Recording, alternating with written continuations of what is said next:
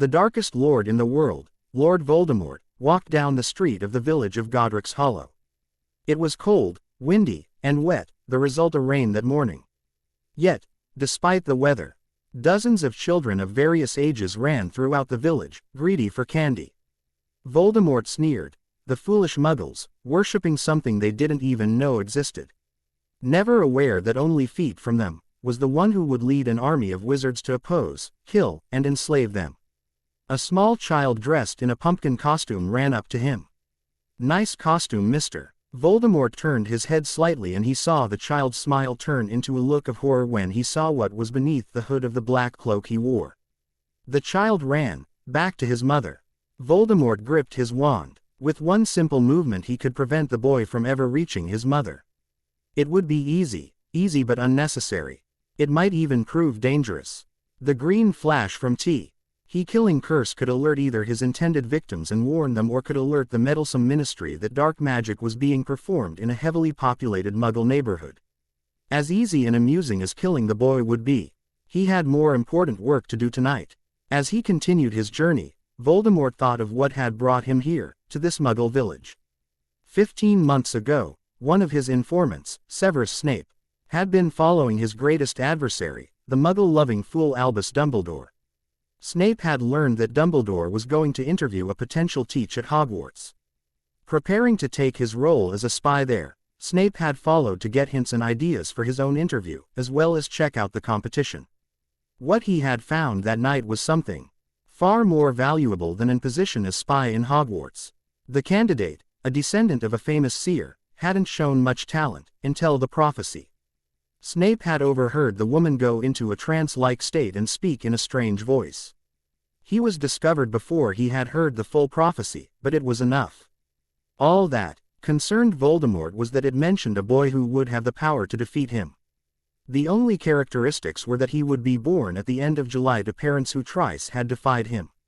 It took a couple of weeks, but he had eventually discovered which couples who had defied him 3 times had given birth at the end of July: the Potters and Longbottoms. The Longbottoms were Aurors and members of Dumbledore's Order of the Phoenix. They were also purebloods. The Potters, however, had the answer. The father, James Potter, was also a pureblood but had married a Muggle-born, making their children half-bloods, like him. They had also given birth to twins. Twins were rare in the magical world and were the sign of powerful magic. As such, they were destined for great things. The Pruitt brothers had proved that they had killed 5 of his best Death Eaters before they themselves were killed. Twin half-bloods were a major threat, so it was the obvious choice that the one to destroy him would be one of the Potter children. When he at last had discovered his targets, he began to peruse them. Voldemort had acted alone. He did not want any of his Death Eaters to get in his way, and he didn't trust them fully with this. That, and he wanted the pleasure of killing the boys himself. Unfortunately, Dumbledore knew the prophecy as well and knew that such boys would be valuable to him and had hidden the whole family. Months of careful research and looking had led to the discovery that the Potters were using the Fidelius charm, a spell that hid a location inside a person. Only the secret keeper would be able to reveal the Potter's location to him. Once Voldemort had discovered the use of the Fidelius, he began looking for the secret keeper. It was advisable for the secret keeper to be a family member or close friend, so he began looking there. As the mother was a Muggle-born, her only family would be Muggles. The parents were dead and the sisters didn't get along well. Her only friends were Alice Longbottom and Stacy Smith, both purebloods, yet Voldemort didn't think it was either of them. That left the father's side. Like his wife's, both parents were dead. His friends were Sirius Black, Remus Lupin, and Peter Pettigrew. Lupin was a werewolf, so he was out. Black, however, was Potter's best friend, best mate at his wedding, godfather of his eldest child, and brother in all but blood. He was the perfect choice. Voldemort had spent a couple weeks looking for Black when he began to really think. Rumors were that Potter liked to play pranks. Could this whole goose chase be one large prank on him? Black was the perfect seeker-keeper, maybe too perfect. Potter had claimed that Black was his secret keeper. But what if he found Black and it was revealed that he wasn't the secret keeper after all? He would have wasted months and work and the true secret keeper would disappear. He then began to think of who would be the most unlikely suspect. Peter Pettigrew was an average wizard who had surrounded himself with stronger wizards for protection. Unremarkable in his own right, he was the perfect decoy. It had taken him only a matter of weeks to find him. Under the threat of death, Voldemort had managed to persuade the timid man to switch sides and reveal the Potter's location. Now, armed with that information, Voldemort was on his way to remove the only threat to his power 15 months after it had been born. Turning onto a new street, he reached his destination. He could easily see the house a couple of feet away, the Fidelius broken, though only two knew it. There was no one on the dark street, no one to see him disappear as he entered the warding. The curtains were open, so he looked inside to see where his targets were. It was foolish to enter a building and not know where anyone was. There, he could see the black-haired Father entertaining his two children with his wand, making different colored smoke appear. The mother entered, picked up her children and disappeared again, most likely upstairs to put them to bed. The man threw his wand on the sofa and stretched, yawning. This would be easier than he thought. Voldemort withdrew his wand and pointed it at the door, which exploded inwards. James Potter was through the door leading to the living room. He shouted a warning to his wife, telling her to take the children and run. Voldemort blasted him across the room easily. The man had not even gotten his wand. He then moved towards the stairs and climbed up them. One of them creaked, alerting the woman to his position. Upon reaching the top of the landing, he turned towards the nursery, which was proudly labeled, "How convenient." The door was closed, but whether it was locked or not didn't matter, it too was blasted inwards. The woman stood in the middle of the room, her arms wide as if to shield the boys from his sight. She too had not wand with her. How foolish they had been, thinking that they were safe here, trusting their friends and abandoning their weapons. She begged, she pleaded, asking for him to take her own life instead of her son's. Annoyed, he blasted her aside like her husband, but not after giving her the choice of living or not. With the last obstacle removed, he turned at last towards the Potter children. The one said that could defeat him. They were in separate cribs, one white, the other blue, with their names at the top. He knew their names. Peter had told him and given a description in case something went wrong. Which it wouldn't. On the right, in the blue crib, was the youngest. A crying baby with dark red hair like his mother and hazel eyes like his father, Richard Charles Potter. Named for the famous Muggle King Richard I, or Richard the Lionheart. The name showcased the family's devotion to Gryffindor House at Hogwarts and the hopes of the boy in becoming a great leader and warrior, like Dumbledore. He was also named for his paternal grandfather, Charles James Potter. On the left, in the white crib, was the eldest son, Harry James Potter. Black hair and green eyes, he was the opposite of his younger brother. To further this difference, the older brother wasn't crying, which a relief was for Voldemort as he hated crying babies. It reminded him too much of his time in the orphanage. He didn't know where they got the name Harry, probably passed along the Potter line like many pure-blooded families. The middle name James, of course, was another tradition. The eldest son, and also heir, always received his father's first name as his middle. Now came the problem, which baby to kill first. In all of his months of planning he had never thought once of which child to kill first. He was too focused on finding the Potters to give it any thought. Now that he was here, it seemed like a major flaw in planning. He would have to remember this in the future. The best lie. Plans can come undone with even the smallest detail overlooked. The answer was given a few seconds later. The youngest still won't shut up and was starting to give Voldemort a headache. The oldest reminded him too much of himself, and he would grant this with a small honor. Voldemort pointed his wand at the youngest, in his face, which only caused him to cry even louder. He would end this as quickly as possible. He spoke the words of the killing curse, Avada Kedavra, and laughed as the sickly green curse flew out of his wand towards the child. Then something unexpected happened. The killing curse bounced off of the child. Before Voldemort had time to blink, his own curse hit him and blasted him back. He felt his body being destroyed, his soul being torn as his 6 Horcruxes fought to keep him alive. Then, the strain became too much and Voldemort felt his soul tear itself apart. He screamed a terrible scream as what was left of his soul was destroyed, except for one little part. It floated about before feeling the life presence of the twins. It went towards the youngest as he was closer, but the barrier which had protected him from the killing curse also stopped it.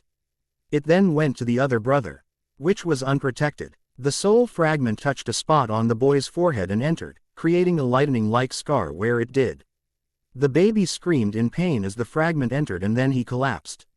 But that wasn't the end. A piece of the celling, broken loose from the backlash, fell onto the younger brother. The wood cut a mark on the boy's cheek in the shape of an X, drawing a little blood. The wood then bounced out of his crib and into his brother's. The bloody tip pointed right at his scar, which was bleeding. The brother's cut, amazingly, didn't bleed at all. Throughout this, the boy kept crying. Outside, a small, rat-like man watched the whole thing.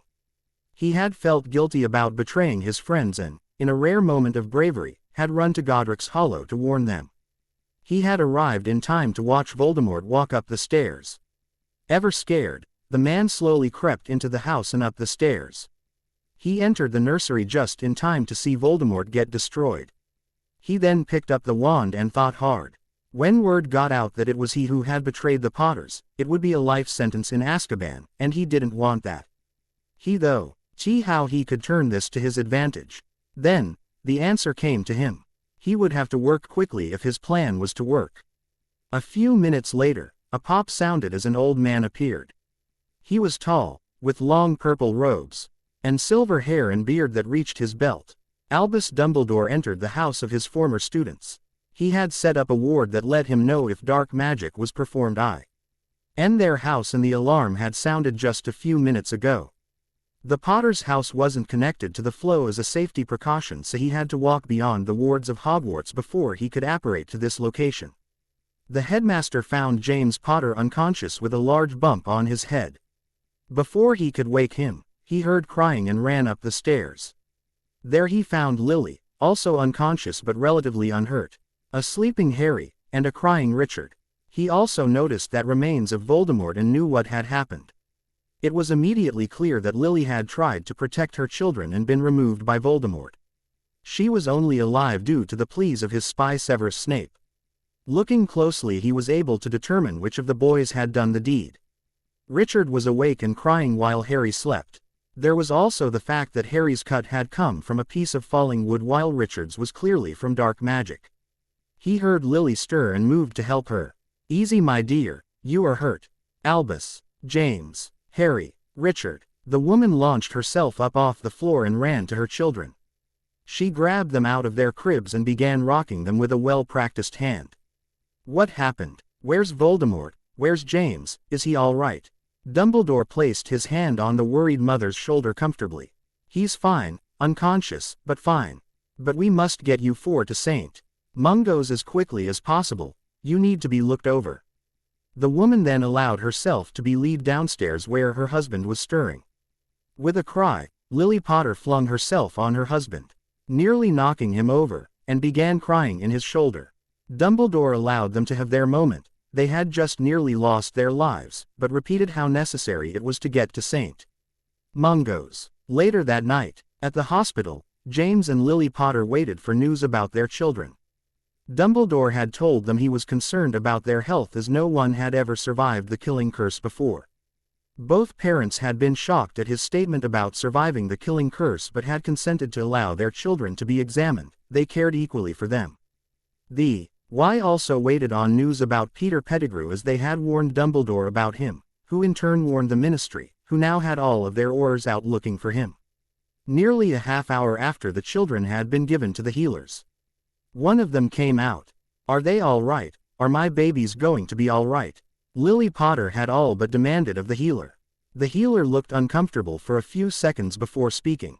"Both of you children are in good health, except for one thing. Richard's magic is low, too low.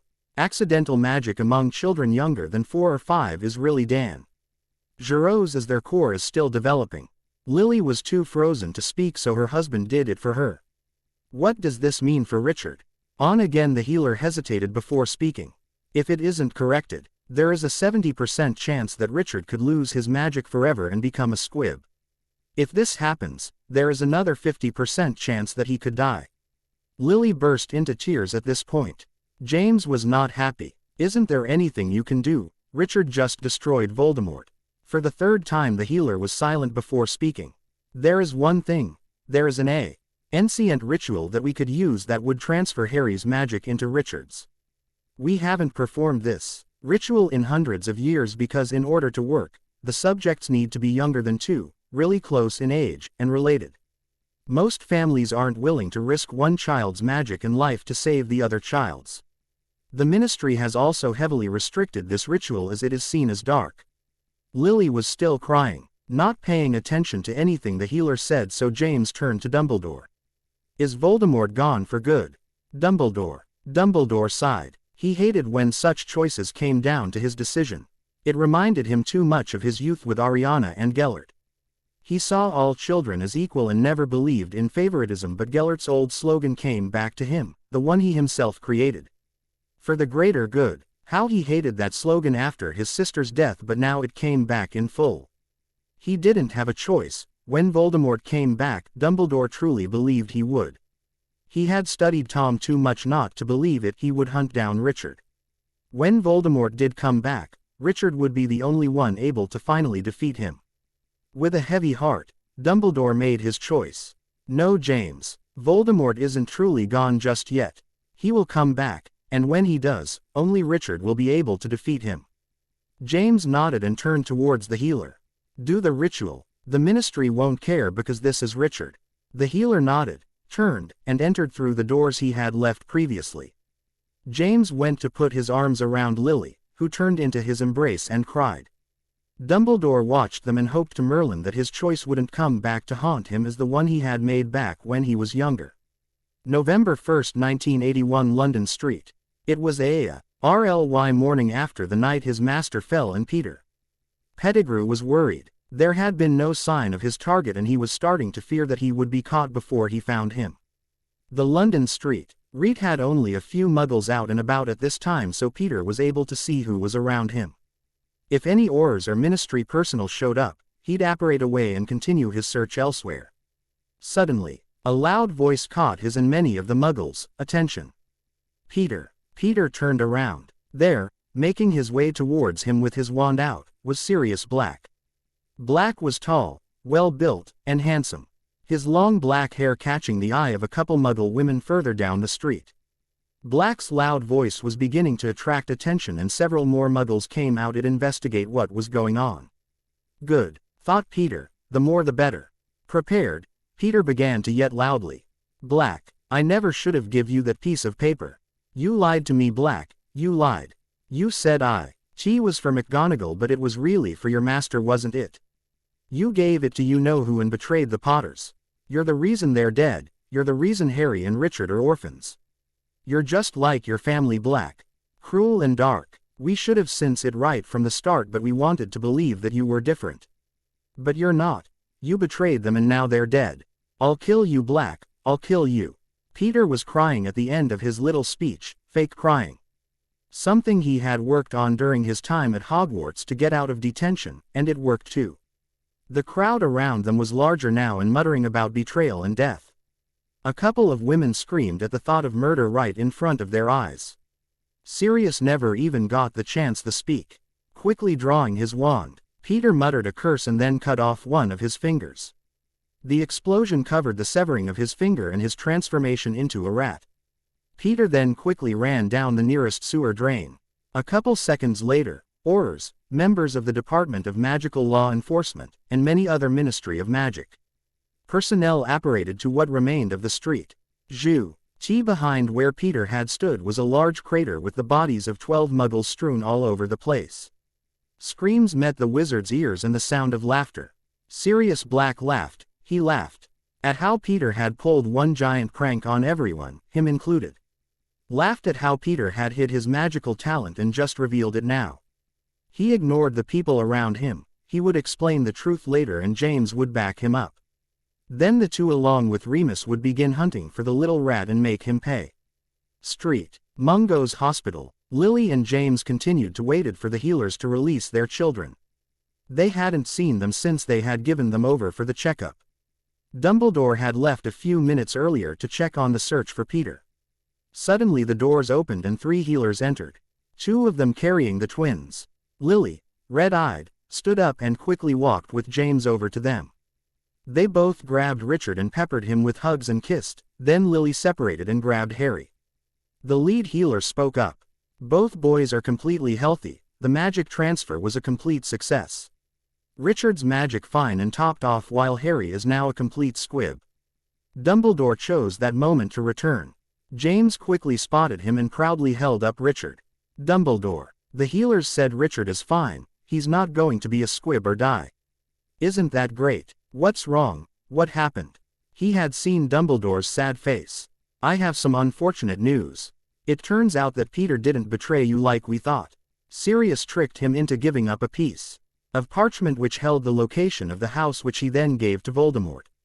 When Peter heard what happened, he perused black, thinking you were dead and hoping to avenge you. Sirius, however, got the best of him. He blew up the street to kill Peter.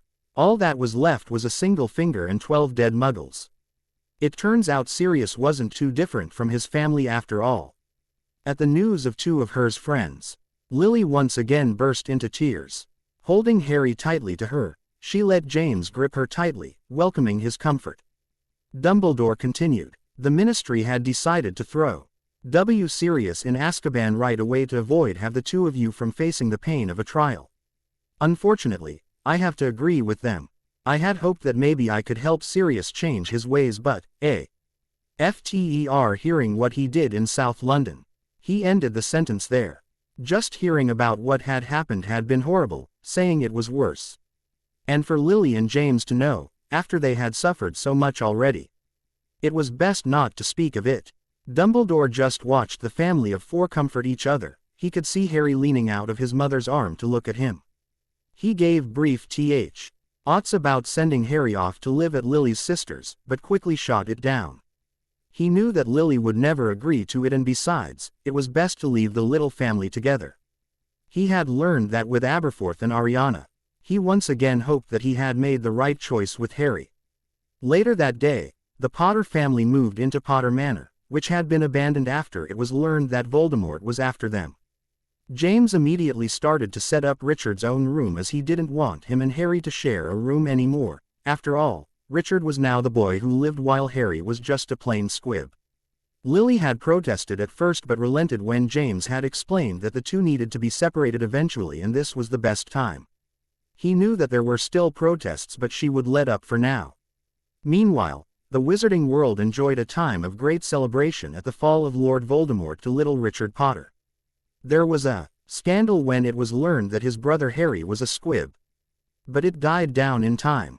There's chapter 1. I'm still working over everything in this story so it will be slow going. Another thing, if this story has enough chapters, I may split it into 2 stories, with the first one being about Hogwarts and the second after. Right now though it doesn't look like it, but like I said, it's still a work in progress. Dawn. Forget to tell me who you want to be Harry's Dark Lady. I'm personally leaning towards Daphne Greengrass, Tracy Davis, or Luna Lovegood as I have good ideas for them all. Tracy will be a major friend for Harry though, so it could work out. Please review. I included in this chapter what I think happened between the time Lord Voldemort heard the prophecy and attacked the Potters. If you look closely at the timeline, you see that 15 long months pass between Harry's birth and the death of Lily and James. Why? Possibility 1. And this one is highly likely. Rowling made a mistake. She has admitted that she isn't very good at math, so there you go. Option 2. And this is what's in my story. It takes Voldemort a while to find out who the prophecy is about, look for them, and find Peter. In The Prisoner of Azkaban, Peter says that Voldemort threatened him with death if he didn't do what he wanted, so I think that Peter only betrayed the Potters after Harry's birth, not before, like so many fanfics say. It only makes sense, so take of it what you will, and if you don't like it, tough beans. One last thing, I'm absolutely horrible in name scrambling, so I'm opening up a competition for all readers to see who can come up with the best anagram for Harry's name. You must use all the letters in his full name. I'm unsure as to what the winner will get, so tell me what you want in your message. To prevent anyone from cheating, all entrees must be sent by IM. The winner will be sent a message and then announced in a couple chapters. Have fun and think hard. Life and letters. Okay, let me make something clear that some of you might have missed. Voldemort is dead. When he was hit with his own curse, the strain of sustaining his body was too much for his many Horcruxes, so his soul tore itself apart. So Voldemort is dead and gone. He will not reappear in this story. Snowman 794, you've actually hit on one of my ideas in this story. Nice work. I'll also take your idea into consideration. But it may not work, as I've already got something planned for Harry's Dark Lady. And speaking of the Dark Lady, only a small number of people have told me who they want, but the majority is DAPHENE, with the rest being a small group of Harry, Luna or Harry, Susan, only 2 for each. Life and Letters, March 21, 1987. Harry stood in the rain, holding Rose's hand in his left. On his right was Richard with their father. All 4 watched with tears in their eyes as Lily Potter was lowered into the ground. Around them were other mourners, friends of Lily or the Potters. Harry could see the great Albus Dumbledore furthermore on his right, water dripping off his long beard. There were also Professors McGonagall and Flitwick from Hogwarts. Remus Lupin, Richard's godfather and James's best friend, stood just past James Potter. His best robes looking odd on him as he watched one of his closest friends be buried. The mourners stood around from a few minutes after the casket had been lowered. Before offering the Potters their condolences, mainly to James and Richard, Harry was largely ignored. He was used to this behavior as only 3 people in his life actually showed him any attention.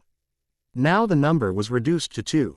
Maybe, Harry thought, that will change now. James Potter hadn't shown much interest in his eldest son, with Richard being the boy who lived. In fact, James didn't pay much attention to anyone except Richard. Richard, of course, was the same, paying attention to only his father and godfather Remus. His 2 siblings were completely ignored. Harry started to escort Rose back to the house. All the rain and cold wouldn't be good for her, when a tall figure stepped in front of him. Looking up, Harry saw the sad face of his mother's best friend, Severus Snape. The black-haired man looked down at the 2 Potter children before giving Harry a small pat on the shoulder and then leaving. Pausing for a couple seconds to watch the man leave, Harry remembered how he and the potions professor meet. Harry's memory wasn't that good as he was really young at the time, but he did remember that Lily Potter had fallen really ill not long after the night Voldemort attacked, or at least that was the excuse given. The illness also hadn't helped her pregnancy, or was it the other way around? It was discovered that Lily had been a couple weeks pregnant when Richard became the boy who lived. A couple of times Lily had gotten so sick that she had nearly lost the baby, which was when she and Dumbledore called in for Severus. James Potter hadn't been happy to learn that that greasy-haired git was going to be coming around just about every day to give Lily many potions to help her. Lily and Dumbledore had to remind James, multiple times, that Snape was the best Potion-NS master available and was more than willing to help out his old friend. He had of course relented, but that didn't mean he liked it. Every time when Snape came over, James insulted, teased, taunted, and belittled him. Snape, however, never raised his wand to retaliate or fought back, with words or curses, which made Lily happy though she tried to stop her husband. Over time, Richard learned that his father didn't like the strange man who came to the house every day and started to repeat what James did, much to his joy. Harry learned too. He knew that his mother loved him very much, but his her didn't spend 1 second of time or praise for Harry. Eager for his father's praise, he thought that if he treated Snape the same as James and Richard, his father would love him too. It didn't happen, but that didn't stop Harry from trying. Slowly, Lily got better, but she was still too weak to do much. She finally gave birth on May 30th to Rosaline, Lily Potter, a small girl with bright red hair and light brown eyes. A month early. Even after Rose's birth, Lily didn't get any better, though it looked like she was revealed of a great burden. So Snape continued to come around to give Lily potions and get taunted at by the Potter boys. Rose stayed with her mother for nearly all of her first few years of her life and was taken care of mostly by her. Harry, of course, was the helpful big brother and took care of Rose when Lily couldn't, the two forming a bond. James tried to stop it, but neither he nor Richard were that interested in taking care of Rose that much, especially as she cried heavily when she was away from Lily too much. Eventually, at the age of 6, Harry finally learned that no matter what he did, James Potter would never pay any attention to him at all. This revelation came after a prank Harry tried to play on Snape. It was fairly simple. For a 6-year-old, a bucket of water over a doorway. He got the idea from a comment from James about how Snape never washed his hair. The result was a soaked and furious Snape, and a laughing James, Richard, Harry, and Remus rolling around on the floor. When James congratulated Richard on a job well done, Harry tried to tell his father that the prank was actually his idea. James just snapped at Harry to not try and take credit for his brother's amazing achievement. From their looks, Harry knew that Lily, Snape, and maybe Remus believed him. 2 days later, while Snape was giving Lily her potions, Harry appeared in the doorway. In full view of his mother, he willing and fully apologized for his horrible and rude prank. Snape was shocked that a Potter was apologizing and didn't say anything, while Lily, crying, said she was proud of Harry. He then learned 2 things that day: his mother's praise was 10 times better than his father's. And Snape wasn't as bad as his father said. Since that day, Harry sat with Rose and watched as Severus worked to heal Lily of her mysterious illness. Eventually the man warmed up to Harry and allowed both him and Rose to call him Uncle Severus, though he was also Rose's godfather, as if it wasn't for him, she wouldn't have been there at all. Harry was jealous at this as both she and Richard had godfathers while his was in Azkaban for murder, not much of a godfather. During this time Harry also started to express an interest in potions due to his mother's illness. Severus carefully and slowly talked about such things, often staying a bit later than he usually did to talk to both Harry and Rose as Lily slept. It was after one of these times when Harry overheard his mother and Severus talking about how unfortunate that Severus, wouldn't be able to teach him, Harry, at Hogwarts. Confused, Harry wondered why Uncle Severus wouldn't be able to teach him at Hogwarts. Answers flew through Harry's mind. Like James wouldn't allow the boys to take potions, the class was going to be removed from Hogwarts, or that Severus would stop teaching by the time Harry went to Hogwarts. None of the answers made sense, as Uncle Severus also talked about how much he wasn't looking forward to teaching Richard. Finally, after days of wondering, Harry asked his mother and learned the horrible truth. Harry James Potter, elder brother of Richard Potter, and heir to the Potter line, was a squib. Hurt and angry, Harry fled from his mother's room and ran to his own on the other side of the manor. He spent several days there before Rose entered, asking Harry to come out again. He yelled at her, asking her how she wanted a squib for a brother. With tears in her eyes, Rose said that she didn't care if Harry was a muggle, squib, or wizard, she just wanted her big brother back. Saddened over how he treated her, Harry finally left his room, apologized over how he treated her, and then gave his crying sister a big hug. He then slowly started to accept his being a squib. Several times the two joked about what houses they would get at Hogwarts with input being provided, occasionally by their mother and sometimes Severus. Those happy times didn't last, however. Only a month after being revealed a squib, Harry entered his mother's room on March 16 to find her dead. Why Potter's mysterious illness had finally claimed her life, a few years after the healers said it would. The Potters and Remus mourned for a few days before they held the funeral. Harry was brought of his thoughts by his shivering sister. He quickly took her back to the manor, placed her in front of the fireplace and asked the house elves to fix some hot soup for the two. Over the next few days, the Potters continued to mourn Lily's passing, James even going as far as claiming that Severus had poisoned her. The 5 dealt with their grief in their own way. James and Richard spent more time than ever together. Remus started several jobs, both to pass the time and pay back James for his hospitality. Remus was a werewolf and therefore could find no job in the wizarding world and barely hold one down in the Muggle. James had plenty of money from his parents and didn't work, so he supported his last remaining friend. Lily of course wanted to work, doing research into charms, preparing to replace Flitwick at Hogwarts. Going into hiding, and then her illness had put a stop to those plans. Harry did what he had done in the past, read.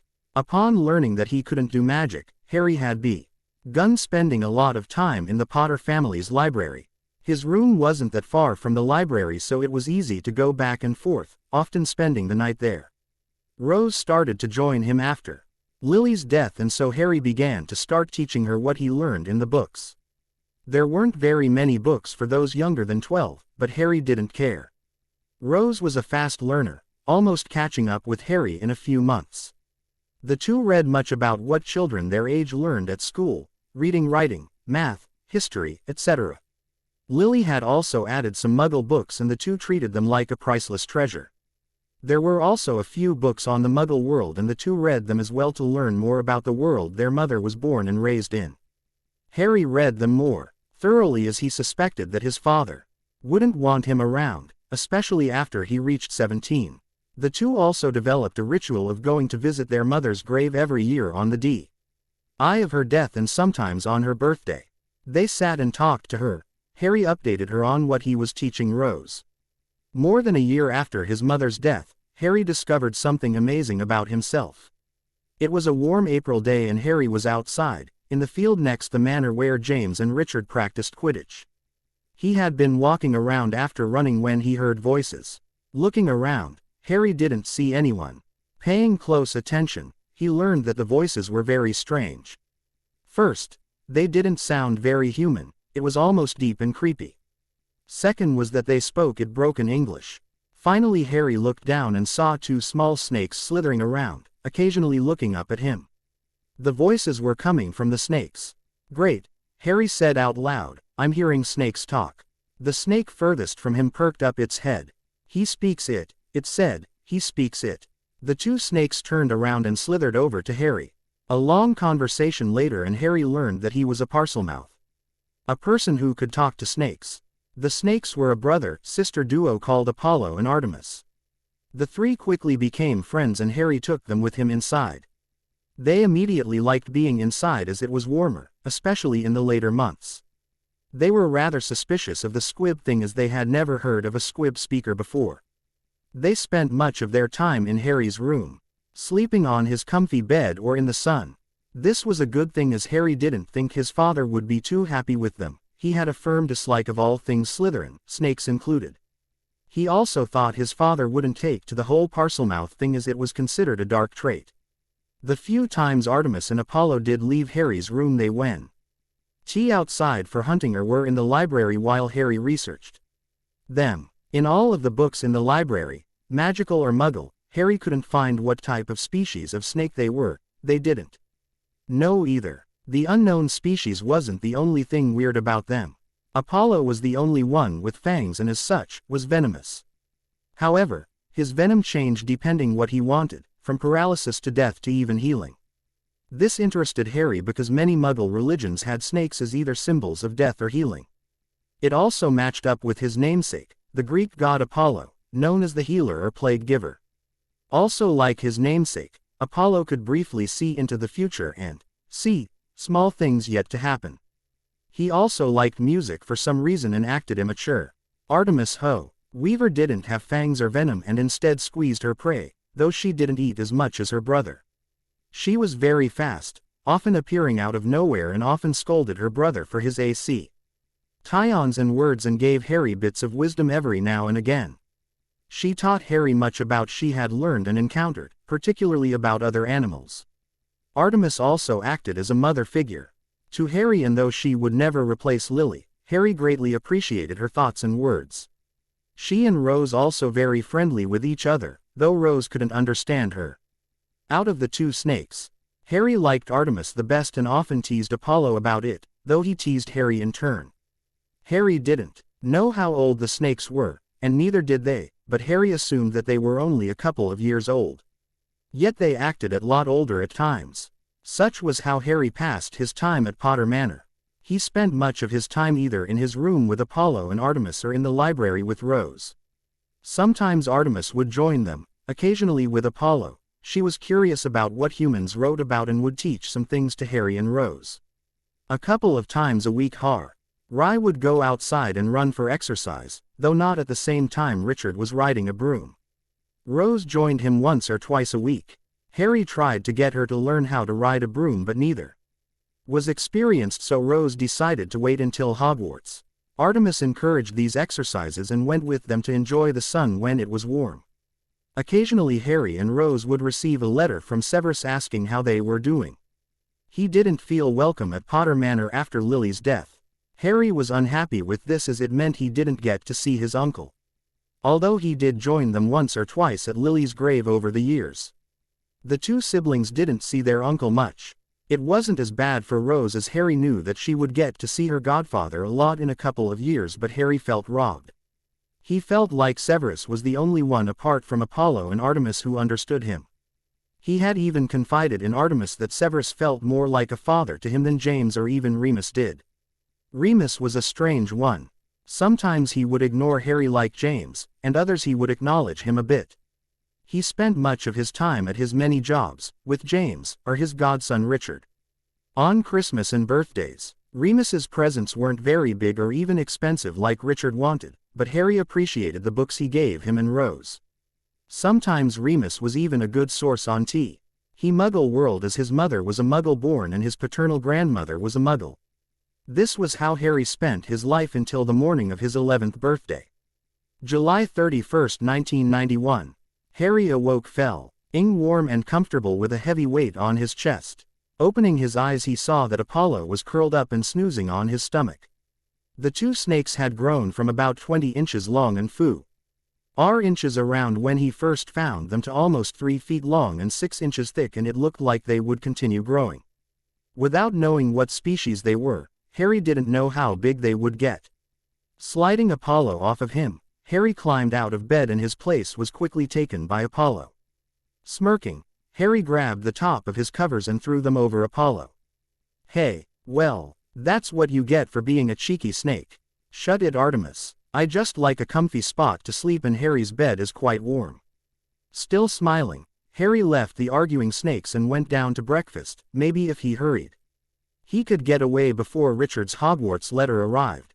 He met a sleepy Rose along the way, still clutching her stuffed toy cat, a birthday present Lily had gotten her just before her death.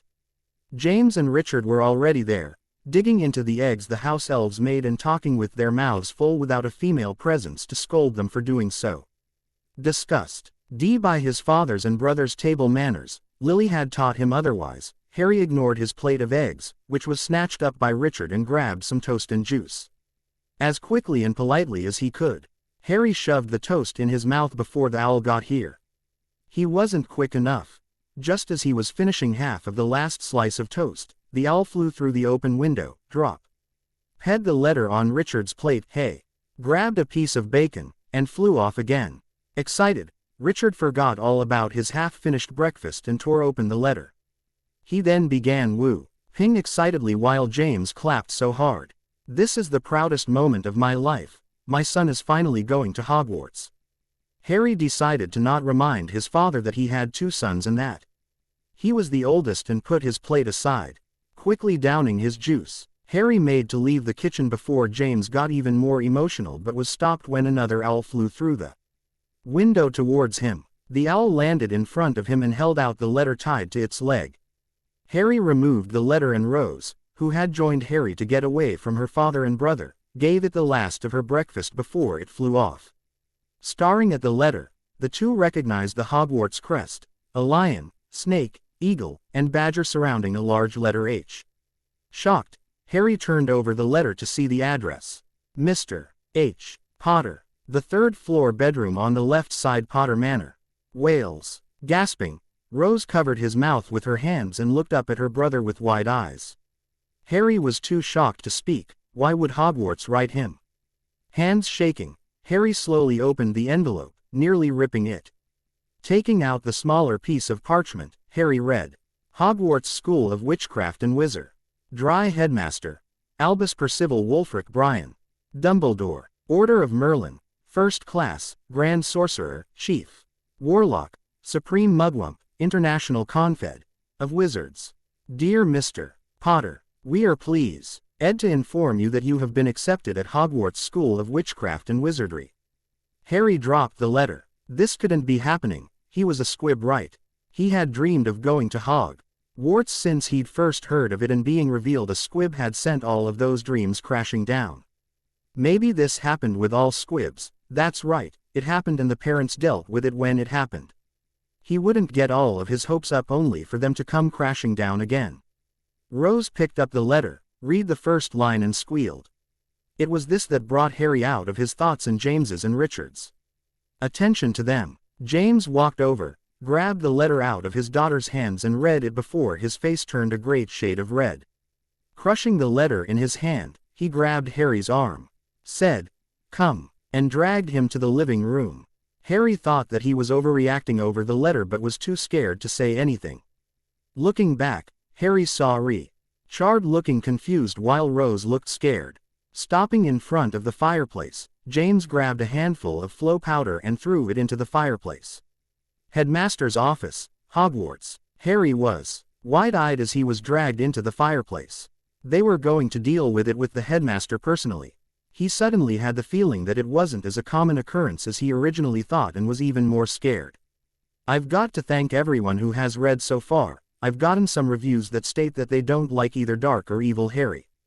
That's okay, I respect their opinions. It just makes me appreciate those of you who have actually read this so far. I think it just might be my best. Explanations in Diagon Alley. I've decided to post this chapter a little earlier as I'm back in school tomorrow. I don't know how much time I'll get to write during the year, but I will update every once in a while. I currently have chapter 7 finished. More explanations are given here, as well as a few questions. Explanations in Diagon Alley. July 31, 1991. Headmaster's Office, Hogwarts. Albus Dumbledore, headmaster of Hogwarts School of Witchcraft and Wizardry in England, looked up from his desk when he heard his flow activate. Entering his office was an angry James Potter and his eldest son, the squib Harry. Dumbledore always felt bad about making Harry a squib. Like Voldemort, he understood that twin wizards were exceptionally powerful. It was unfortunate that they had lost such a potential wizard, but it was better to have Harry a squib and his brother alive and with them.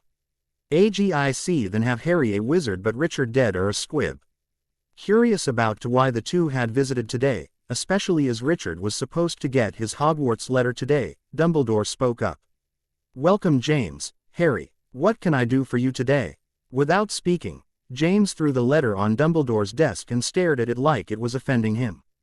Confused, Dumbledore picked up the letter, smoothed it out, and read it. As he finished, Dumbledore's eyes grew wide.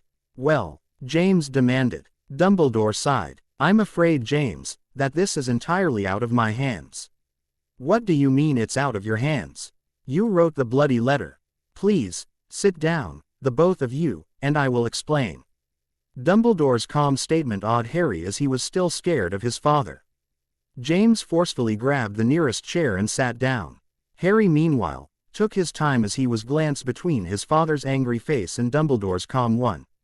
Once both Potters were seated, Dumbledore began his explanation. "As you may or may not know, magical children are signed up for Hogwarts when they are born. In case you've forgotten, James, Harry here was born a wizard. He only became a squib after the magic transfer to save Richard.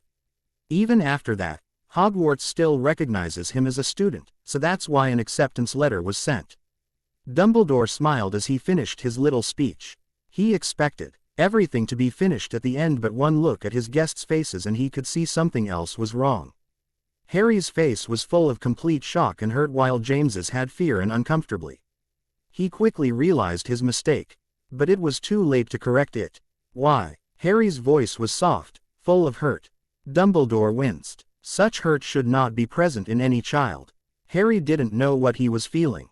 He had accepted his magiclessness, but to find out that his magic was now running through Richard was unacceptable. "Dumbledore, couldn't we obliviate him or something?" Dumbledore was shocked at such a suggestion. "No, James, it could cause irreparable damage to him. It was why even the best obviators didn't work on children. Thankfully, there were only a handful of incidents in which a Muggle child discovered magic. They eventually dismissed the whole thing or forgot about it when they got older." James uncomfortably turned towards his son. "Look, Harry, Richard was going to die without magic. You must understand that it was for the best." James must have interpreted Harry's silence as acceptance because he turned back to Dumbledore. The professor himself, however, cognized that Harry didn't accept it and was once again hurt at what he had to do to the boy. "I hope this clears everything up, Dumbledore." Quote, "I'm afraid not, James. Harry has received his letter and he can decide whether or not he wants to study here at Hogwarts." Quickly, James turned back towards Harry. "You don't want to come here, do you, Harry? You would be so different from the other students. I can pay for you to go to the best college or university if you decline Hogwarts. What do you say?" Harry didn't even hear him. He was too focused on the fact that there was the possibility that he could actually go to Hogwarts. It had been his dream forever, a dream that had ended when he found out that he was a squib. Now the dream was real again. "I want to go." James turned angry. Standing up and grabbing Harry by the shoulders, shaking him, he said, "You will tell Professor Dumbledore that you do not want to go to Hogwarts right this minute." "James, control yourself. If Harry wants to go to Hogwarts, then he can. You cannot stop him. You tell me, Dumbledore, how the bloody hell can he even see Hogwarts, let alone attend it? And what will he do while all the other students are learning magic?" Dumbledore shook his head at James's ignorance. "I see you haven't done any studying on squibs even though you have one as a son. Unlike muggles, squibs have a magical core, they just can't perform magic. Argus Filch is a squib, as you discovered your third year, and he takes good care of Hogwarts. Harry here can do many things that other magical children his age can. Ride a broom, use the flow, among other things. But he won't be able to do anything magical like apparate or use a wand. As for the classes, no, he won't be able to attend very many, but he will be able to attend some. He'll go to potions, history of magic, herbology, astronomy, and I think that he should take Muggle studies as well. Later on he can take all the electives, arithmancy, ancient runes, divination, and care of magical creatures. What he does in his free time is up to him, though I suggest taking up a hobby, like learning a new language, that's always good." Harry was listening intently, soaking everything in. He was finally going to Hogwarts. James, however, was starting to fume. "This is complete and utter madness, Dumbledore, and you know it. A squib at Hogwarts. Will he be sorted?" "Of course, James. Harry is still a student of Hogwarts. I'm sorry you think so badly of this situation, but really, it is an excellent opportunity." James Potter wasn't listening. As soon as Dumbledore finished, he stood up and exited through the flow. Harry, still scared, looked at Dumbledore. The headmaster smiled, nodded, and Harry too left. Before he did though, he asked Dumbledore one last question. "As magic power, sir?" Surprised at the question, Dumbledore was caught off guard for a bit before answering. "Of course not, Harry. Just look at the Muggles, they've invented so many wondrous things without the aid of magic. Now, run along home and please, do try your best while you're a student here." As Harry left the office, Dumbledore began thinking. He was immensely happy that Harry was able to attend Hogwarts. No child should be denied. He knew that Harry, like so many other squibs, would try to remain in the magical world, and now he could. He knew that twins in the magical world were very powerful, and any child of Harry's, especially if he married a witch, would be powerful as well, maybe even more so depending on the witch. The chances of Harry marrying a witch were slim before, but now they were very good. No doubt there would be at least one girl willing to see past his being a squib. He also planned to use Harry as a test. If Harry did well, he would have ammunition to try and persuade the school governors to open Hogwarts to squibs at last, or consider making a new school for just squibs. That fact that squibs were forced to leave the magical world troubled Dumbledore. They were still able to produce witches and wizards, they just couldn't do magic. Harry would be the one that changed how the wizarding world viewed squibs, he knew it. Unfortunately for Dumbledore, he was right. Just not in the way he imagined. When Harry got back to Potter Manor, Rose was waiting impatiently for him. Bouncing on her feet, she demanded to know what was going on as James didn't say anything. He had just stormed back through the flow and gone to his study and slammed the door.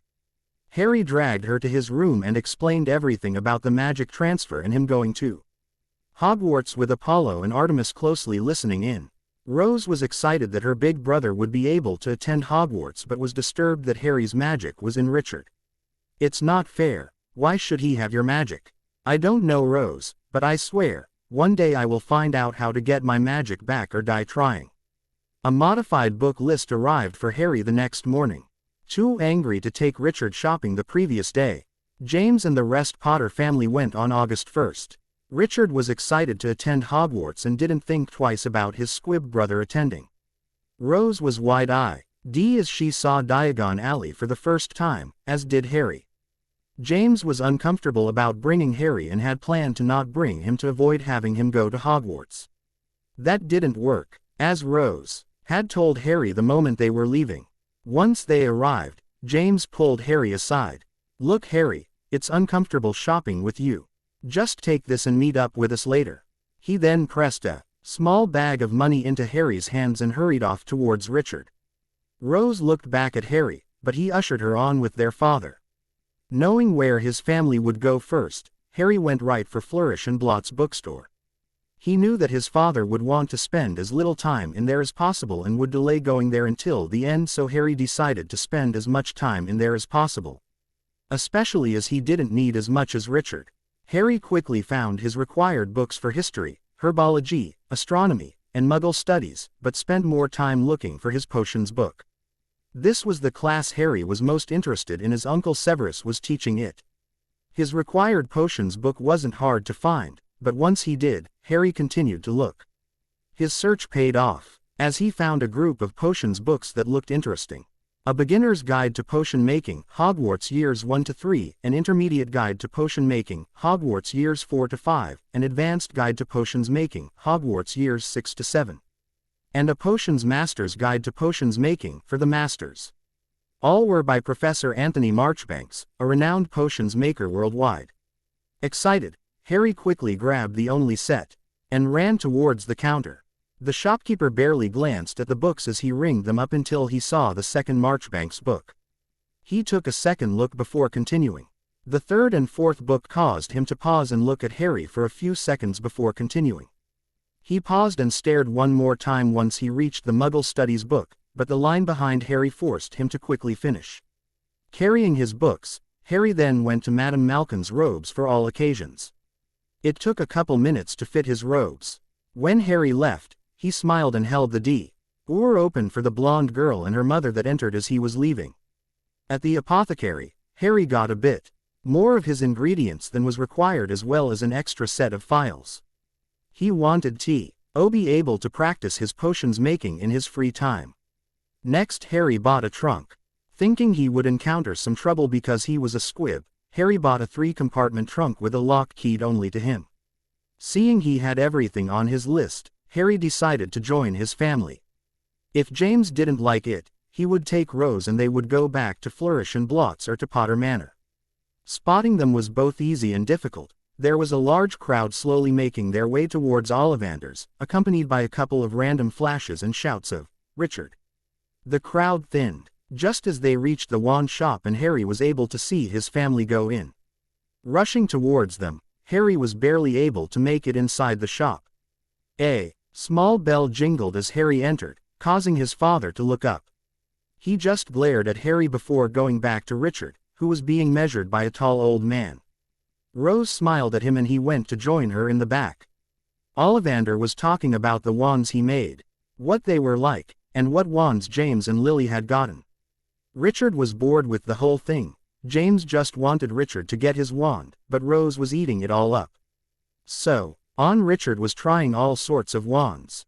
James's and Richard's excitement seemed to dim as the minutes passed and the pile of used wands grew larger and larger. Ollivander, however, was growing happier and happier. "Tricky customer, EH. Don't worry, we'll find your wand. Maybe he needs a special wand." James interrupted. Ollivander looked up. He appeared annoyed that someone was telling him how to do his job, but then the look changed to one of wonder. He went into the back of the shop and brought out a dusty old box. "Maybe Holly and Phoenix Feather, 11 inches. He handed the wand to Richard, who raised high about his head. When he brought it down, a couple of red sparks flew out of the tip. James cheered and clapped, but Ollivander looked disappointed. He took the wand from Richard and put it on his desk, away from the other wands. "Isn't that Richard's wand?" "I'm afraid not, Mr. Potter. While the wand will work for him, Something about the wand is rejecting him. It's strange. I've never seen anything like it before. A few minutes later and Richard had his wand. It was a unique one that Ollivander had been experimenting with, 10.5 inches, Hungarian horntail heartstring, Wamping willow wood. Like the holly wand, it had produced a small number of red sparks when Richard used it, but Ollivander said it was for him. This wand chose you, but it's strange. There is something about you that the wand is rejecting, so it won't work as well as it should. Not that it matters. That combination is just an experiment, but it should produce some rather powerful spell work, more powerful than usual. The family was leaving when Harry heard Ollivander call out for him. Not so fast, young man, you still need a wand as well. No, I don't. Nonsense. Every young W.H.R. wizard needs a wand when they start Hogwarts. Never mind about using one passed down in your family, you need your own wand. Ollivander dragged Harry back into his shop despite Harry's protests that he didn't need a wand. He then measured him as he had done Richard and started looking for wands. The entire time Harry tried to explain that he was a squib, but Ollivander wasn't listening. Like Richard, Harry ended up trying dozens of wands, many from Richard's discard pile. Harry felt that the only way Ollivander would listen was when he had tried every wand in the shop. Finally, Ollivander began muttering and then picked up the lone holly wand and gave it to Harry. When he touched it, Harry felt a tingling sensation going through his arm. Feeling foolish, Harry waved the wand and green sparks came out. Oh, bravo, yes, indeed, oh, very good. I knew we would find your wand in the end. Though it is rather curious. I thought that your brother would get this wand as the phoenix who gave the feather in your wand gave just one other feather. That feather went into the wand that gave your brother his famous scar. What is also rather curious is that it worked for your brother, but rejected him. This wand is yours and will work for you, but something is holding back its true power, much like your brother's true wand. Shocked over the fact that he actually got a wand, Harry was speechless and didn't say anything the rest of the time he was in the shop. After paying for the wand, Harry left Ollivander's, caressing his new wand. Looking up, he suddenly realized that he had spent almost 10 minutes in the shop and had lost his family. Quickly looking around, Harry finally spotted them coming out of Elop's Owl Emporium, Richard carrying a cage containing a beautiful snowy owl. Rose was darting her head back and forth, looking for something, as she walked. When she saw Harry, she ran over and slammed into him, giving him a hug. "Where were you?" she asked. "Nobody noticed that you were gone." "What's that?" She pointed at the small box in Harry's hand that contained his new wand. "Shish, I'll show you later. Come on, we need to get back." Harry then led a pouting Rose back to James and Richard at the entrance to Diagon Alley. Loaded down with packages, the Potter family flowed back to Potter Manor, but not before James gave Harry another glare for daring to go to Diagon Alley in Hogwarts. "Okay, I think I've gotten who everyone wants to be the Dark Lady, but just to make sure, everyone should review. The Dark Lady will be revealed in Chapter 5, whenever it's posted. Also, if you don't like the story, just say so without bringing me down, like O Jordinio O, who gave an absolutely terrible review. I like my story and I'm sure many of you do too. The Hogwarts Express. Here is Chapter 4 for everyone. Because of how my schedule works out, I can easily write most, in not all, of a chapter on Fridays, which means that one can be posted either of Fridays or Saturdays, so look to those days for updates. The Hogwarts Express. Harry's excitement at going to Hogwarts was contagious. Rose, Apollo, and Artemis couldn't wait for September 1st. Apollo and Artemis were going with Harry, of course.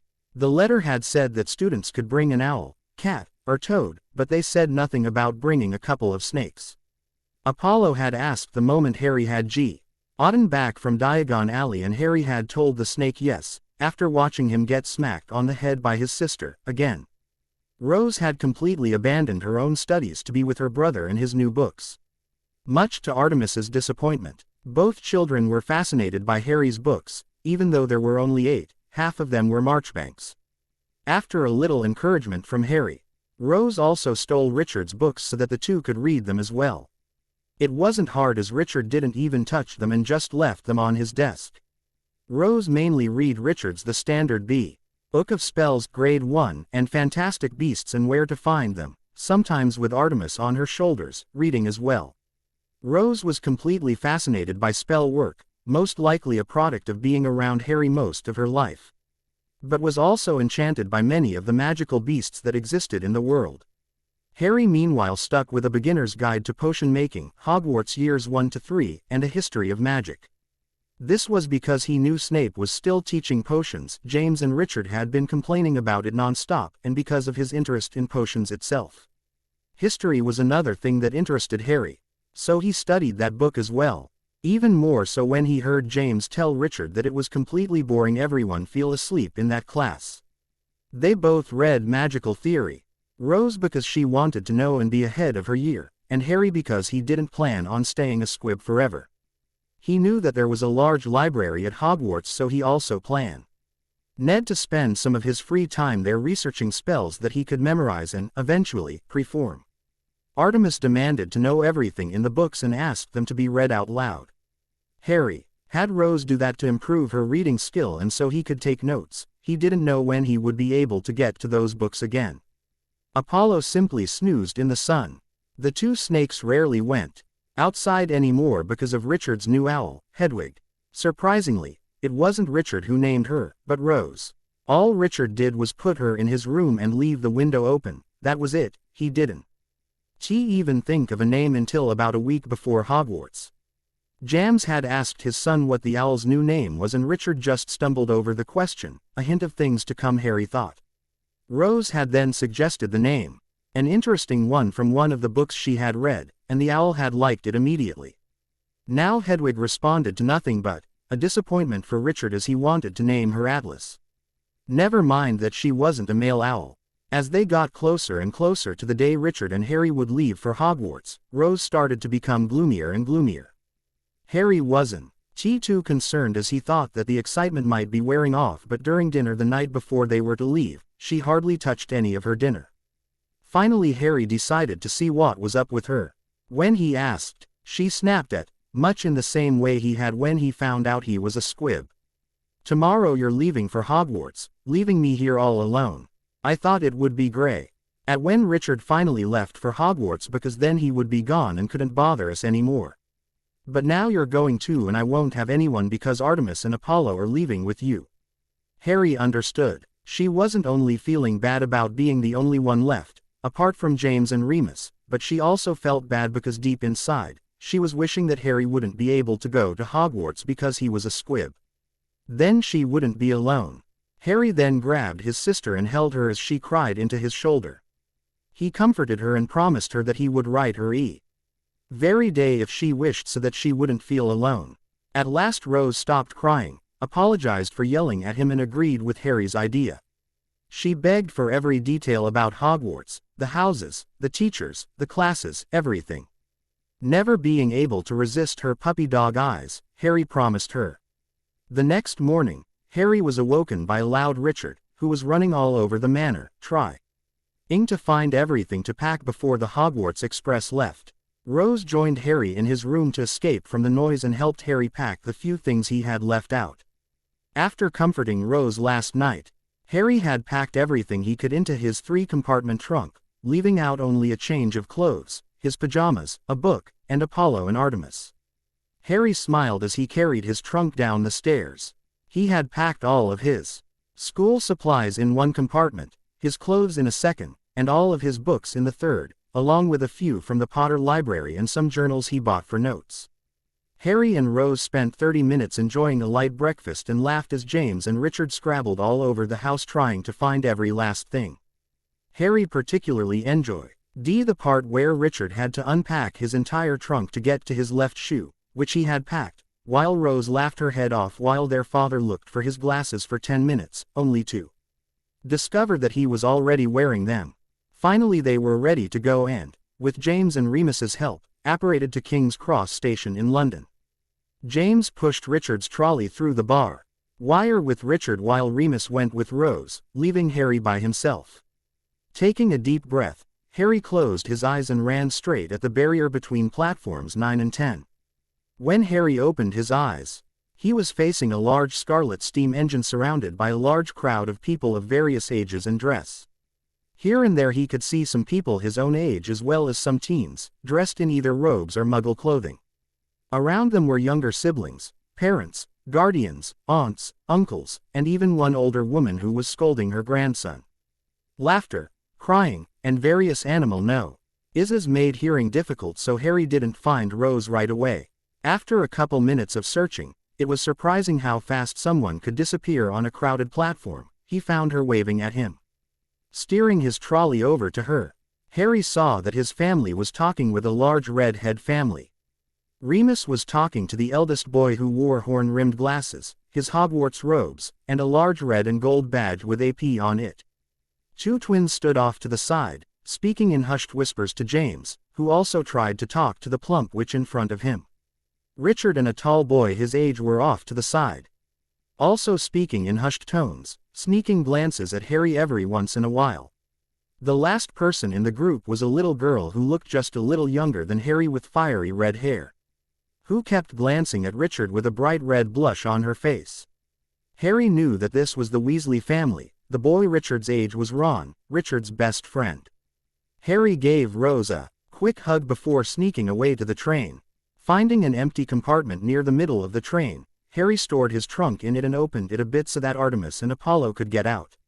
Once he was sure that no one would discover them, Harry left the compartment and returned to his family and the Weasleys. Rose was holding Remus's hand again, the prefect gone. Mrs. Weasley was now scolding her twin sons while Ron and Richard snickered behind her. The little girl tore her eyes from Richard, noticing Harry. She stared at him for a couple seconds before giving him a small smile, which he returned. While Mrs. Weasley and James were busy, Harry dragged Rose away for a couple of seconds. He gave her a long hug goodbye and repeated his promise to her as she cried. Finally Harry said on last goodbye and returned to the Hogwarts Express. A couple minutes later and the train was leaving the station. Harry watched as Mrs. Weasley, James, and Remus waved to someone further back on the train, and then as Rose and the little girl Weasley ran with the train, crying and waving at the same time. They soon fell behind and just stood there, waving to their respective brothers. Just before the train rounded the corner, Harry thought he saw Remus give a little wave to him. Soon they had left London behind them and all that was out the window were hills and grass with the occasional house. Deciding to pass the time reading, Harry dug out his potions book and sat down to read while Apollo and Artemis curled up under the seat. After a couple of seconds passed in silence, there was a knock on the compartment door. Looking up, Harry saw the blonde girl from Madame Malkin's. Now that he was seated and neither were in a hurry, Harry was able to get a better look at her. Although Harry wouldn't consider himself short, he was a bit shorter than most boys his age, and the girl in front of him was even shorter. Her hair was a golden blonde while her eyes were a light green. "Do you mind if I sit here for a while?" she asked. "I'm supposed to meet my friend on the train but I can't find her anywhere." "Not at all," said Harry, pointing at the bench in front of him. The girl smiled and took the seat. "I'm Tracy, by the way. Tracy Davis. My name's Harry. Nice to meet you." Harry held out his hand and Tracy shook it. "What's your friend's name?" "Daphne Greengrass. We were supposed to meet on the platform but it was too crowded. I decided to search for her on the train but there's too many people here as well." "I understand. I got separated from my sister on the platform and it took me a while to find her." "Just wait a while. I'm sure your friend is looking for you." "Thanks. What are you reading?" This led into a discussion about how excited they were to be going to Hogwarts and what classes they were excited to take. Tracy talked on and on about the charms her father was able to do and the magical plants her mother grew.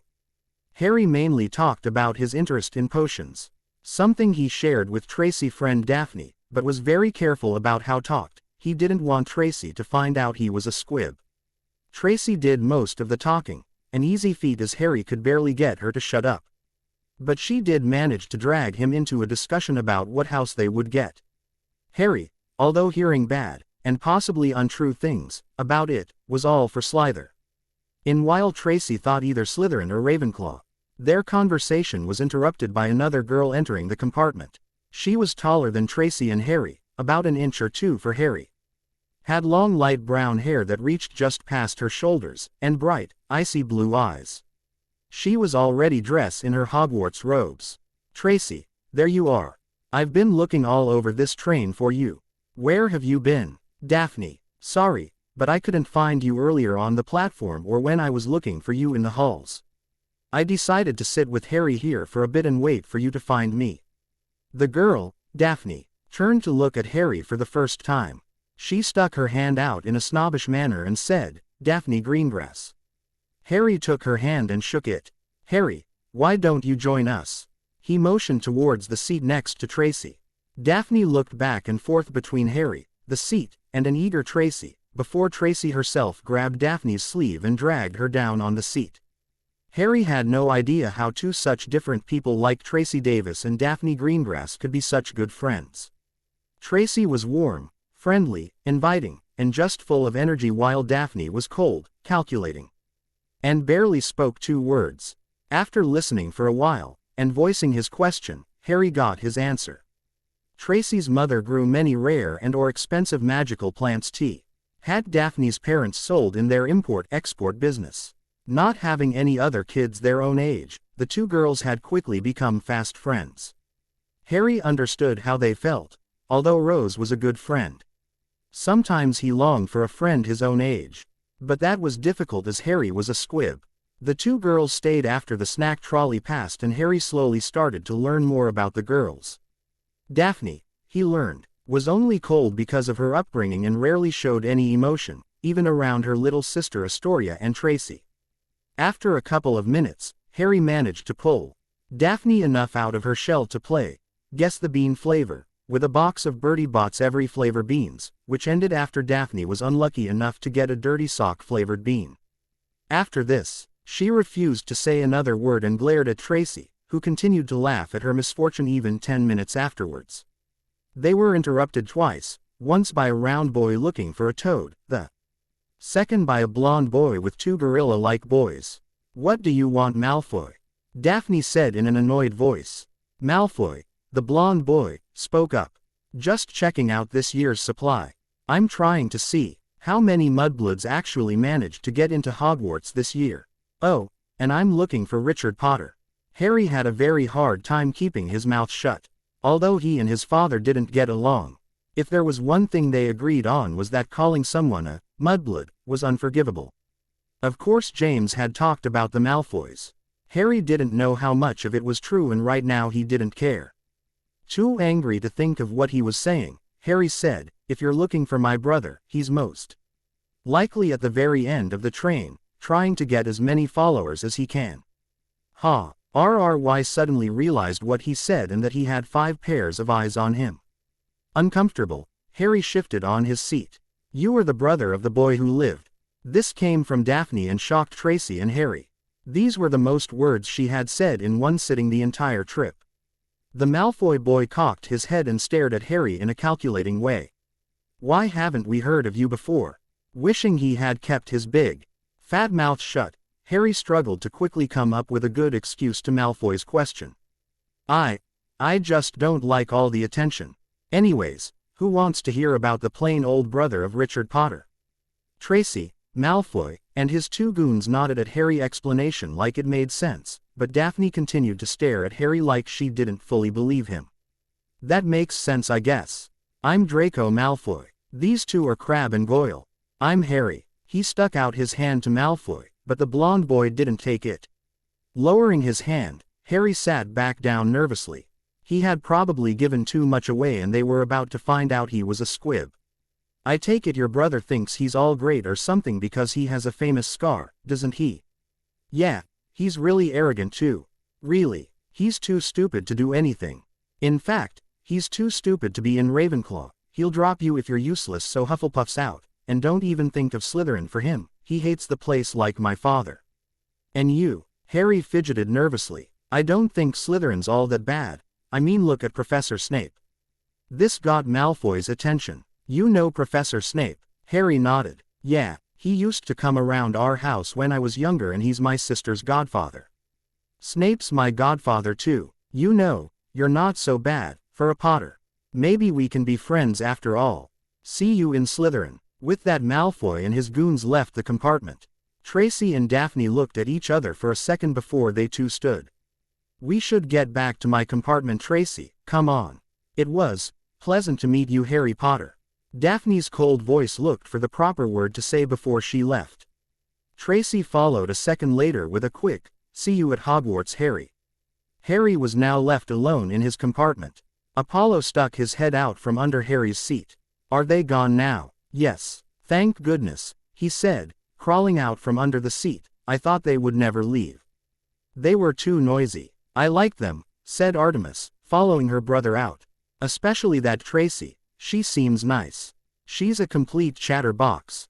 I hope you don't get the same house as her, otherwise I'll never get some sleep. The boys and girl dorms are separated, Apollo. Even if I get the same house as Tracy, she won't be able to disturb your many naps." "Good." With that, Apollo crawled up the seat and claimed the warm spot where Tracy had just sat. Artemis joined Harry on his seat and started to quietly converse with him about what life at Hogwarts would be like. When it started turning dark, Harry pulled on his Hogwarts robes and packed up his book. A couple minutes later, a snoring Apollo was woken by an announcement sounding throughout the entire train. "Ah!" he screamed as he fell from the seat, Artemis laughing. "We will be reaching Hogwarts in 5 minutes' time. Please leave your luggage on the train. It will be taken to the school separately." "Darn. Annoying loudspeaker," he grumbled as both Harry and Artemis laughed. Still grumbling, both he and Artemis crawled back into Harry's trunk. Shoving that last of his sweets into his trunk as well, Harry locked it, walked into the corridor, joining the dozens of other students. The train platform was dark and cold and Harry shivered, wondering where he was supposed to go. A loud voice call, "Ed," for the first years, and Harry joined his year mates in following a gigantic man to a group of boats. A funny thing happened when Harry caught his first sight of Hogwarts. Unlike the rest of his classmates, Harry wasn't awed by the view, but felt a sense of déjà vu, like he had already seen it. Confused, Harry joined a pink-faced girl in blonde pigtails and a girl with long red hair in a boat. RRY was silent as they sailed across the lake while the two girls quietly conversed. Off to his side, he could see Tracy waving at him while she shared a boat with Daphne and a tall, dark-skinned boy. After getting out of the boats in an underground harbor, the giant led them up a set of stone steps where they were met by a tall, older woman with a stern look, Professor McGonagall. Harry had a funny feeling that he would see her yelling at Richard a lot during his stay at Hogwarts, assuming he survived his first year. She led them into a side room off the Great Hall and gave them a little speech about the sorting, then left. Everyone around Harry was nervous about the sorting and how it was done. Even Daphne was showing signs of being afraid. Again, Harry felt weird because he knew he was nervous. But at the same time he felt like he had nothing to worry about. It was just a hat, though he had no idea how he knew that. Harry stayed silent, too nervous about not being sorted because he was a squib to speak. He, along with about a half-dozen others, scoffed at Ron's idea of being sorted by taking on a troll. A good deal of other, however, believed him and were talking with one another. After a minute, but it felt like hours, Professor McGonagall returned and led them into the Great Hall. Again, Harry was confused as he should have been awed by the magical ceiling in the Great Hall, but it didn't concern him one bit. He even ignored some girl in front of him talking about it. Looking up at the teacher's table, Harry looked at everyone seated. He could see little Professor Flitwick a couple seats to Dumbledore's left. When the old headmaster saw Harry, he sent a small smile his way before resuming his examination of the other first years. 3 seats away on Dumbledore's right was Severus Snape. Like everyone else in the hall, Severus was examining the new students, and when he saw Harry, he gave a little start of surprise. Harry sent his uncle a smile before turning back. To McGonagall explained the sorting and the hats song. Harry largely ignored the sorting, though he did notice Tracy, Daphne, and Malfoy all go into Slytherin. Finally, Professor McGonagall reached the P's. Potter, Richard. As the hall burst into quiet buzzing, Harry got lost in thought. H came before R, so his name should have been called first, not Richard's. Harry was too busy thinking and almost Saint missed out the hat shouting Gryffindor almost immediately, to great applause. Deciding it was a simple mistake, Harry prepared to step forward when his name was called. It didn't come. Harry just s***ed there as Ron Weasley became a Gryffindor too, and then Blaise Zabini, the boy in Tracy's boat, became a Slytherin. Harry was really confused and scared now. Why hadn't his name been called? Had his father done something to prevent him from being accepted? Had Dumbledore changed his mind? Harry wasn't the only one confused. Everyone in the Great Hall was staring at Harry, wondering why his name wasn't being called. At last, Dumbledore stood up. "It is my great pleasure," he began, "to announce that at last, a squib has been accepted into Hogwarts School of Witchcraft and Wizardry." Harry felt his cheeks burn. He hadn't thought that everything would be announced so publicly. The buzzing started again, this time an angry buzzing. How could a squib be accepted into Hogwarts? "Harry Potter," Dumbledore called. Harry did his best to ignore all the stares that followed him up to the stool, but it didn't work. Just as the hat was being lowered over his eyes, Harry caught sight of a Glarin. Daphne seated next to a shocked Tracy. Said a small voice in his ear. "Difficult. Very difficult. You are no doubt one of the hardest students I've ever replaced. And a squib too, that's interesting." Harry suddenly felt a lot of anger at that comment. Taking all of the hatred he received from his father, brother, and the rest of the school, combined with the unfairness of having his magic taken away, Harry thought hard. "I'm not a squib, not a squib, replied the voice. "Yes, I can see the truth in your head, the victim of a magic transfer ritual. You're not a true squib at all, are you? But still, you are very difficult to sort, so let's look deeper. You have plenty of courage, I see, and a thirst for knowledge, but that's because of your squib status.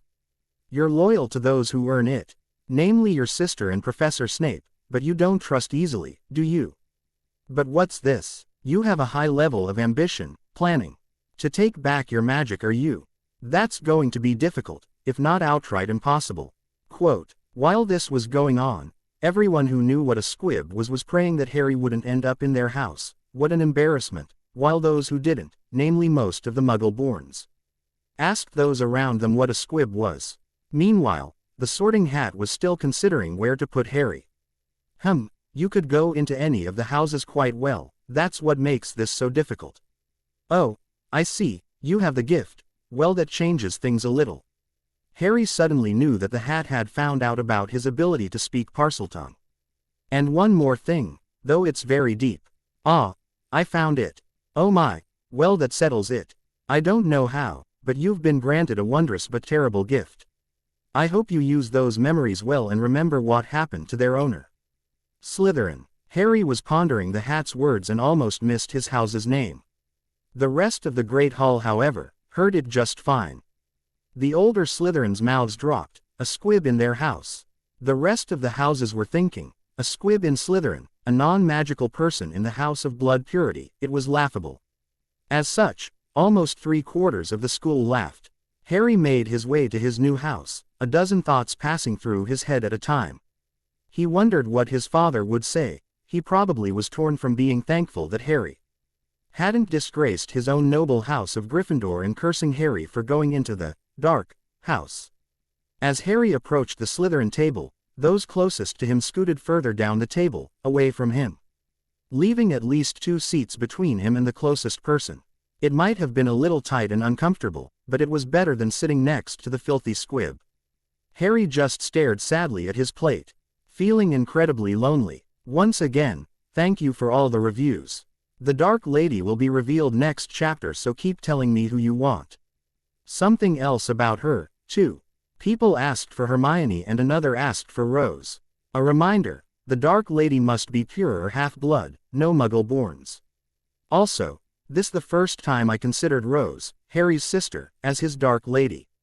May I remind you that the Dark Lady will be Harry's girl, so Rose, interesting but no. The first week. I think some people might have been confused when I said that I would reveal the Dark Lady this chapter. I'm guess many of you thought that the lady would be a part of the story. Sorry. I'm just going to reveal her in the author's note. So, here we go. In last place with 1 vote, Gabby Delacour. Normally I would reject her, But someone voted for her even though I said she had to be within 2 years of Harry. In 5th place, with 1 vote each, Pansy Parkinson and Rose Potter. I'm surprised about Pansy. I never would have thought of her myself. As for Rose, I believe I already talked about how I wouldn't make her Harry's girl. In 4th place, with 2 votes each, Susan Bones, Hermione Granger, and Ginny Weasley. I already talked about how I'm not going to do Hermione, but if you all want Susan and Ginny on Harry's side, just tell me.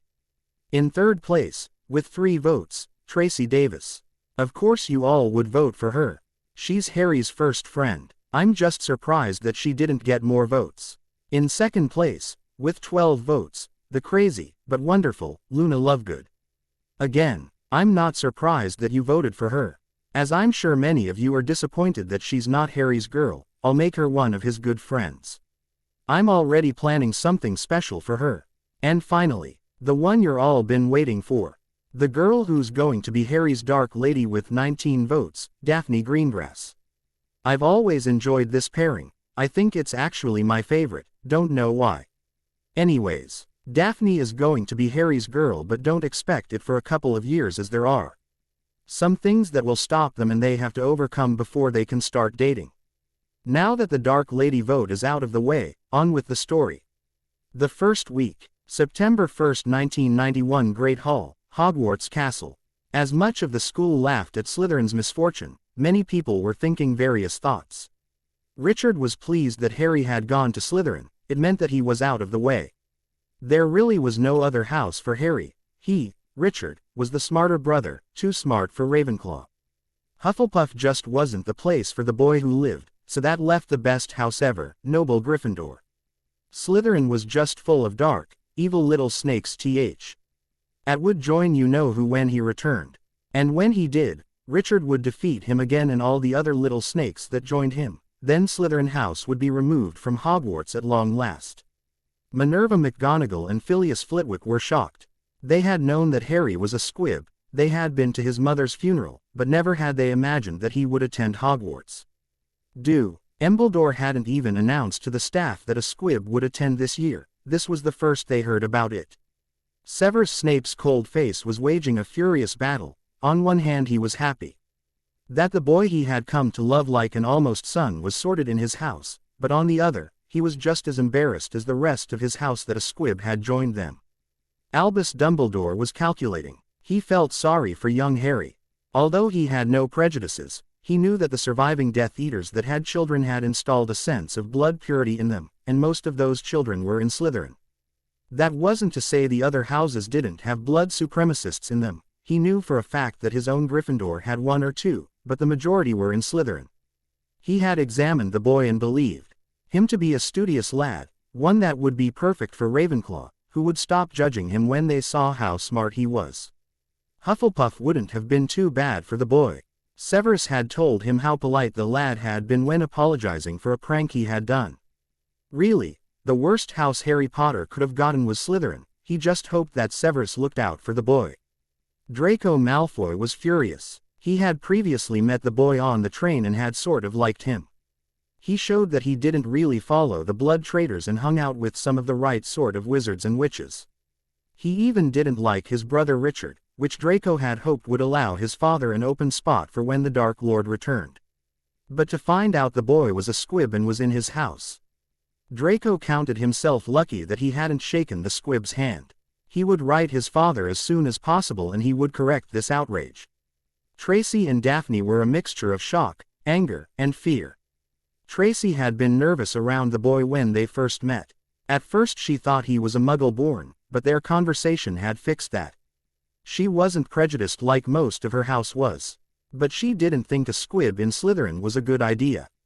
When she was sorted into Slytherin House, she remembered the nice boy she met on the train and prayed that he was in her house too.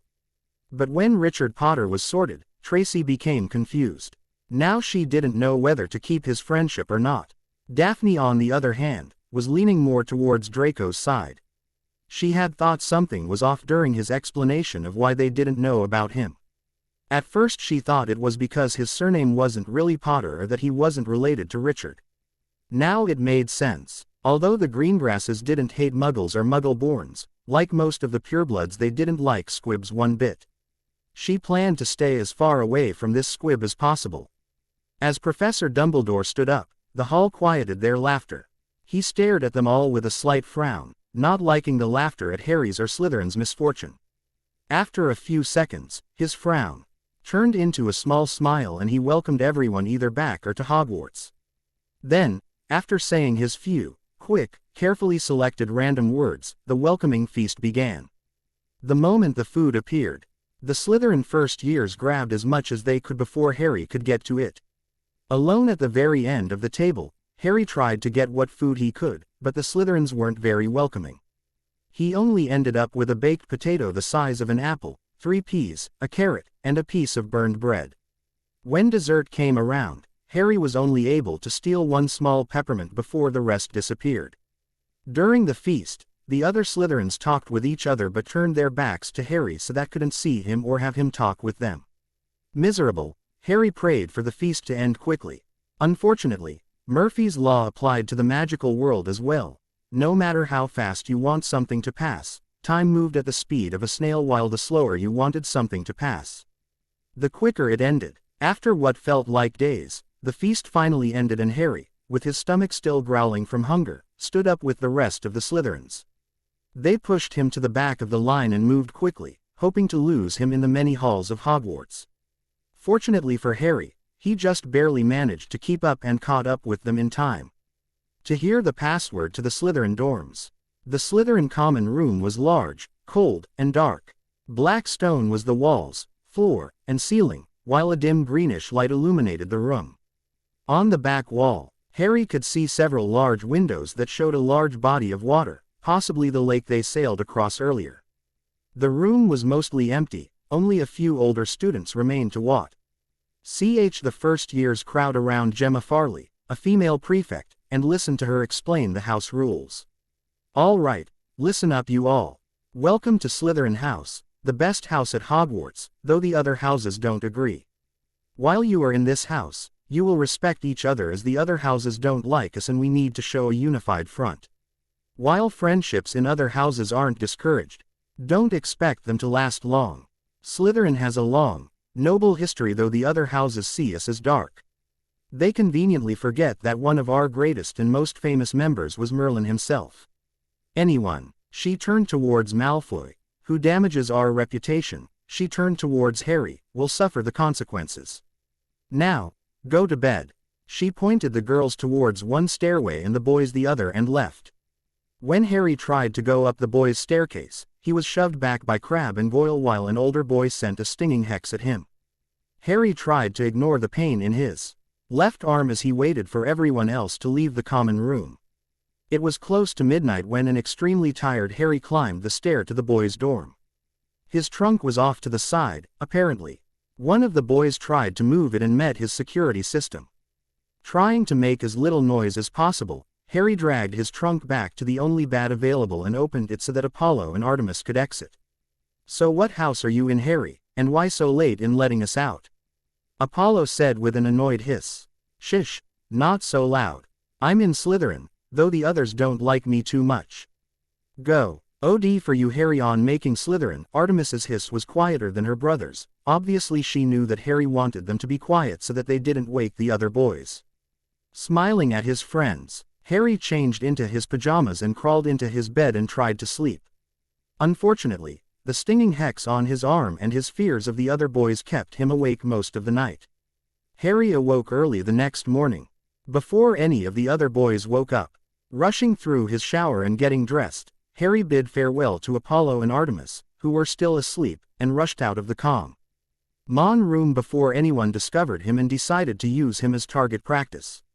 All throughout his walk to the Great Hall, Harry thought about how he would survive living in Slytherin and how maybe going to Hogwarts wasn't the best idea after all. He had just sat down for breakfast when a thought hit him.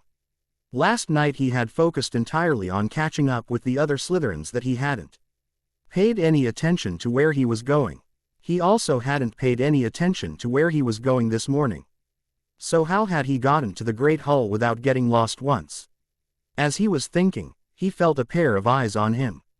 Looking up, he saw Tracy Davis sitting across from him. Harry thought this was odd as she was one of the people that prevented him from getting any food last night. How did a squib like you get into Slytherin? Quote, angry over that fact that she called him a squib and because of the way she treated him last night, Harry snapped at her. I'm no squib. She laughed at him. You have no magic. Of course you're a squib. My brother has my magic. After Voldemort's Tracy flinched attack, my parents transferred my magic to him. I wasn't born a squib, I was made one. I had my magic stolen from me. Tracy stared at him for a few seconds before standing up and walking away. Harry was angry at everyone. No more would anyone call him a squib. Harry remembered how Tracy had flinched at Voldemort's name. Unlike the rest of the wizarding world, Harry didn't fear the name. Growing up with and taught by his mother had fixed that. Rose and Richard still feared the name though. As Harry ate, more students slowly filled the Great Hall. Like last night, the other Slytherins tried to sit as far away from Harry as possible. Last night, Harry was at the end of the table closest to the high table. This morning he was seating at the place at the table that was closest to the doors, on the opposite end. Near the end of breakfast, Professor Snape walked around the table, handing out schedules for all of his students. When he reached Harry, he paused for a couple seconds before giving him his schedule and a pitying smile. Looking at his schedule, Harry saw Professor Dumbledore was right. He was only taking potions, herbology, astronomy, history of magic, and Muggle studies. Harry's first class was Muggle studies, but it wasn't until second period, his first was a break. Not wanting to waste any time, Harry headed towards the library and began to research magical theory. He found that the library kept a couple copies of all of the required books for all years in a side section of the library. So Harry started there. By the end of the break, Harry had filled one of his notebooks all about magical theory and fully understood it. It wasn't hard as he had started this in August. Harry then made his way towards the Muggle Studies classroom and immediately felt out of place. There was only one other Slytherin in that class and he wasn't paying any attention to Harry. All the others were Hufflepuffs, Ravenclaws, and Gryffindors. The teacher, a male Muggle born, didn't like Harry one bit and singled him out from the very start. By the end of the class, Harry felt worse than he did that morning. He once again had a large break until herbology after lunch, so he went back to the library. Herbology was better and he received some fair treatment from Professor Sprout. It was a slightly easy class as they learned how to identify and take care of a handful of magical plants and fungi. After herbology, Harry returned to the library to do more research in the subject. When he returned to the common room a half hour before dinner, he was met by the entire Slytherin house. Although a good portion of the house decided Harry was beneath their notice, IR number sent no less than 20 spells his way, most of which Harry was just barely able to avoid. In his dorm room, Harry updated Apollo and Artemis on his day. Tuesday was mostly the same, herbal, OGY before lunch and double history of magic after. The most interesting thing that day came during the lunch period when a tall, aristocratic man with long blonde hair stormed into the hall and walked up to Dumbledore. The two exchanged quiet, heated words before leaving the hall. As the two left, Harry saw Malfoy smirk up at the man and knew that it was his father. Surprisingly, history of magic wasn't as bad as Harry had thought. Although the ghost Professor Binns was boring, unlike the rest of his class, Harry didn't fall asleep and managed to stay awake. The entire class, though, that didn't stop Harry from sneaking funny glances at a snoring Tracy or a drooling Daphne, who left the class not knowing that half of the notes she managed to write down before falling asleep were now on her left cheek. During dinner, Malfoy looked really upset and kept sending deathly glares Harry's way.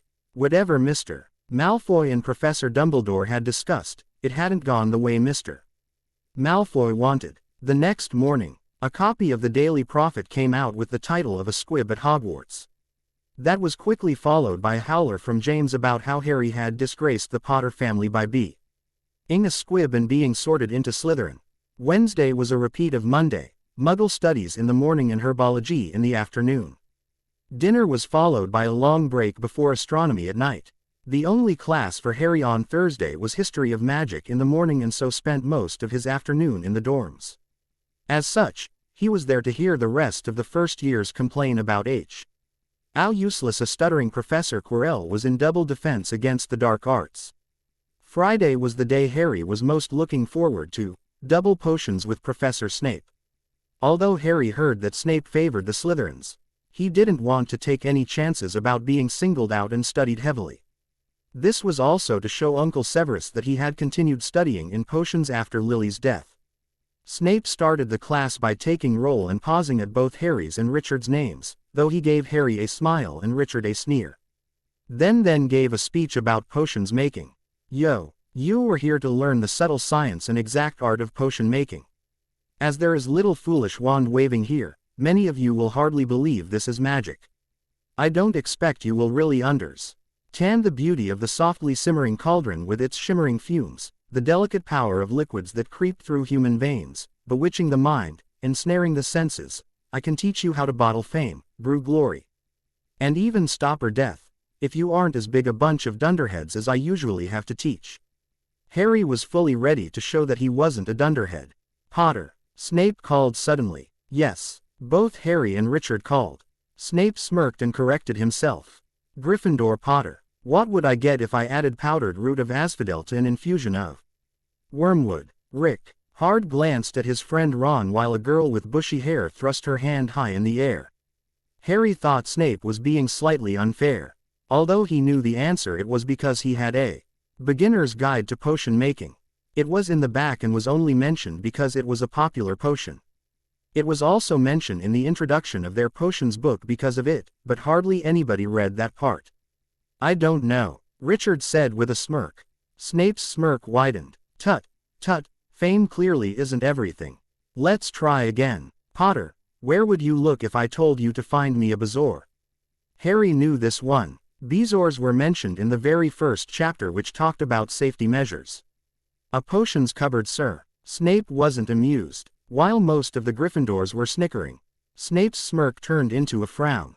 He walked straight up to Richard's desk and stood right in front of it.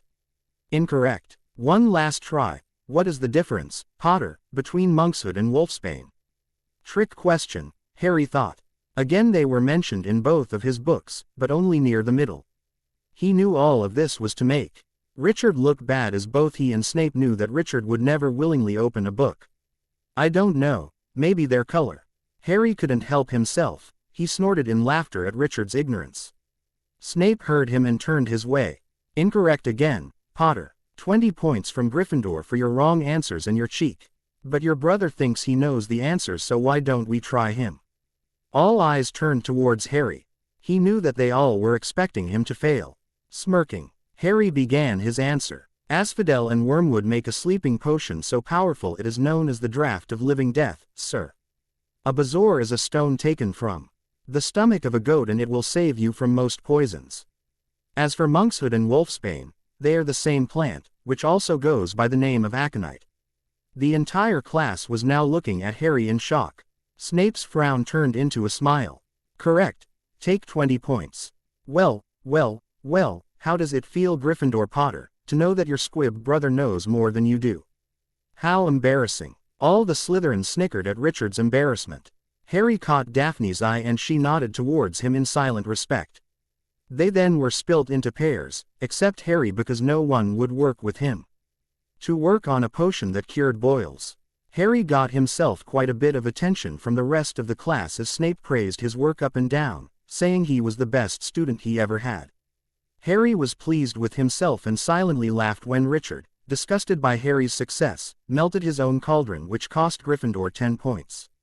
They lost a further 10 when Neville Longbottom, the boy who lost his toad on the Hogwarts Express, also melted his cauldron. Richard again got blamed. By the end of the class, Slytherin had gained 30 points while Gryffindor lost 50. Courtesy of Harry and Richard respectively. Harry's good mood was ruined in Muggle studies after lunch when Professor Quimble embarrassed Harry in front of the entire class. It was further embarrassing when Lucas, the Slytherin, told about and acted out Harry's embarrassment in the Slytherin common room after dinner. His mood wasn't helped any more by Richard, who decided to get some revenge for potions class. The brothers ran into each other while heading for dinner that night. "Hello Harry, how was your week?" Did you learn any good spells? Oh wait, I forgot. You're a squib, you wouldn't learn any spells. In fact, you wouldn't learn anything of use here, you should just drop out and go to the Muggle world where you belong. Laughing, Richard turned and went to the Gryffindor table, joined by Ron, Seamus, and Dean. All laughing heavily. Out of the corner of his eye, Harry could see a couple of Slytherins, including Tracy and Daphne, who didn't come to Harry's defense. It was a toss-up who was more hated by Slytherin House, Harry or Richard. This was how the second week passed as well, with Harry going to only a handful of classes and spending his free time either in the library, doing research, or in his dorm talking potions with Apollo or herbology with Artemis. The more time Harry spent researching, the faster he learned things, almost like he was remembering them. He also spent a good amount of time dodging spells from members of all houses. Harry was happy that no magic was allowed in the corridors. I noticed something when counting up all the votes. The majority of he revus were spent telling me who the Dark Lady should be, but no one answered some other questions I asked in the first chapter. What I want to know is who should be on Harry's side. Draco, Daphne, Rose and Luna are now a must. And Ron and Hermione are a no, but who else should for with and against Harry? Tell me who you want, and if they get enough votes, they'll join Harry or side against him. Read, review, and vote. Challenges and friends. There are two things I want everyone to know for now. First, fanfiction was acting weird this morning, so I was unable to update when I wanted. Second, because I'm behind in all stories except this one, I'm taking a break from this story. I'll still update regularly, but only about once every 2 or 3 weeks, unlike my usual once every week. I'll go back to my regular schedule after I am all caught up with the rest of my stories. Challenges and friends. Slowly, Harry got used to his life at Hogwarts. Muggle studies was horrible, herbology was normal, astronomy was tiring, history was boring, and potions was fun. The time Harry spent between meals, classes, the library, and his time in the dorm was spent dodging spells from nearly every house. Harry slowly gained a reputation of being the best brewer in potions and the only one who was immune from the sleep spell that was Professor Binns' voice. Because of this, Harry gained some small amount of respect in Slytherin for his brewing, and a couple of people a week asked for copies of Harry's history notes as they fell asleep trying to take their own. Those that respected Harry or those that borrowed from him were among the very few who didn't try to hex or curse him every time they saw him, and for that Harry was grateful. He had started compiling a list of those who were safe and those to watch out for. Being a target was really starting to get to him. He spent as much time in the library and the Great Hall as was possible to avoid having to meet someone in the halls. Even in the common room Harry wasn't safe, so he stayed out as late as possible and left really early in the mornings to avoid the rest of the house. As a result, Harry didn't get much sleep at night, so he spent some of his free time napping in the library. He really needed to get his own room to protect himself. Apollo and Artemis were even starting to complain about how they too had to hide all the time. Luckily for Harry, he was able to find something to solve their problems Friday of the second week. While everyone was out of the dorms celebrating the end of the week in the afternoon, Harry was in the Slytherin common room with Artemis and Apollo. They were finally able to explore the dorm as they wished. While Artemis was examining some of the couches, Apollo found a section on the far side of the common room interesting. All that was over, there was a large poster of the Slytherin crest from the floor to nearly the ceiling. Curious as to why Apollo found that spot so interesting, Harry walked over to examine it.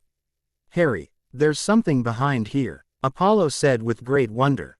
Artemis now joined them and concluded that her brother was right, something was hidden behind the wall.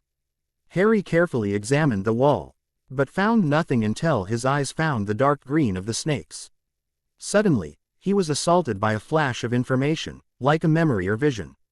It provided him with a password that would open up the wall and led into a large room with a 4-poster bed, a small library, personal bathroom, and a study desk. As soon as the vision memory ended, Harry again CKED eyes with the snake and spoke the password he was provided.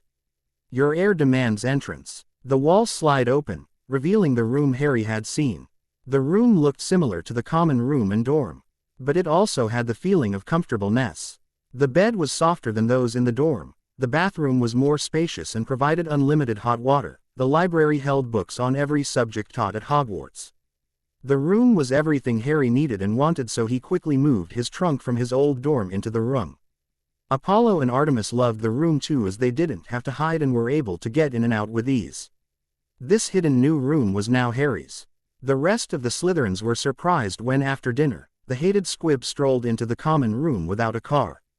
In the world and walked over to the crest. They were even more surprised when he made a hissing sound, which many recognized as Parseltongue, and the wall opened up to show a beautiful new dorm. Harry enjoyed seeing the shocked, and even scared looks, of his fellow classmates as he walked into his new room. He spent a good 5 minutes working on his Muggle Studies homework before a knocking sound came from the direction of the door. Curious, Harry opened it to reveal Alexander Cramps, the head boy and unofficial king of Slytherin House. "You're in the heir's dorm." He spoke in a strange tone, that took Harry only a couple of seconds to realize was fear. Although he was the biggest, smartest, and most dangerous person in the house, he did fear someone who could speak Parseltongue. "That dorm is reserved for only the best Slytherin student." "So?" Harry asked, also a little afraid. "You're a Squib, which means that not only do you not belong in this house, but that's my dorm you're in. Get out of it." Harry's eyes narrowed. He would not let this boy have his dorm, no matter how scared he was of him. "Make me," he hissed. Though Harry didn't know it, his eyes flashed as he said these words. Alexander flinched slightly at that and hesitated in drawing his wand. This hesitation cost him, however, as Harry saw it. Stop. Although Alexander didn't understand what Harry said, he did what he was told. Unknown to the both of them, however, it was more than fear that caused Alexander to stop moving, something that came from Harry himself. Smiling at the terrified look on Alexander's face, Harry quickly closed the door to the dorm. After that, no one challenged Harry for the heir's dorm again, though they had no idea that Harry was extremely scared that they would force him to give it up. Indeed, he had nearly surrendered to Alexander. One Thursday in late September, a notice went up in the Slytherin common room announcing that flying lessons would begin that afternoon. Harry didn't feel too good, as he knew that Richard had learned how to fly since he was 6 and would tease Harry about his horrible flying along with the rest of the Slytherins. Knowing this, Harry delayed on to flying lessons for as long as possible, nearly ending up late. As a result, he took the last spot available between an upset Daphne and Malfoy across from an excited, yet nervous, Hermione Granger. Richard was further down the line, bragging about how good he was. Finally Madam Hooch arrived and the lesson began. "Well, what are you all waiting for? Stand next to a broomstick, hold out your right hand and say, 'Up.'" Everyone did as she said except Harry, who had to personally reach down to pick up his broom, nearly getting whacked by Daphne's broom as it zoomed up from the ground. He sent a glare her way as she smirked. Madam Hooch then showed everyone how to mount a broom and then went around correcting everyone, Harry earning a compliment for his correct posture while Malfoy was told he was doing it wrong and had done so for years. They then prepared to jump up and hover for a bit but never got the change. Neville was so nervous that he jumped too early and shot straight up into the air. He screamed and rocketed around for a bit until he finally fell back to the ground, breaking his wrist. As soon as Madam Hooch and Neville were out of sight, the Slytherins started laughing their heads off, Harry included. He couldn't help himself, the sight was too funny. The other Slytherins didn't care that Harry was laughing with them and one or two smirked at him. Harry was starting to feel a part of a group when Malfoy ruined it for him. Did you see his face, the great lump? I'm surprised that a Squib like him even made it into Hogwarts. Harry stopped laughing. Malfoy must have forgotten about Harry. But Richard hadn't. Neville may not be able to do much, but at least he can do some magic. You're the house with the Squib in it. The Gryffindors started laughing as the Slytherins stopped. The two houses glared at one another. Harry, angry at his brother, stepped forward. "I'm not a Squib. You know that, and the reason why." Richard just smirked. "You weren't worthy of magic. That's why I got yours." Harry's anger grew at Richard's practical confession of magic theft. A couple Slytherins whispered between each other at that statement. "I'm 10 times more deserving of magic than you." "Oh really?" Richard said, cocking his head to the side. Let's find out, shall we? He stepped forward and pointed out a ways. We're going to race out all the way to the edge of the forest and back. First one to get back is the winner, got it? Harry nodded. And to make things a little more interesting, said Malfoy, also stepping forward, you also have to catch this. He held up a little glass ball.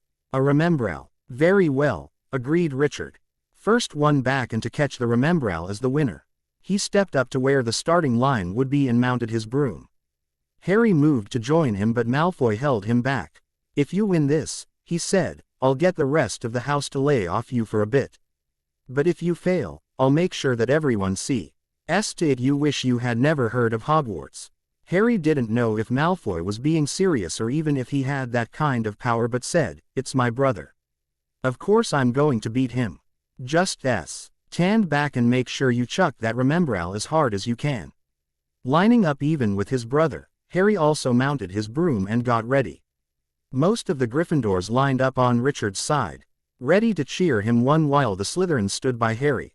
It would be the first time they accepted Harry as a member of their house and cheered him on. A select few hung back, not willing to agree this contester didn't want to cheer for Harry. Malfoy stood a ways in front of the two Potters and held up his right hand. Looking at the two boys, he smirked and brought his hand down fast. Richard took off, Harry not far behind him. Richard had the experience and took an early lead, but Harry was smart. Hanging just behind him so that he was catching Richard's tailwind, Harry met little resistance. With the wind blowing in his ear, Harry was amazed at how well the broom responded to him. With the forest fast approaching, Harry got ready.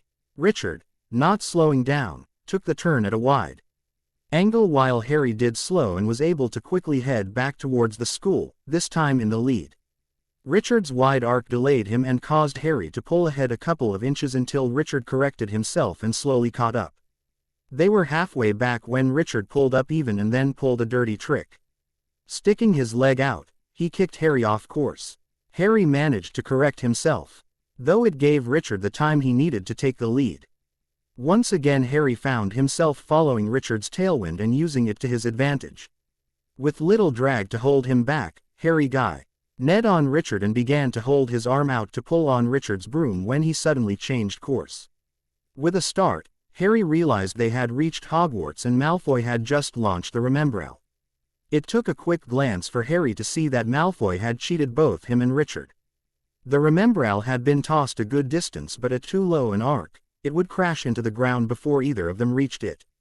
Richard, seeing this, pulled back and made his way towards the ground.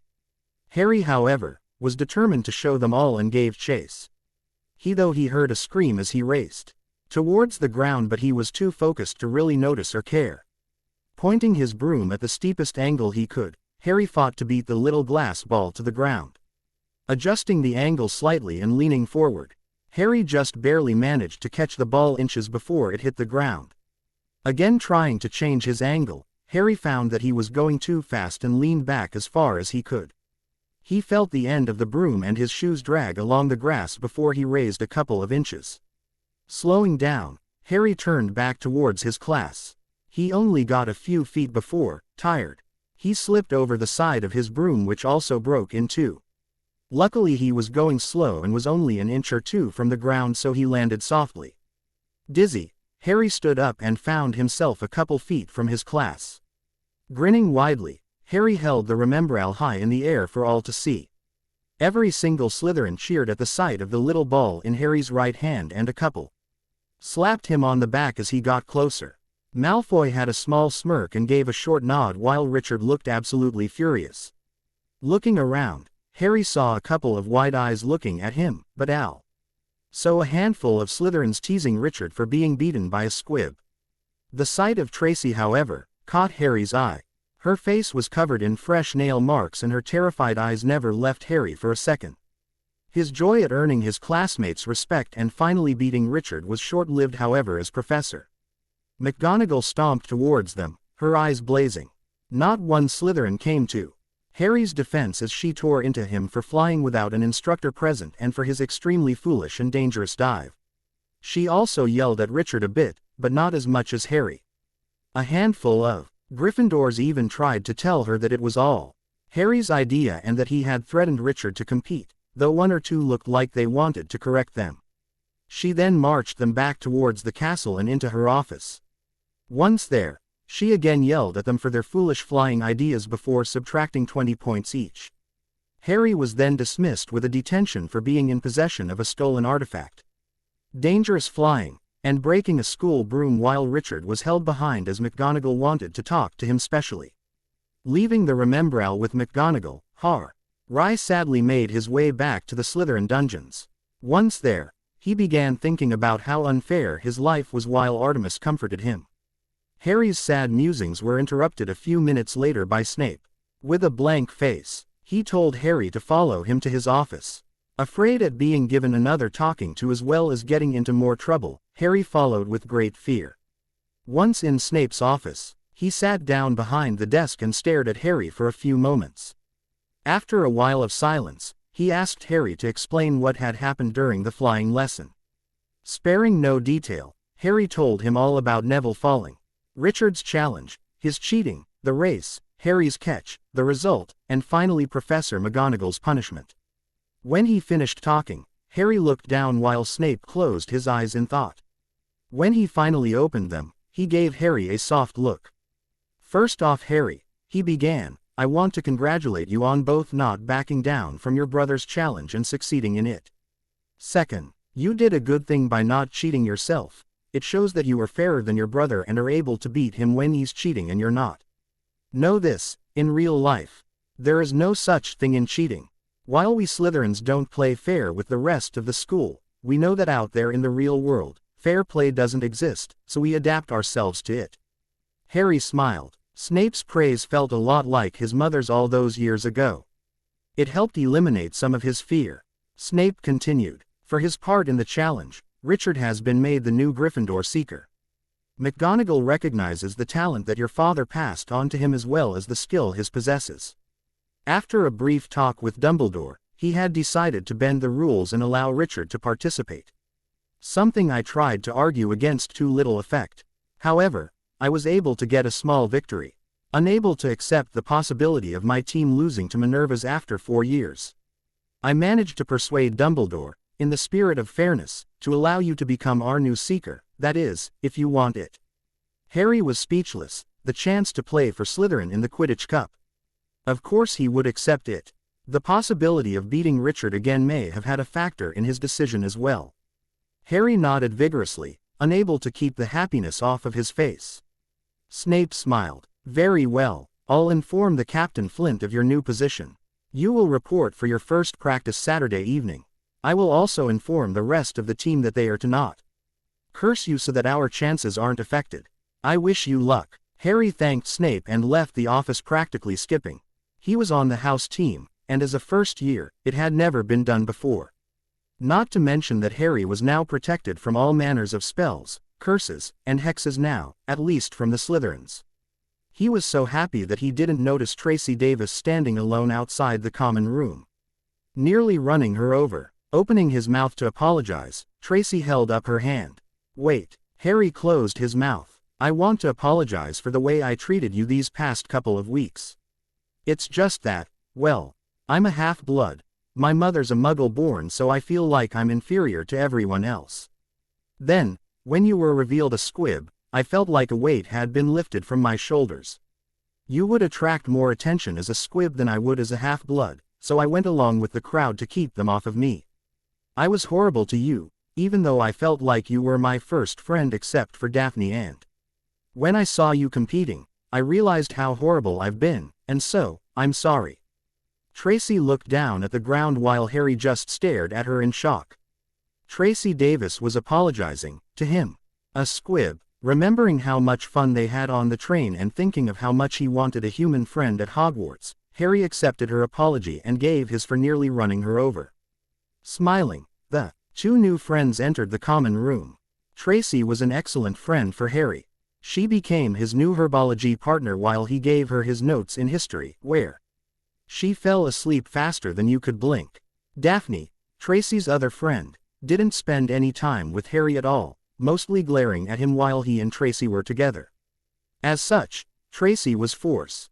D to split her time with her two friends, though she spent most of her time with Daphne after Harry persuaded her to.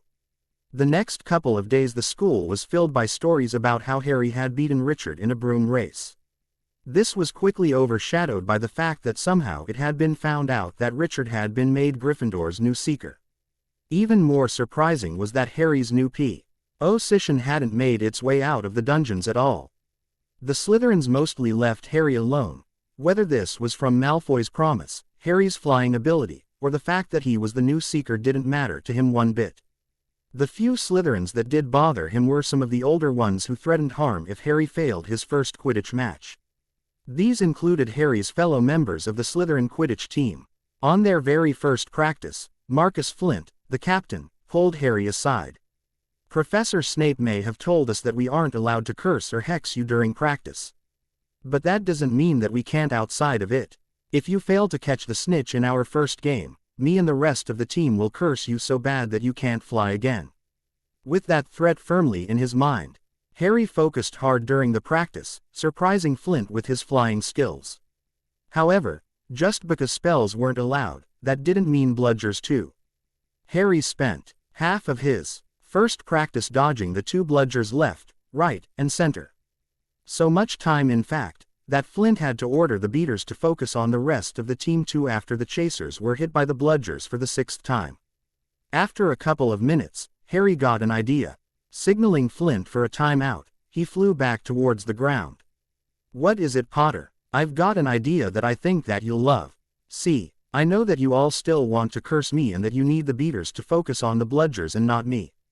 Get to the point will you and stop wasting our time. How about for most of the practice, the beaters stay with you, the keeper, and the other chasers and leave me focusing on the snitch. Then, in the last couple of minutes of practice, you four can take a break and have the beaters try and knock me off of my broom with the bludgers. You can even cast spells at me. This way, we'll all get practice in what we need. You guys can vent your frustration at me and practice your spell work. And I can practice dodging things. If I can dodge 2 bludgers and 4 to 6 spells at a time, think about how well I'll do during the game." After a short time thinking, and some persuasion from the rest of the team, Flint agreed. The tradition then started that in the last couple of minutes of practice, the rest of the team would put away the quaffle and snitch, and then enter a competition to see who could hit Harry the most amount of times before time ran out, whether from spells from the keeper and chasers on the ground, and sometimes in the air, or by the beaters and bludgers. Miles Bletchley, the keeper, kept score in Harry's record of how long he was able to avoid getting hit by something. His average was 4 minutes and 23 seconds with the record being 6 minutes and 2 seconds. Considering that Harry was on a school broom and had to avoid up to 10 things at once, that was really good. Harry promised himself that he would get a better broom over the summer holidays as he wasn't allowed back home until then. Richard, of course, didn't have to even wait for the Christmas holidays to get a broom. About mid-October, a familiar snowy owl flew into the Great Hall during breakfast carrying a long, thin, broom-shaped package. Everyone's eyes followed Hedwig as she carried the package all the way towards the Gryffindor table and dropped it in front of Richard and Ron. The package bounced off the table and forced Richard's breakfast to the ground. Scowling, Richard opened package to reveal a Nimbus 2000 broomstick. Nearly all of the hall examined the fine broom. Even Harry had trouble tearing his eyes from its shiny mahogany body to eat his breakfast. A tired Hedwig tried to gain her owner's attention but was waved away. Richard stood up and held the broom like he was admiring it in the light, but Harry knew what he was really doing. He was showing it off to all who could see. Daphne, who was surprisingly eating breakfast with Harry and Tracy, scoffed and turned back to her breakfast, but she was one of the few. Once again, Hedwig tried to gain her owner's attention and recognition, this time by nibbling Richard's fingers. "Hey," he screamed. Every eye turned towards Richard this time. "Stupid, bloody bird, get away from me, you're useless, nearly making me drop my new broom, spilling and trying to steal my breakfast every morning, biting me all the time. Get away." With that he swung at Hedwig with the Nimbus, hitting her hard. The owl tried to fly away from her angry owner but only managed to get hit more. Suddenly, the broom whacked her right wing. sending her to the ground. Everyone was stunned. Owls were considered sacred animals in the wizarding world, and the fact that someone would willingly try and harm one was outrageous. Not wasting a second, Harry quickly stood up and rushed over to Richard. Punching him hard on the nose and sending him to the ground, Harry turned and carefully picked up Hedwig. He then carried her to the dungeons. Not aware that Tracy and Daphne were following him, Hedwig hooted feebly as Harry carried her, but he softly told her to be quiet. Upon reaching the Slytherin common room, Harry carefully put her on one of the couches and started tending to her injuries. Turning when he heard the door open, he saw Tracy and Daphne rush over to them. "Is she going to be all right?" Tracy asked. Harry nodded as Daphne muttered, "I'm going to kill Potter for this." Harry ignored the two girls and completely focused on his brother's former owl, that is, if he had anything to say about it. Tracy sat in one of the nearby chairs and quietly watched while Daphne continued to rant about what she would do to Richard. Eventually, she calmed down and sat in another chair to wait. Harry thanked every deity, known and unknown, that he had studied owls in the Potter Library and listened to Apollo explain a bit about medicine. Speaking of Apollo, he and his sister left Harry's dorm when they heard him entered and slithered over to see what was wrong. Artemis crawled up the side of the couch and when she saw Hedwig, immediately started giving Harry advice on how to heal her. Apollo meanwhile, curled up in Daphne's lap, which was the closest unoccupied place, and also hissed out advice. The two girls were quite surprised when the two snakes appeared and became even more so when they started hissing widely. And Harry back at them. They glanced back and forth between the three hissing individuals, Daphne frozen because of Apollo, the entire time Harry was healing Hedwig. Finally, Rai sat down on the couch and pulled Hedwig into his lap. The snowy owl carefully flapped her wings and then hooted up thanks to Harry. Harry petted the owl and allowed her to nibble his fingers affectionately. "She'll be all right," he said, turning towards the girls. "Her wing wasn't as bad as I thought, but I'm going to have her take a break from using it for a while. At least until I'm sure that she can fly well again." As if to prove his point, Hedwig started to flap her wings. She got only a few inches off of his lap before, with a sharp hoot, she fell back onto the couch. Harry picked her up and carefully placed her back in his lap, holding her so she couldn't fly again. "You seem to know quite a bit about healing animals, Harry," said Daphne. "I've had a lot of help," he responded, petting the top of Artemis's head. "Artemis here knows a lot about other animals while Apollo there, pointing at Daphne's lap, knows all about medicine. By the way, I think he likes you." Tracy and Rai laughed at Daphne's horrified expression while Apollo nodded his head vigorously. Tracy got up from her chair and joined Harry on the couch and started slowly petting Artemis. Daphne was still staring at Apollo like he would jump out and attack her. "Don't worry," Harry said, standing up and moving towards the two, "he won't bite you." "Oh yes I will," came the joking response. "Quiet you, and be nice," Harry hissed back. Both girls jumped at Harry's use of Parseltongue. Harry lightly gripped Daphne's arm and brought it down to Apollo's scales. Daphne closed her eyes in fear when her hand touched Apollo. Harry helped her pet him for a couple of seconds before letting go. Daphne continued petting the snake and after a couple of seconds, opened her eyes again.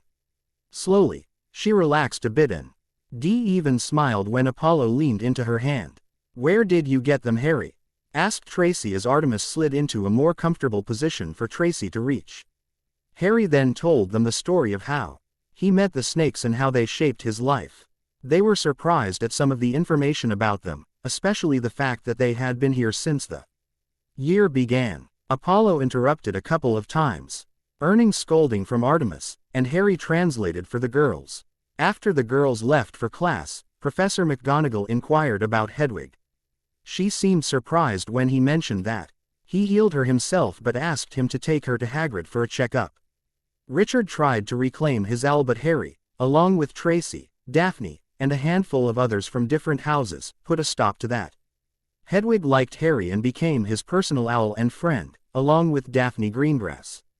Quick question. I'm now working on second year and I was wondering what you all thought about Ginny. Read, review, and all that junk. Halloween and Quidditch. I'm going to keep this story where it is in the search for a little while longer. I'll let you all know when I move it to the Harry Daphne page search so that it'll be easier to find. Halloween and Quidditch, October 26, 1991, Potter Manor. Rose sighed. She was bored. Now that Harry, Artemis, and Apollo had left, there was no one to play with. Her father tried to play with her now that Richard was gone, but he wasn't the type to play with his young daughter. So, James did other things, she didn't know what. Sometimes he went out for an hour or two, leaving Rose by herself. Remus sometimes played with her, but many times he was tired from either work or the full moon. So, to pass the time, Rose read. She read books, magical and muggle, maps, her brother's letters. Basically anything she could get her hands on, even if it was above her skill level. Not for the first time, Rose wished that Harry had stayed, or at least left one snake behind. Even if she couldn't understand them. But right now, Rose was angry with her brother. He hadn't sent her a letter in almost 2 weeks. He had promised to send a letter every couple of days. His last letter was a little shorter than his usual and included how excited the Slytherin Quidditch captain was for their first match and a quick hello from Harry's new friend Tracy. Harry had told her about how he had met Tracy the first morning after being sorted. Rose liked Tracy, she sounded fun, but she didn't like Tracy's friend Daphne. According to Harry's letters, she was cold, mean, and something about her just made Rose's blood boil.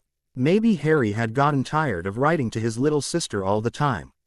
At the moment, Rose was looking out her bedroom window, leaning on her right arm. She was thinking on how to write to Harry. Richard hadn't sent anything to James for a while as well, so she couldn't send Hedwig. Suddenly, a hint of white caught her eye. Turning, she saw that it was an owl headed her way. Once it got closer, Rose saw that it was Hedwig carrying a letter. Sitting up, Rose was confused when Hedwig flew through her open window. The owl landed on her bed and looked up at her. Rose just glared at the letter. She didn't want something from Richard.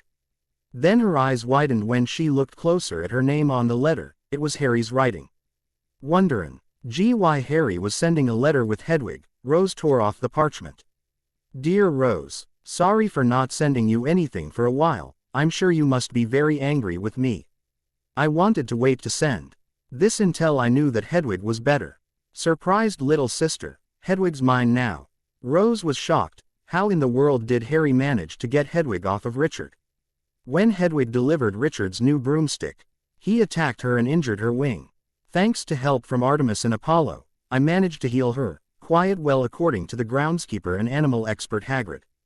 Unfortunately for Richard, he attacked Hedwig in the middle of the Great Hall and everyone saw. He lost 50 points and was given detention, and I got Hedwig. Rose smiled and scratched behind Hedwig's head. The owl cooed and leaned into her hand. She always liked Rose. That's not the only surprising thing that has happened in the past couple of weeks. Out of nowhere, Daphne started being nice to me and now we're friends. Rose nearly dropped the letter. That girl was now friends with her brother. I know you're a little surprised by it, but she's really all right once you get to know her.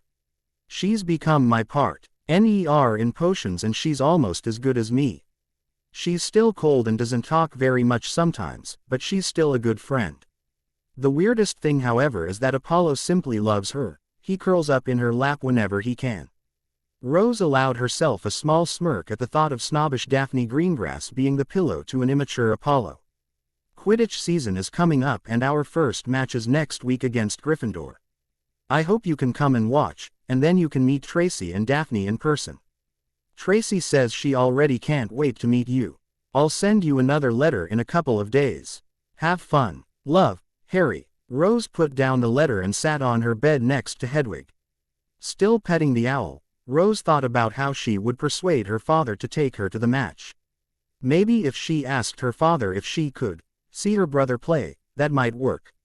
She really wanted to meet Tracy too. Daphne, not so much. Even if she was now Harry's friend, that didn't mean she had to like her. Halloween breakfast was amazing for Harry. The smell of pumpkins filled the Great Hall and was included as a part of many of the breakfast recipes, including pumpkin bread, toast, juice, cereal, and pancakes. Of which Harry was eating at the moment. He had never heard of pumpkin pancakes, much less tried them, but ignored Daphne's advice and piled a small stack onto his plate and actually enjoyed them.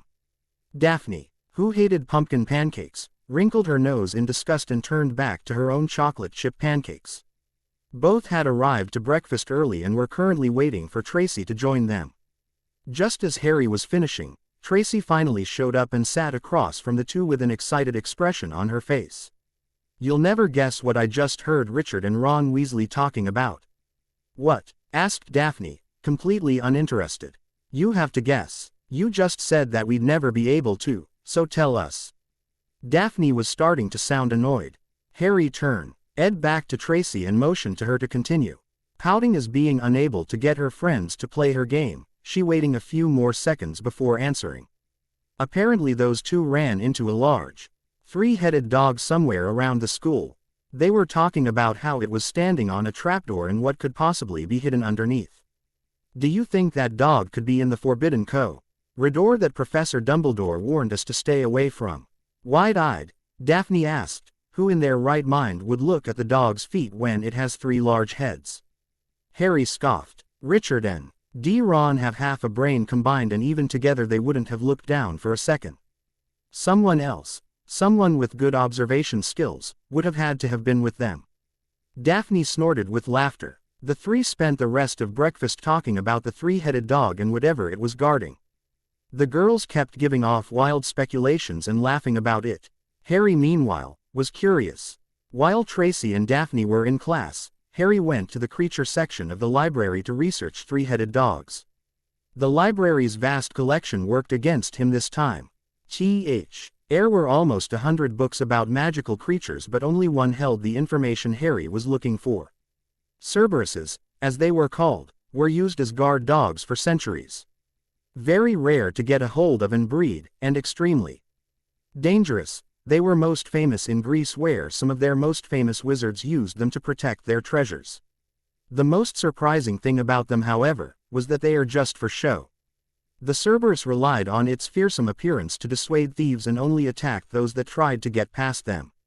The fact that only one wizard ever survived an attack by a Cerberus worked in their favor. The note said that he only survived after the dog finally succumbed to the sleeping potion it was slipped. Harry continued to study Cerberuses until history class. Once there, he cramped his right hand in trying to keep up with Professor Binns's voice. He glared at Daphne after class as she waved it away and told him to stop being a baby. It was for her he wrote out the detailed notes she wanted. Both she and Tracy were unable to stay awake for longer than a minute in that class. Daphne was especially vulnerable. The longest amount of time Harry recorded before he heard snores was 22 seconds. When classes were finished for the day, the trio went to the Great Hall for the Halloween feast. Since Tracy became his friend, Harry had been allowed food from the rest of the table, and the blockade stopped when Daphne joined. Harry was just starting to enjoy himself when Professor Quirrell burst through the hall doors. Troll, in the dungeons. Quirrell's face pale, and he lacked the stutter that Harry was used to. He ran up to Professor Dumbledore's chair and said before he fainted, "Thought you ought to know." The hall was in pandemonium. Everyone, from 1st to 7th year, was screaming and trying to force their way towards the doors. It took a couple of seconds and a few cracks from Dumbledore's wand. The students stopped and stared at their headmaster for help. "Prefects, please lead your houses back to your dormitories. Teachers, follow me to the dungeons." The calmness in which Dumbledore spoke hid the fact that he too was scared. Scared for his students. Even the best of wizards sometimes had trouble in dealing with trolls. Their anger, stupidity, and unpredictability made them real threats. In their panic, the students might hurt themselves or others, so he spoke like he had everything under control.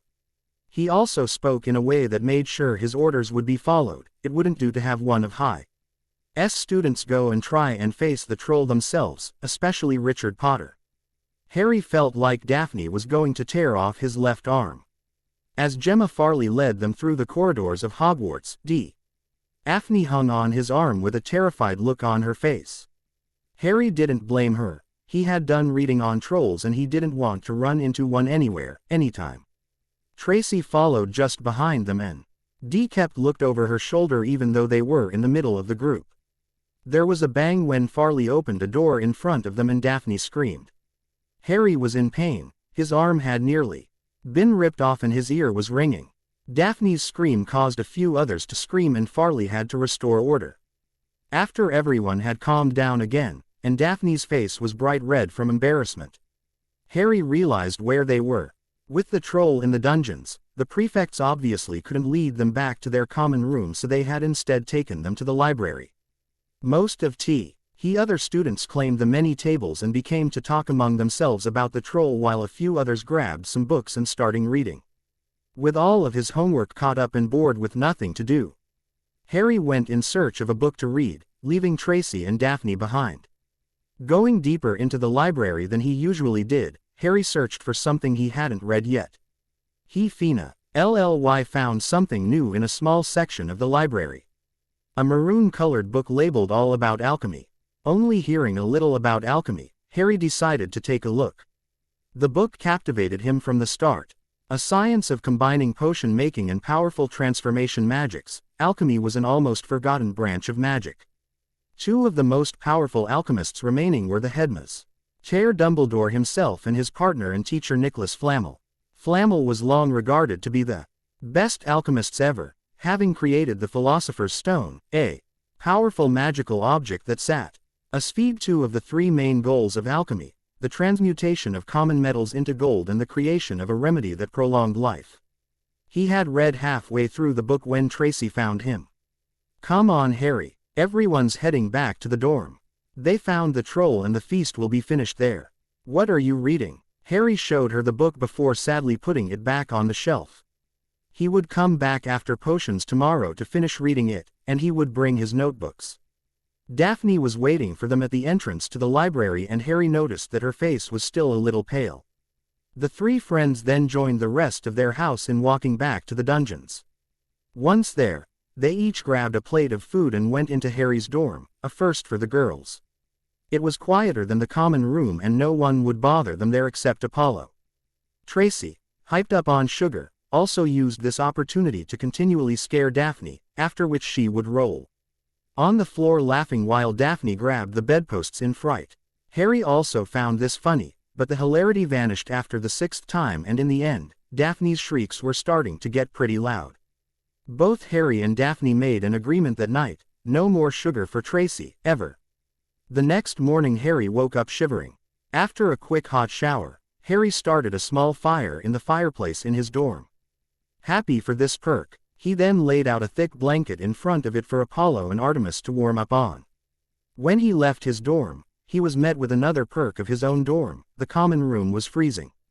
On the way up to breakfast, Harry looked out a window and saw frost covering the ground. Daphne was already in the Great Hall, drinking a large cup of hot chocolate and wearing a thick green jumper.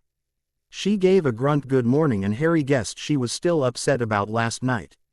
Daphne was in a foul mood the rest of the day, only it turned from Tracy to Harry later in the morning.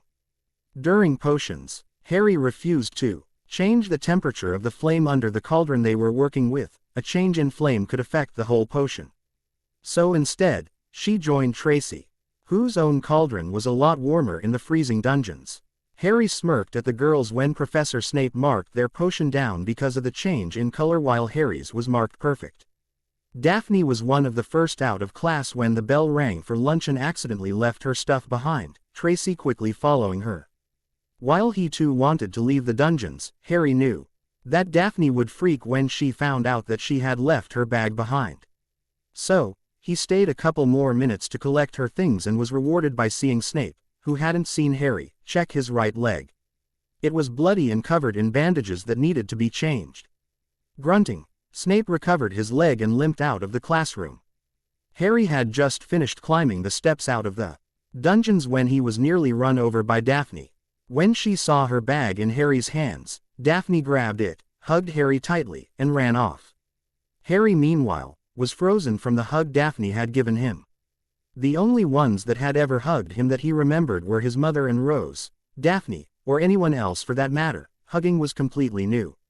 He could feel the areas on his sides where Daphne touched him as well as his face burning. The feeling felt strange, he both wanted and didn't want it to happen again. All throughout lunch, Harry couldn't look at Daphne without feeling strange and being red in the face. But by dinner, the feeling had passed. The next day, it was back. "Come on, Harry, you have to eat if you want to keep your strength up to beat your brother today. Eggs, toast." This time, instead of sitting next to him like usual, Daphne was seated across from him, pushing a plate towards him. He refused to look up. On Harry's right was Tracy, looking up every couple of seconds from her own eggs. Harry, meanwhile, didn't feel like he could eat a single thing, he was too nervous. Looking across the hall, he could see his brother was the same, just pushing around his eggs with his fork while Ron and Hermione, who somehow had become his friend, offered him more food. After eating half her plate, Tracy sighed and turned towards Harry. "Harry, just eat something. You're too skinny and the wind will blow you off your broom. And don't forget, Richard has the new Nimbus, you're using a school broom, so you need every advantage you can get, including breakfast. Now eat at something before I stuff it down your throat." Tracy finished by pointing her fork in his face. Shocked, Harry stared at the point in front of him before turning to Daphne for help. She just shrugged and said, "She'll do it too." Suddenly, Harry was scared, very scared.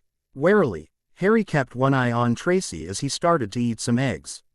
It was only after he had swallowed his fifth mouthful that Tracy's glare turned back to her own food. Harry was glad she did, he didn't think he could eat much more. He then caught Flint's eye and he made a motion with his hand, in order to keep Harry a secret for as long as possible. The Quidditch team would leave early and then Harry would leave 5 minutes later. The Gryffindors left not long after the Slytherins and with a goblet of juice to down his eggs. Harry also left with a soft good luck from Tracy and Daphne. When he walked into the locker room, most of the team was already changed into their emerald robes while Flint watched them, leaning against the wall. With his nerves already high, Harry couldn't help but notice that the others were bigger than him in both size and muscle for the first time. When the last person was changed, everyone grabbed their broom and followed Flint to the doors that led to the pitch, Harry in the back. As they waited, Harry cursed Tracy for her threats as he felt like he was going to be sick. And a crack of light appeared and the doors opened. Marcus Flint took off first, followed by the other chasers. The beaters then took to the sky and with a final nod towards Harry, the keeper Bletchley flew out into the stadium.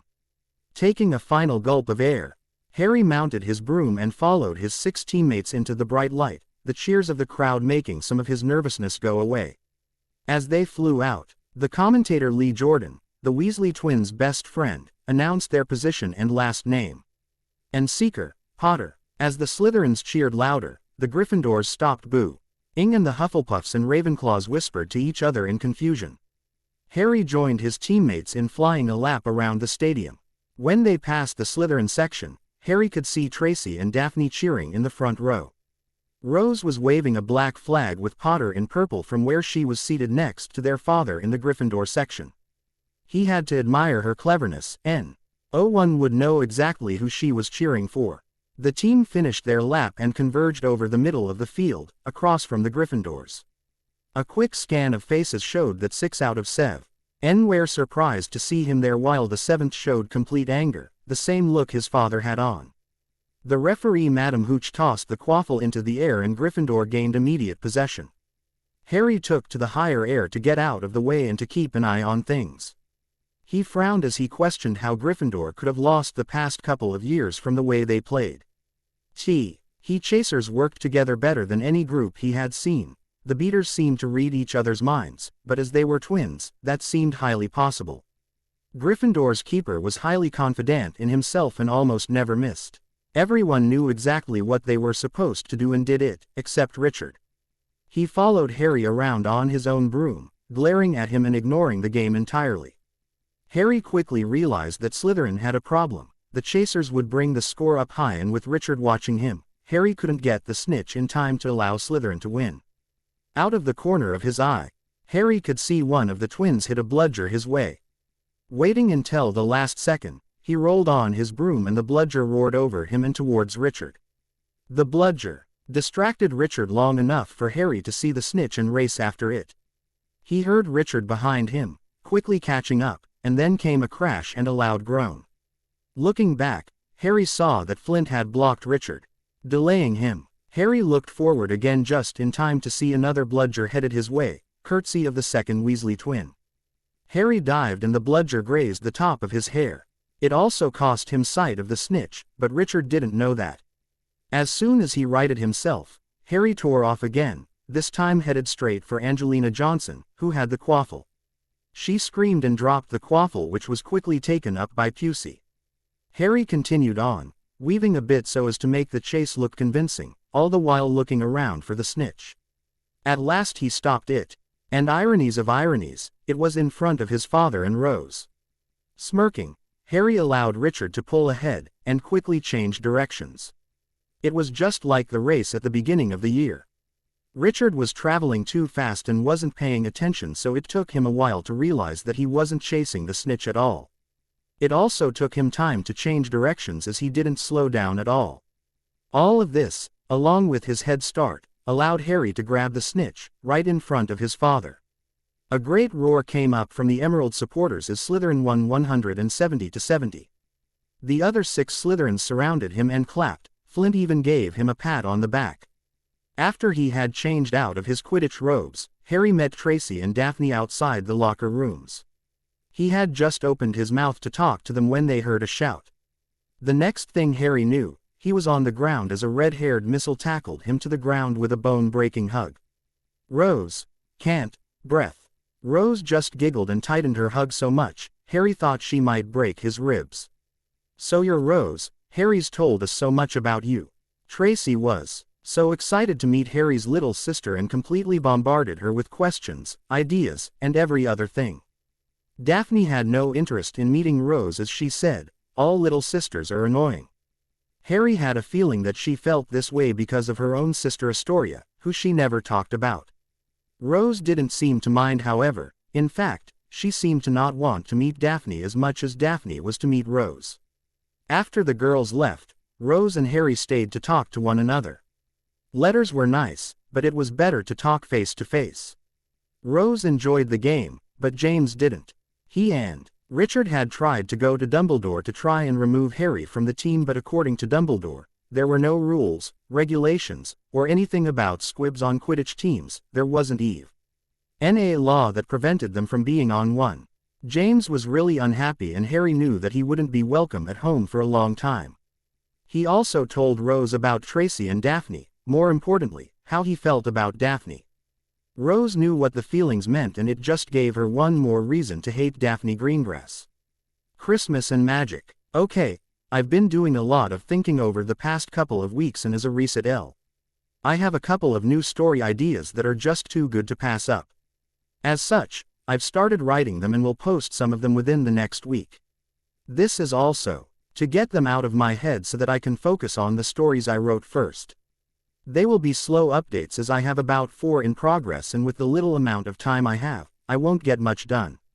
All of my stories, except for this one, will be updated once I have completed a chapter. This story has its 10th chapter finished, and once it's posted this story will be updated like the others. Thankfully, that is still another 4 weeks away, so I may yet write another full chapter before then. Read and review. Christmas and magic. The surprise that Slytherin had a squib on their Quidditch team was the talk of Hogwarts for weeks. The Gryffindors particularly enjoyed this as they teased the Slytherins mercilessly about how they were so bad, they needed to scrap the bottom of the barrel to get any players at all. The Slytherins, of course, just responded that the squib beat out his younger, magical brother in Quidditch. It also helped that the younger brother was also the boy who lived. That shut the Gryffindors up faster than Snape assigning a detention. Harry was the hero of the Slytherin common room for weeks. Not only had they embarrassed Gryffindor heavily, but had also beaten the boy who lived in Quidditch. Considering his father was the great James Potter, elite chaser for Gryffindor, the victory could only have been sweeter if they had won the cup in that match as well. The excitement continued for longer than necessary. By the time the high was setting down, it was December and the holidays were only weeks away. Nearly everyone couldn't wait for the holidays. Harry was one of the ones who could. Both Tracy and Daphne were going back home to spend the holidays with their families. Harry, unwelcome at home until summer, possibly longer, had to stay at Hogwarts. Both girls felt a little sorry for him. But their excitement was just too much. They were the only ones, however. Even after his glorious win for their Quidditch team, most of the Slytherins still didn't like Harry. Though only a few were outright hostile towards him. Thankfully, no one except some Gryffindors tried to curse him anymore. After the final potions class of the year, the three Slytherin friends ran up the stairs in time to Snape end a fight between Malfoy, Ron, and Richard.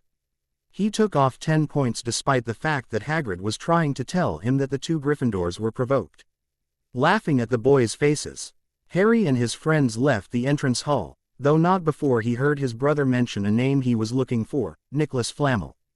Harry was confused as to why Richard was looking for the man. After Halloween, Harry had been returning to the library to read the alchemy book and take notes. The librarian Madame Pants had refused to allow him to check it out. So, on top of his regular magical and non-magical studies, Harry spent as much time as possible reading the book. Because of this, he had taken a large interest in alchemy. Harry followed his brother to the library where the Gryffindors looked everywhere they could for Flamel. Harry smirked to himself as they weren't even close to finding him. Curious as to why they were looking for him, Harry end the book of alchemy to the chapter about Flamel. As he was the most celebrated alchemist of all time, he got his very own chapter. There wasn't really much of note except his long life thanks to the Philosopher's Stone he created more than 600 years ago, along with his partnership with Albus Dumbledore. That attracted Harry's attention. Dumbledore had warned them at the beginning of the year to stay away from a forbidden corridor that was guarded by the best of the best guard dog. Richard was talking about the dog guarding something that was either valuable or dangerous. The Philosopher's Stone fit the category and it had a connection to Professor Dumbledore. Could Dumbledore really have hidden his old partner Flamel's Philosopher's Stone inside of Hogwarts? If he did, why hide one of the most powerful magical objects in the world inside of a school? It didn't make sense. Then Harry realized that was the point. No one would look for it here and Dumbledore could easily keep his eye on it. When the Hogwarts Express left with those going home over break, Harry felt alone again, just like in the beginning of the year. Tracy had given him a hug goodbye, no weird feeling this time but still a shock, while Daphne had just given a small smile. He then returned to his empty common room. He was the only one from Slytherin staying over break. He spent his time exploring the castle freely, finding a couple of new secret passages in the process. He also spent time in the library, reading the first-year books for Charms, Transfiguration, and Defense Against the Dark Arts. He had thought about asking Tracy and Daphne for their notes in those classes, but decided it would look weird for him to have them. Christmas morning, Harry awoke to 4 presents at the foot of his bed, actually 5. But it was addressed to Artemis and Apollo. It was from Rose and she had gotten them a thick wool blanket that they immediately curled up on when Harry laid it out for them. Wool seemed to be the theme for Rose as she had gotten Harry a green scarf made from wool. Both girls had sent Harry candy, sugar quills from Tracy and every flavor beans from Daphne, along with joke cards with each. Tracy told him that she was going to have a lot of sugar during the holidays since he and Daphne stole hers. Daphne just said that it was revenge for the Express. Harry I didn't know what she meant until he took a bite and got dirty socks. Surprisingly, Remus had also sent him something, a book called A Detailed History of Magical Europe. The rest of the day was actually pretty good. Christmas dinner was marvelous and Harry could have as much as he wanted whenever he wanted. There was also some quality entertainment as well. A couple of Hufflepuffs were friendly not to allow Harry to join them in some partying and he even got a few wizard crackers. A witch Harry's age named Susan pulled one with him and got a bright red top hat that matched her hair. Averio. Nay then laughed as Professor Dumbledore swapped a Rear Admiral's hat with Snape for his baby's bonnet. There was even a surprise when the giant man Hagrid kissed Professor McGonagall on the cheek and he actually blushed and giggled like a schoolgirl. Harry went to bed that night quite happy though the next morning the feeling had passed. Christmas had been nice and Harry had actually felt like a normal student at Hogwarts but now. This morning, Harry returned to reality. While everyone else was either content to sleep in or go around talking to and thanking their friends, Harry sadly walked around the halls of Hogwarts. He remembered spending Christmas at Potter Manor in the past, with his mother and Rose in the beginning and then just with Rose. Harry felt a tear fall down his face as he wondered what his life would be like if his mother hadn't died from her mysterious illness. Would she have allowed him to go to Hogwarts? Would she have accepted his being a Slytherin? Would she have come to watch his first match? Would he have been able to spend Christmas with her and Rose this year? Harry was so involved in his thoughts that when he came to, he realized that he was lost. The walls looked familiar and there were no windows or stairs to identify where he was or what floor. Scared, Harry began to quickly move around, trying to find out where he was. His search led him to an old room that looked like it hadn't been used in years. The desks and chairs were covered in dust and piled along the walls. The only thing that looked remotely new was a large mirror that was almost as tall as the ceiling. Curious, Harry moved towards the mirror to examine it. At the top was carved Arised Straw Eru Oytube Kafru Oyt on Woshi. Harry then looked in the mirror and gasped. What he saw could not be possible. Standing behind him was his mother with her hand on his shoulder. Next to her was Rose. Both redheads were smiling and clapping, and it took Harry a few seconds to figure out why. His mirror self was a little older than he was now and waving the wand he got from Ollivanders. The wand was giving out sparks and performing feats of magic to the entertainment of his mother and sister. Tears came to Harry's eyes as he gazed at the scene before him. Was this even possible? Could he one day be able to do magic and bring back his mother? Harry was removed from his thoughts by a voice behind him. "Good afternoon, Harry." Turning around, Harry saw a smiling Professor Dumbledore standing behind him. The old man walked forward and stood just behind Harry so that his reflection didn't show in the mirror. "I see that, like many before you, you have discovered the delights of the Mirror of Arised." "I didn't know it was called that, Professor." "Understandable, very few know of its existence and even fewer care to know the name. I do not wish to cause you distress, but know that whatever you see in the mirror is just what you want the most deep down within your heart. It may not even be possible." Harry's heart fell. "I see my mother and sister standing around me. I can do magic." Dumbledore's face softened. "I see. I too suffer from the loss of a family member and I too miss her greatly. However, no matter how much we wish it, there is no branch of magic that can bring back the dead. As for magic, it does not do to dwell on dreams and forget to live, remember that. Though, I do believe that one part of your vision is true. Your sister loves you very much, Harry, never forget that. As I have said for years, love is the most powerful piece of magic there is. I came to move this mirror to its new home, though if you ever find it again, I wish you to be prepared of what you may see next time. Come, let's get you back to your dorm, it is almost curfew." Later, Harry sat on his bed deep in thought. Dumbledore's words weighed heavily on him. Today was the first time he saw his mother since her death. James kept very few pictures of her around as it was too painful to be reminded of her. Even now Harry wished he had some photo or picture of her so that he wouldn't forget her. Tears started to fall down Harry's cheeks now. He missed his mother greatly. Harry knew Dumbledore's words were true. There was no magic to bring back the dead and that Rose loved him greatly, even more than their father and brother. No matter what, he wouldn't give up that for the world. Yet the third part of his little talk affected Harry the most. Jumping off his bed, Harry went over to his trunk and opened it. After digging through it for a minute, he found what he was looking for.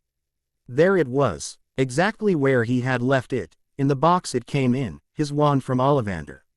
Harry had kept it in his trunk since that trip to Diagon Alley, never taking the wand out of it.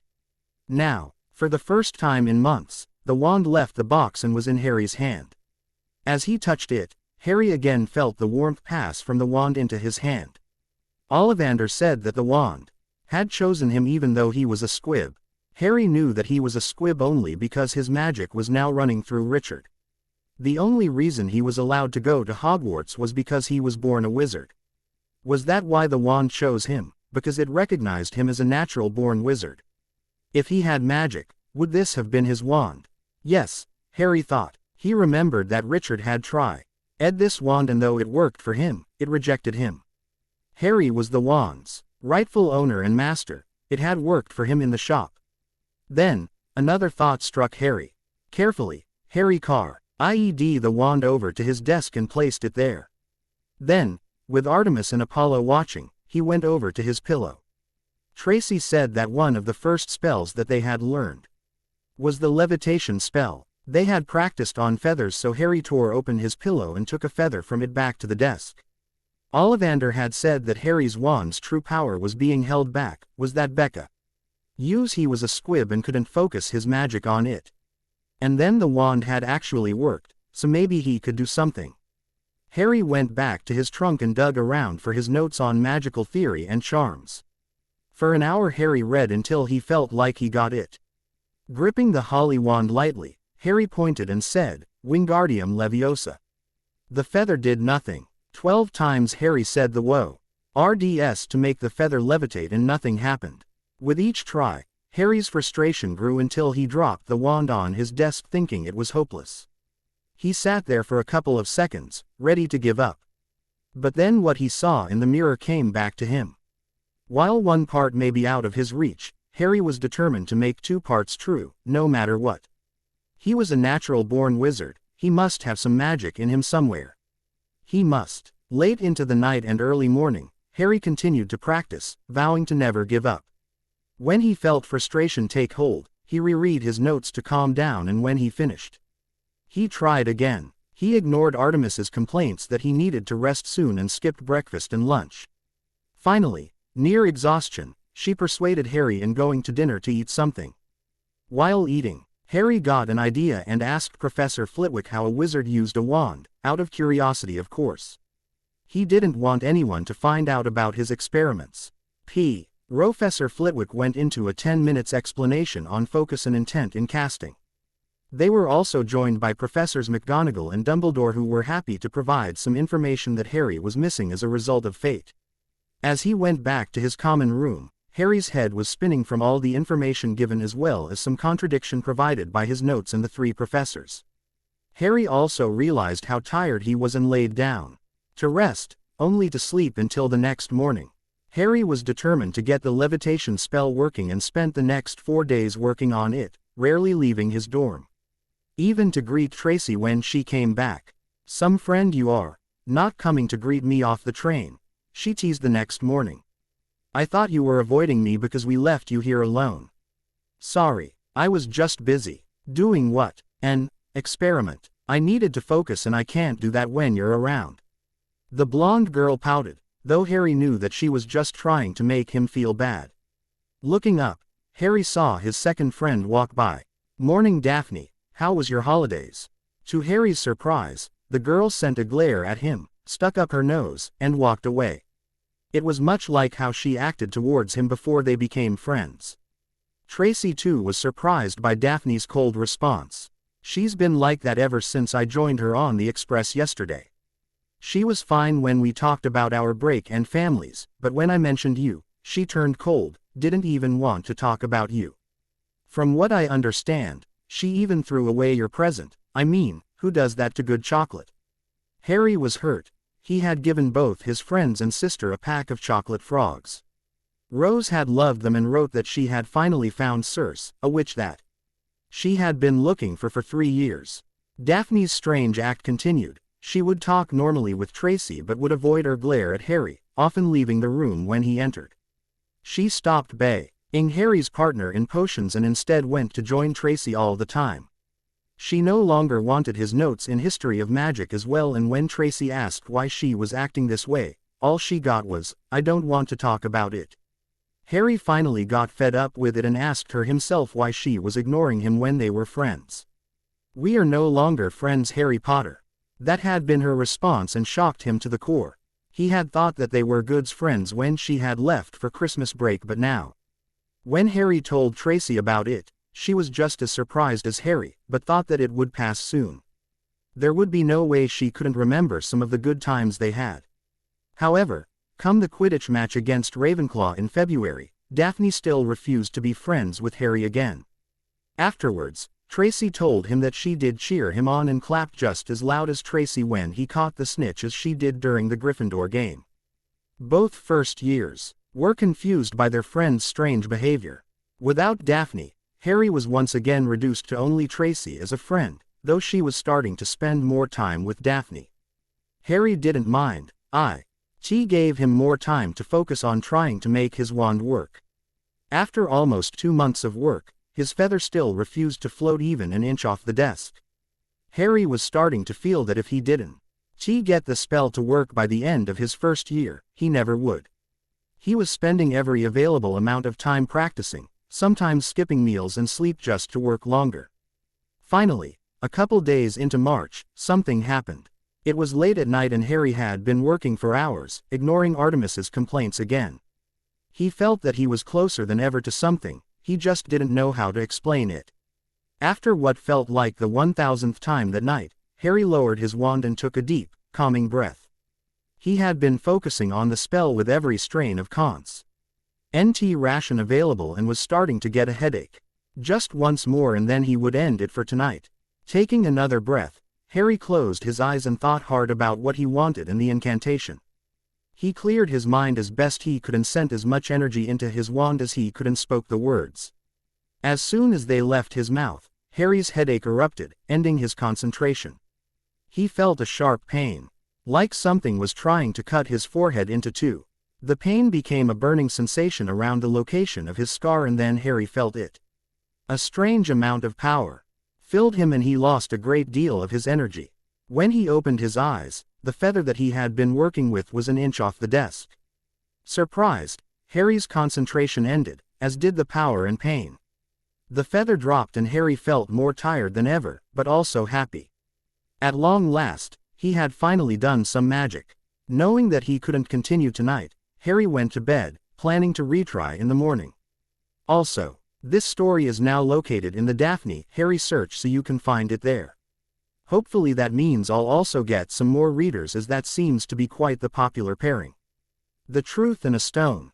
Okay, some of the questions many of you have will be answered here, in this chapter. I don't know when I'll update again as the 10th chapter is halfway done but I haven't done anything to it for at least a month or two. I'll post it as soon as I'm done with it though, so hold on.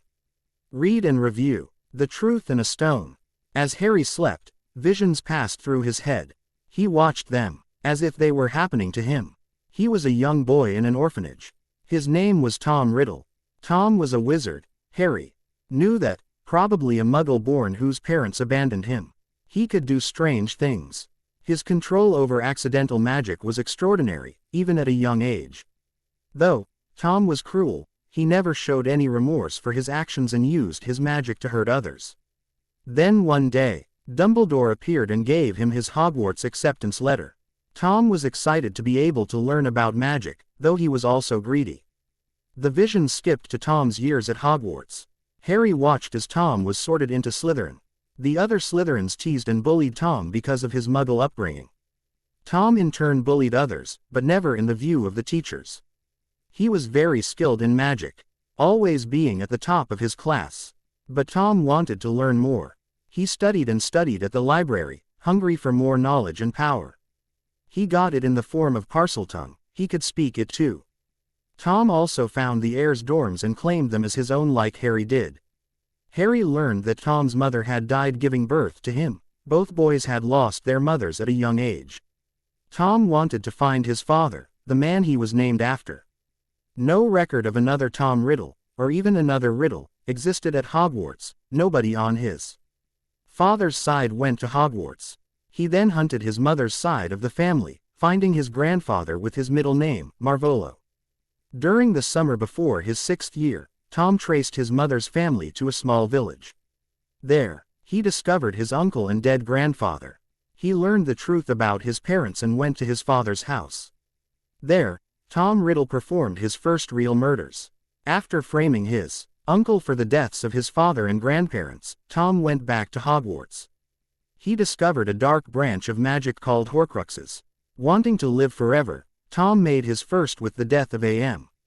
Uggle-born girl he had killed last year when he opened the Chamber of Secrets. Wanting to know more, Tom sought answers from the only one he could, Professor Slughorn. From him Tom learned that it was theoretically possible to make more than one Horcrux, so he did. The visions began to jump around, going from the creation of one Horcrux to another, ending with number 5. Tom, now calling himself Lord Voldemort, wanted Six to create a 7-part soul. Harry then watched Lord Voldemort's memories, as he now knew what they were, as he waged war against magical Britain, killing dozens. He watched Voldemort's Death Eaters in action. Some of their fun, making Harry sick. Then, another Death Eater, Harry couldn't see who, informed Voldemort of a prophecy that predicted his downfall. A second unknown Death Eater provided Voldemort of the location of the Potters and 2 of the babies that might defeat him. There was one last memory. Harry watched as Voldemort walked through the little village of Godric's Hollow. He watched as he found the house where his brother and parents were hiding. He watched as his father dueled Voldemort but was cast aside. He watched as Voldemort went up to the nursery where his mother was protecting him and his brother. Voldemort cast her aside as well and then considered which baby to kill. Finally he chose Richard and cast the killing curse.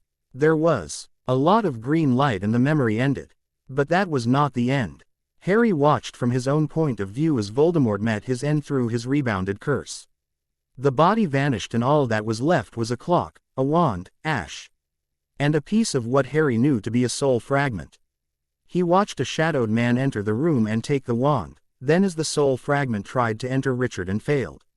Then the fragment tried to enter Harry, right where his scar was, and succeeded. Harry sat up in bed. Now a lot of things made sense. His Parseltongue abilities, those strange visions, it was a part of Tom Riddle's, Voldemort's memories. Harry touched his scar. He had part of the most dangerous dark wizard's soul there. He knew where his ability to use magic came from. Because the soul fragment was a part of him now. Its powers were now his Parseltongue, magic, memories. However, as a soul fragment, its powers were limited. He was only able to do some magic, and only with great struggle. The memories he also viewed were incomplete because of the fragment as well. Harry knew that Voldemort had knowledge of powerful and ancient magics, if he was able to get a hold of all 5 of Voldemort's Horcruxes. He may be able to use his knowledge and maybe even magic. If Harry couldn't access Voldemort's magic, then his knowledge could point Harry in the direction of somehow getting his own magic back from Richard. It was worth a try, but Harry only had limited knowledge of Voldemort's memories. The only Horcrux that he knew the location of was the diadem here at Hogwarts. Although he knew how to get it, he didn't know how to use its powers for himself. He would have to figure that out first before he took the Horcrux from its resting place. Harry's discovery was a major one. Although Voldemort's memories were incomplete, half of them were about his time at Hogwarts. The information granted Harry was very helpful in his class work. The memories also helped Harry practice his spell work. But that was something else entirely. He estimated that he had gotten less than 1/32 of Voldemort's power. Despite how powerful Voldemort was, his power split into 32 wasn't much. So, Harry was forced to practice simple spells, but even they required a tremendous amount of energy on his part. Even getting his wand to light for a couple of seconds left him extremely tired. He didn't want to know what would happen if he tried something beyond his ability. However, Harry wasn't allowed much time or energy to test his limits. When the Easter holidays came around, the teacher assigned them mountains of homework. Even Harry, who was taking less than the rest of his year, was overloaded. "At least you have it easy," Tracy told him one day in the library. "Without defense, charms, and transfiguration, you only really have to worry about astronomy and your Muggle studies class. History and potions, you could take those exams with your eyes closed, and herbology, well, you may have to study for that. But for me, I've still got 6 chapters to read for charms and I'll never get these transfiguration spells memorized." She was pulling her hair out so much that she looked wild. Harry laughed softly. "At least you have it easier than Greengrass." Tracy frowned at Harry and then turned towards her first friend. Harry had started calling her Greengrass a couple of weeks ago as S. He had started calling him Potter to show that their friendship was well and truly over. As such, Harry had refused to lend her his history notes and forbidden Tracy from doing the same. As such, the brunette witch was buried in books, falling asleep every couple of minutes as she tried to read. She currently was snoring on a particularly large book and had been doing so for 10 minutes. "Harry, can't you take pity on her?" "No," he answered bluntly. Tracy frowned again and turned back to her charms book. The rift between her two friends had grown larger than it had been before the start of Hogwarts. Daphne had even threatened to stop being her friend if she didn't stop hanging around, in her words, that useless squib. So far, it had been empty threats, but she feared that one day, she may have to choose between the two. Studying wasn't the only thing keeping Harry busy. During the Hufflepuff-Gryffindor game, Gryffindor had scored a healthy amount of points. Enough points that they had overtaken them by more than 100. In order for Slytherin to win the Quidditch Cup for the fourth year running, they had to beat Hufflepuff by 220 points or Gryffindor had to lose by 60 to Ravenclaw. Neither option was very good, but everyone did their best to make sure that Professor Snape kept the cup in his office. So Flint started having the Quidditch team working harder than ever. Then one morning, everyone awoke to find Gryffindor 150 points less. No one could figure it out until Draco Malfoy started bragging about it. Richard, along with his two friends, had been caught trying to smuggle a baby dragon through the halls. Everyone in Slytherin was celebrating, even though Malfoy had cost them about 50 points himself. Gryffindor was now in last place for both the House and Quidditch Cup, and now Slytherin was in the lead for the Quidditch Cup while in second for the House. The rest of the school didn't share the Slytherin's enthusiasm. With Gryffindor out, support went to Ravenclaw, who lead the House Cup by 40 points. The weekend before finals started, Slytherin played Hufflepuff. While they knew that they couldn't win the match or the cup, the Puffs still fought hard. The more points that they scored, the higher their house standing would be, and the more points they prevented Slytherin from getting, the harder it would be for them to get either cup. In the end, however, Harry caught the snitch, winning 260 to 120. With this victory, they had all but claimed the Quidditch Cup. Why had to wait until the Gryffindor-Ravenclaw match to get it? 2 days later, final exams started. Tracy had gone so crazy with studying, Harry had to knock her out just to get her to rest for them. She glared at Harry when she woke up, but he knew that she was grateful. Professor Quimble's Muggle Studies exam was Harry's first. It involved telling and explaining some of the differences between he Muggle and magical way of doing things. Over the next week, Harry had to take 4 more exams, all of which he knew he did better on than Muggle Studies. History of Magic was the last one for everyone, and when they left the classroom, Tracy was singing. Harry didn't blame her. What he blamed were her parents for not teaching her how to sing. As everyone was enjoying the warm weather that went along with the end of exams, Harry decided to go down to the dungeons. While he too wanted to enjoy the weather, he didn't think that students should be the only ones. Apollo and Artemis were overjoyed to finally be outside, something that they hadn't done since before Hogwarts. Apollo was even more overjoyed because Harry had never allowed them out of his dorm since Daphne had stopped being his friend, and Apollo had lost his favorite pillow. The sun felt perfect for the two snakes, and they happily shed their skin, growing a couple more inches in the process. He was carrying them back to his dorm. A girl had seen them and screamed when he heard his brother and his friends. "I'll bet anything that letter was sent by Snape. Now, with Dumbledore gone, he can go after that stone. He has all he information he needs, and nothing will stop him, nothing but us." Hiding, Harry carefully listened to what the three were saying. It didn't take long to discover that they were talking about the Philosopher's Stone. For some reason they believed that Professor Snape had been plotting to steal the stone.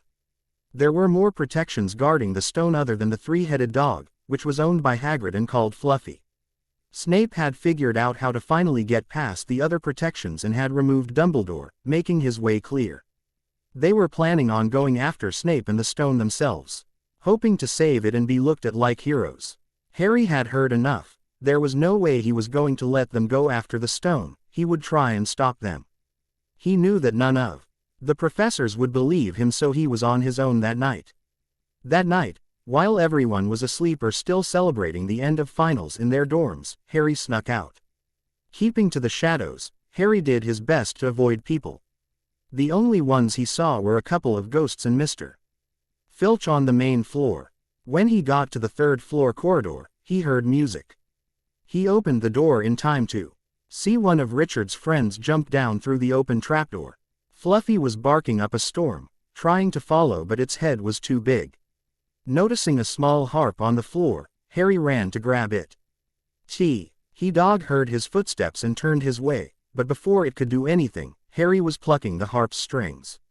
Although it wasn't much, the dog's eyes drooped enough that Harry was able to sneak over to the door and jump through.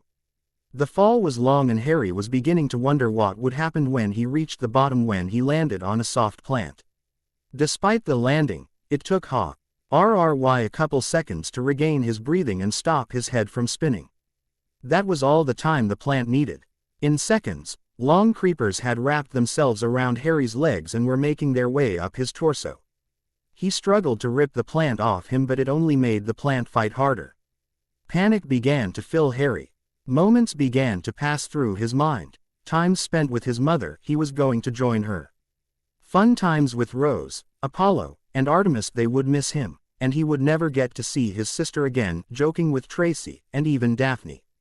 Harry had lied to himself, claiming that he never missed her. The truth was that Daphne being gone had left a large hole in him that no one, not even Rose, could fill. If his last thoughts were to be about anything, he wanted them to be about Daphne. He allowed every memory he had of her to fill him, reminding him of everything good and bad. From the moment he first met her on the Hogwarts Express to the last time he saw her in Herbology. It was the final, and he had snuck a glance over at her.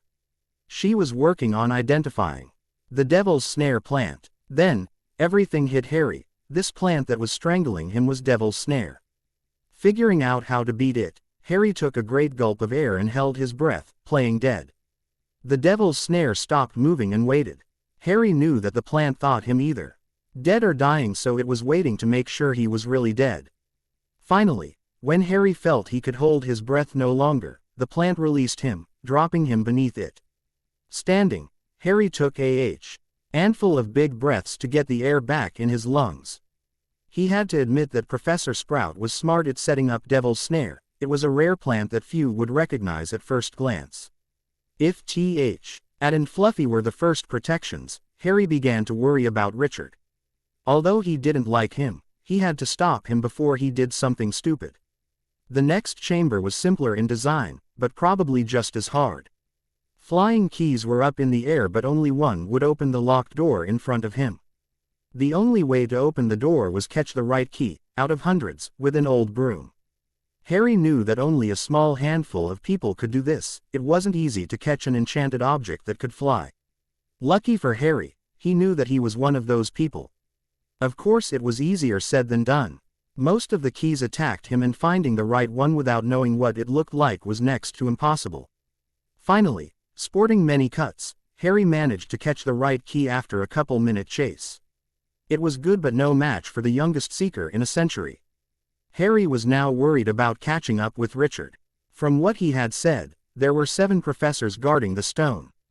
He had passed 3 traps, but it had taken him time. Who knew how far Richard had gotten in that time? That answer was in the next chamber. A giant chess set took up most of it, while at the other end was a door that Richard and Hermione had just gone through. Looking around, Harry could see his other friend Ron out cold, fallen in battle. Harry considered him lucky. With a giant chess set, anyone who wanted the stone would have to place themselves in danger to try and cross. He also believed that the 2 kings were charmed so that a player couldn't become them, forcing a player to take a different piece. Ron could have been killed during the game. Pleased that he had almost caught up, Harry ran to the other door before the chess pieces reset themselves. Harry was an average player, but he doubted that he would be good enough to beat this chess set.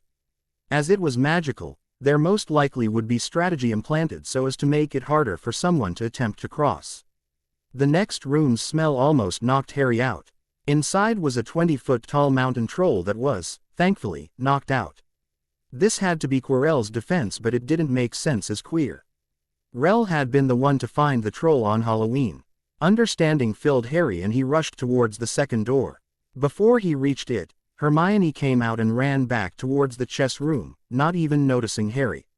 Knowing that Hermione would take care of Ron, Harry continued on to get his brother. The 6th chamber was a riddle with poisons and fire. Harry was thankful that his mother had taught him some logic as he drank the potion that allowed him to go forward. On the other side of the black fire, Richard and Professor Quirrell were talking. Yes, Severus does seem the type, doesn't he? I'm actually surprised that he was the only one to figure out that it was I trying to steal the stone. For too long I've had to teach you brats about muggles, never getting much respect or payment for all my hard work. That's why I decided to take up the defense against the dark arts position. Dumbledore would never let me resign my post, but he's always needing new defense teachers, so much th. And it's the highest paying job after headmaster at this school. I finally saw an end. I could get more money, respect, and I could finally leave as no one stayed past a year. The job's jinxed. But Emma, join my surprise when I returned to find out that the Philosopher's Stone was going to be hidden at Hogwarts. All my dreams were about to come true. I could get as much money as I wanted as well as a longer life to enjoy everything. What more could anyone ask for? Why do you think I volunteered myself to help protect the stone? It gave me the opportunity to see what else was guarding it. Don't stand in my way, boy. You are no match for me. I beat you, know you, and I can beat you. Quirrell laughed. You can't even say his name. Voldemort. Richard flinched and Quirrell laughed again. That's right, flinch, be scared, boy. You are nothing more than a cowardly little child who thinks he can play with the big boys, play the hero. Quirrell laughed harder and it rang throughout the chamber. Richard obviously couldn't take being called a coward and rushed Quirrell, who was caught off guard. Richard slammed into the older wizard and tried to fight with his fists. Quirrell defended himself best he could while also backing away to try and use a spell. Harry chose this moment to come forward. If he could get the stone while Quirrell was distracted, he could take it and run. He and Richard could force him to follow them to one of the teachers or maybe even Dumbledore if he arrived in time. Harry stopped in front of what he realized was the Mirror of Erised. Once again, his mother and Rose were standing around him as he performed magic. This time, Mirror Harry started waving his wand and something blood-red was conjured. Mirror Harry caught the object, which was a large stone, and put it in his pocket. At the same time something heavy fell in his own pocket. He had the stone. Harry turned around to tell Richard to run and discovered to his horror that Quirrell had been pushed his way. Harry jumped and rolled while Quirrell was sent crashing into the mirror. Glass fell and Quirrell screamed in pain as it cut him. Taking his chance, Harry told Richard to run while also making his way to the door. When he reached it, he looked back to see if Richard was following him. He wasn't. Instead, he just stood there as Quirrell struggled to stand only to fall and make his cuts and bleeding worse. The door behind Harry slammed open and Professor Dumbledore entered, ignoring Harry. Again Harry ran, this time not stopping until he was safely back in his dorm. When he did, he plopped on his bed and took out the stone. It was beautiful and small enough to fit in the palm of his hand. The light reflected off of the red surface and he could almost see himself in it. The proper thing would be to return the stone to Dumbledore, but something in Harry's mind told him not to, that the stone was now his. He couldn't help it. Harry smirked. Summer. Okay, it's been more than a month since I last updated and I'm very sorry about that, but here is the next chapter. You can maybe expect another before the end of the month, but with finals approaching, I don't know. Read and review. Summer. Albus Dumbledore sighed. Things hadn't worked out like he planned. Then again, even the best laid plans can go awry. He was sure many people would criticize him for hiding the fabled Philosopher's Stone at a school. But it was necessary. After more than 10 years, he hadn't seen hide or hair of Voldemort, nothing to indicate that the Dark Lord had survived his encounter with Richard Potter all those years ago. The stone was a trap, to see if Voldemort would try and get it. The only one to have fallen into his trap was Quirrell, whose jealousy and greed had been his downfall and led to his death. Now, Dumbledore had two choices to make regarding Voldemort. He was either dead at long last, or he smelt the trap he laid and hadn't come. Dumbledore hoped that it was the former, even if it was a trap. He was sure Voldemort would have come to try and regain some power. Now that the trap had been sprung, all that was left to do was destroy the stone. Or, at least that was the original plan. The truth was, his old friend Nicholas hadn't asked him to guard the stone at all, he just wanted him to destroy it. Nicholas and his wife had gotten tired of living their long lives and decided to take the next great adventure. Before he had died just before the school year had started, Nicholas asked his most trusted friend to destroy the stone to prevent it from falling into the hands of dark wizards. Dumbledore had agreed and planned to do so when another thought came to him. He could use the stone to make sure that Voldemort was well and truly dead, as well as test Richard. He had worries about Richard's magic, which was really Harry's because of the magical transfer ritual. Richard had done fine and both the stone and mirror of Erised had been destroyed, but not in the way Dumbledore wanted. Then again, he popped a lemon drop in his mouth. The end result was the only thing that mattered. Who cared how it all happened? The rumors circling the school the next day had Harry's attention. The fact that Quirrell had tried to steal a magical artifact from within Hogwarts was a complete secret, so the whole school knew by lunch. Of course, no one knew the whole story. Harry didn't know how Richard found out about the stone or how he and his friends got past all the traps, and Richard and Dumbledore never even knew that Harry was there. This suited Harry just fine, as it meant that the Philosopher's Stone was now all his. He went back to the library to do some research on alchemy and to maybe find out how the stone worked. There wasn't much. Most of the information was kept secret by Flamel. There were a few notes about alchemy's basic principle. In order to create something, another thing of equal value must be lost. Flamel never said what it was that he sacrificed to create the stone. But Harry suspected that it was something great. Another note on the principle of alchemy was a note Flamel made in his research notes. While experimenting with the stone, Flamel accidentally caused the Black Death in 1348. Horrified at the results, Flamel halted all research with the stone. One final note Harry saw about Flamel's research was that because of the stone, he and his wife Pernell lost the ability to have children completely. 2 days later, Gryffindor played Ravenclaw in the final match of the Quidditch Cup. Harry and the rest of the Slytherins cheered the Claws on as they beat Gryffindor. But that quickly started to drop. The Gryffindor team was good, but this game, Ravenclaw was better. The Chasers were in perfect form, scoring goal after goal. The score quickly rose to the point where the Slytherins stopped cheering because if they kept up like this, Ravenclaw would win the cup. In the end, Richard caught the snitch, ending the pain, but Gryffindor still lost by over 300 points. The students wearing blue cheered as a scowling Professor Snape handed over the Quidditch Cup to Professor Flitwick. Harry knew exactly how Snape felt and hung his head. The day after rescuing the stone, Professor Dumbledore awarded Gryffindor 150 points for the protecting of the stone. That, combined with the points scored in the game, gave Gryffindor the House Cup, leaving Slytherin behind in both cups. Some Slytherins politely clapped for the Ravenclaws, but none clapped for the Gryffindors at the end of the year feast. There, 3/4 of the school was cheering for Slytherin's downfall. Harry could see his brother sending him a large smirk. He just sighed and quietly ate his meal alone. Tracy was with Daphne at the other end of the table. The day before everyone went back home, final grades came out along with a notice to not practice magic during the break. Harry, as a so-called squib, didn't get one. Another thing Harry didn't get was a class ranking. As his schedule was unusual due to the fact that he didn't take some classes, it was difficult to compare his scores with the rest of his year. What he did Ed was the top scores in potions and history of magic.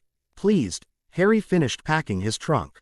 The next day, Harry told Tracy to sit with Daphne and that he would write to her over the summer. With a half-minute pause to consider his offer, Tracy agreed and also promised to write. With a compartment by himself, Harry let Apollo and Artemis have free rein while he read his advanced potion-making book. Harry was thankful that no one bothered him the entire trip. Even Richard didn't come by to make fun of Harry or rub it in his face that Gryffindor won the House Cup. He had just finished pulling on his Muggle clothes when the Hogwarts Express pulled into King's Cross. Quickly tossing his robes into this trunk with Apollo and Artemis, Harry exited the train.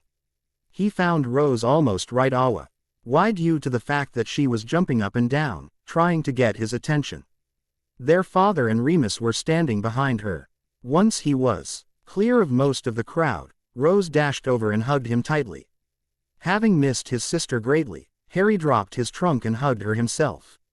Looking around at the other families, Harry could see Richard hugging his father while Ron was talking to his mother. On the far side of the platform, Harry could see Tracy talking very quickly with her parents, looking Harry's way a couple of times. Farther down was Daphne with her parents. He could see a little girl with brown hair holding on to the hand of a woman with blonde hair. The woman was smiling and listening to her daughter, nodding once or twice. Daphne's father, a tall man with dark brown hair, also stood nearby. Listening to his daughter, he must have felt Harry's eyes on him because he turned towards Harry and his eyes narrowed. He turned back around, blocking Harry's view of Daphne and her family. Rose saw where he was looking and frowned. She pulled Harry away, towards Remus so that they could go home. She wanted him to tell her all about Hogwarts and teach her how to ride a broom. It took a couple of minutes because the other Potters were talking with the Weasleys. The youngest, Ginny, gave Harry a small smile which he returned, a repeat of their exchange at the start of the year. With both of their brothers at Hogwarts and with no one to play with, both red-headed girls spent some time at the Burrow, the Weasleys' house. Although she didn't hate it, Rose didn't really like playing with the older girl. Finally, both families were on their way home. It didn't take long for Rose to persuade Harry to teach her how to fly. As all they had was Richard's old broom, Harry first taught her the proper grip and riding techniques. Then he had her float up a couple inches off the ground. However, Rose was so excited that she accidentally took off. She flew around for about 10 seconds before she fell of the broom about 4 feet in the air. Although it wasn't a long fall or very hard, it left her a little dizzy and confused. To prevent it from happening again, Harry took her for a ride with him. Rose absolutely enjoyed the ride and begged Harry to go faster every couple of seconds. It was a little difficult for him to do so as there were 2 of them on the broom and Harry wasn't used to that. There was also the fact that it was Richard's old broom and it couldn't go very fast anyways. It took a week, but soon Rose was flying by herself. Harry left her to her own devices as he kept to his room. Everyone thought that he was doing homework, but in reality, he was experimenting with the Philosopher's Stone. Not knowing how it worked, Harry flipped through his pages of notes on alchemy. After dozens of tries, Harry finally managed to make gold.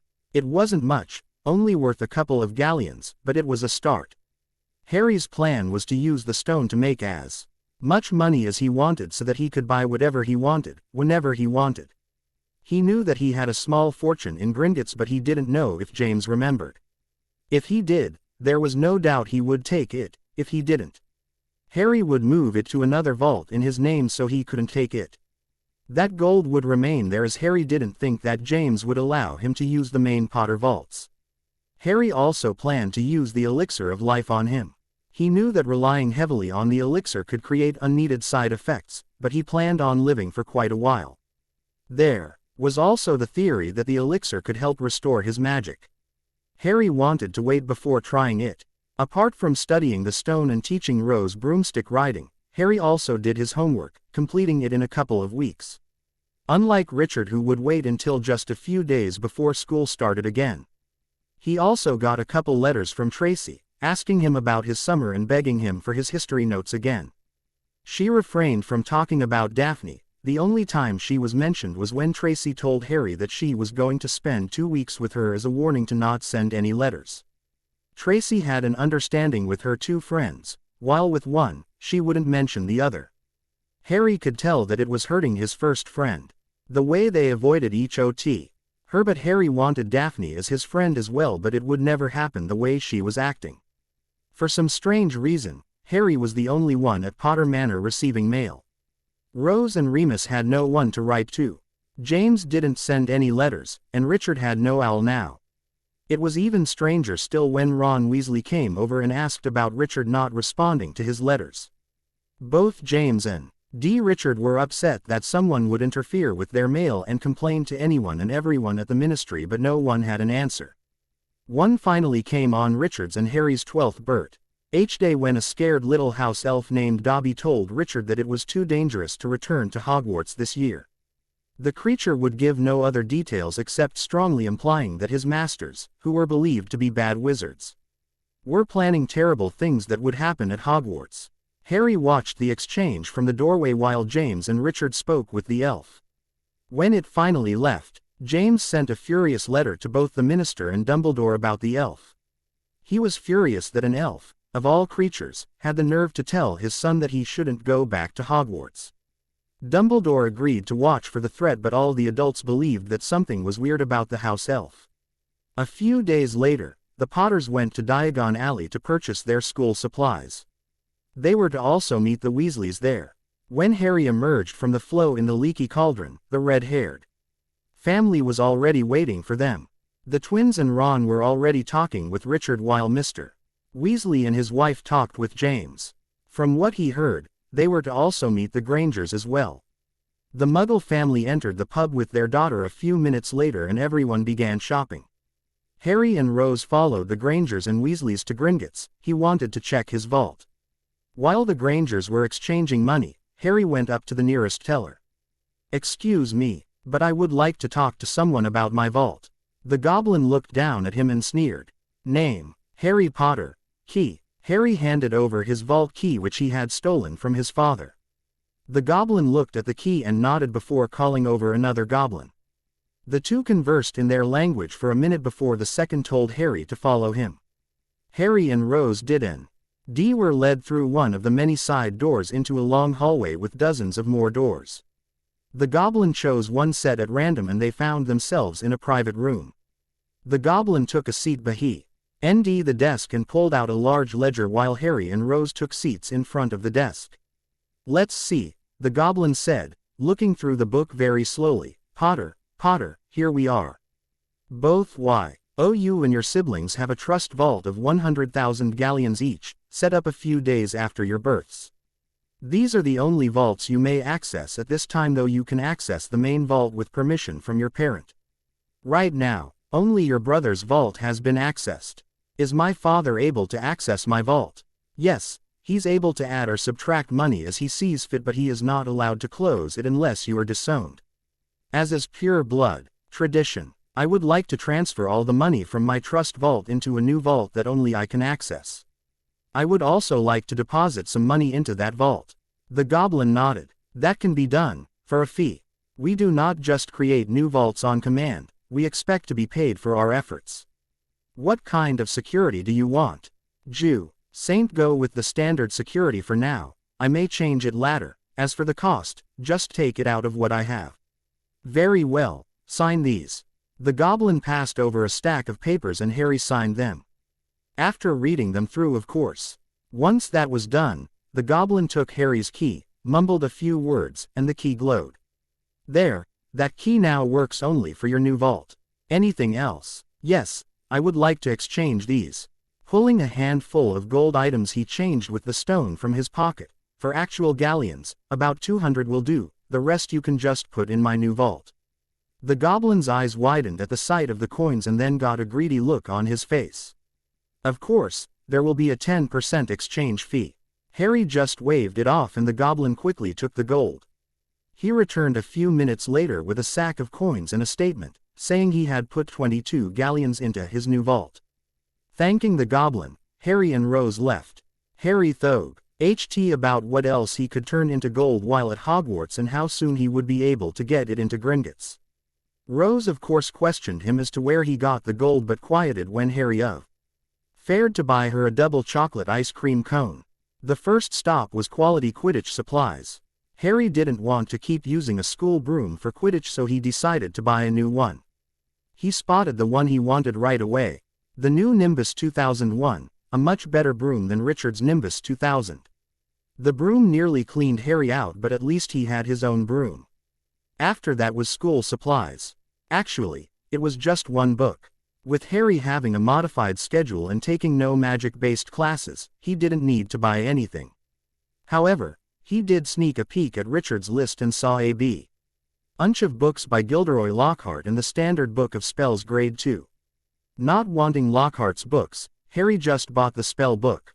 Rose went off to look for some books for herself while Harry looked around. The bookstore was very crowded as Lockhart himself was doing a book signing that day.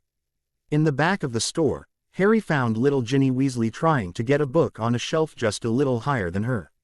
She was standing on her toes and jumping in an attempt to reach it. It was very funny to watch. Wanting to have a little fun with her, Harry walked up behind her and easily grabbed the book she was trying to reach. Hey, Harry smirked down at her and held the book above his head, beyond her reach. That is, until he saw the title of the book. Jinxes and Hexes for the Younger Sibling. Ginny jumped up and grabbed the book while she could. I just want to get revenge on my brothers for everything they've done to me. Percy's annoying with all his rules, Fred and George prank me all the time. And Ron won't shut up about how great your brother is. You don't like Richard. I would have thought you would have a giant crush on him or something. I did, my mum would tell me stories all about your brother and I dreamed of marrying him someday. She turned red as she talked. When he and Ron became friends, I thought that maybe I could get him to notice me. However, are the years of seeing how annoying he is. That and your sister has told me all about him. I'm over my crush now. Harry smiled. He could learn to like this girl. Well, I may not be able to do magic. But I can give you some ideas and maybe I can sneak notes from some of my housemates that you could use. Really? That'd be great, thanks Harry. She quickly pulled him into a hug much like his sister's. It was over quickly and when she let go, Ginny was red again. Tell you what, you want someone to talk to, come find me in Slytherin. Better yet, try and get into Slytherin. Harry then left the girl alone. He returned to the front to see Richard shaking hands with Lockhart himself and get handed a large pile of books. Everyone in the store was clapping and a couple of flashes went off as someone took some pictures. As Richard walked away, Draco showed up. Famous Richard Potter, can't even go into the bookshop without making the front page. Ha, said Ron, I bet you're just jealous at you didn't get free books from Lockhart. Draco snorted, like I'd want books from him, the idiot. Though I bet you could use them, I bet your parents will go hungry for months just to buy one set, let alone 4, or is it 5 now? He turned towards Harry and looked at something behind him. Turning, Harry saw Ginny walk up, her own copy of Lockhart's books visible. Bet you're planning on marrying off your sister, huh Weasley? Hoping to get some money from the Potters, I doubt she's worth much, I mean look at those freckles. He laughed and Ginny turned red from embarrassment. Ron and Rick Hard dropped their books and started to move towards Draco when the boys' fathers showed up. Ron, no fighting. James, let's get out of here, it's too crowded. Well, Arthur Weasley and James Potter. Lucius, James said nastily. Mr. Malfoy ignored Harry's father and continued to talk to Mr. Weasley. Busy time at the ministry I hear, I do hope they're paying you overtime. He walked over to Ginny, grabbed one of her books and looked at it. Apparently not. Dear me, what's the use of being a disgrace to the name of wizard if they don't even pay you well for it? We have a different opinion of what disgraces the name wizard. Death Eater. The only people who heard James's comment were his children, the Weasleys, and the Malfoys. Everyone else was too busy trying to get Lockhart to sign their books.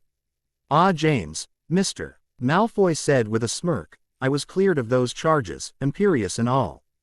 Just goes to show what a weak wizard you are, doesn't it? Mr. Malfoy's face paled and his eyebrows narrowed. He thrust Ginny's book back at her and said, Here girl, it's the best your father can give you. With that, both Malfoys stormed out of the shop.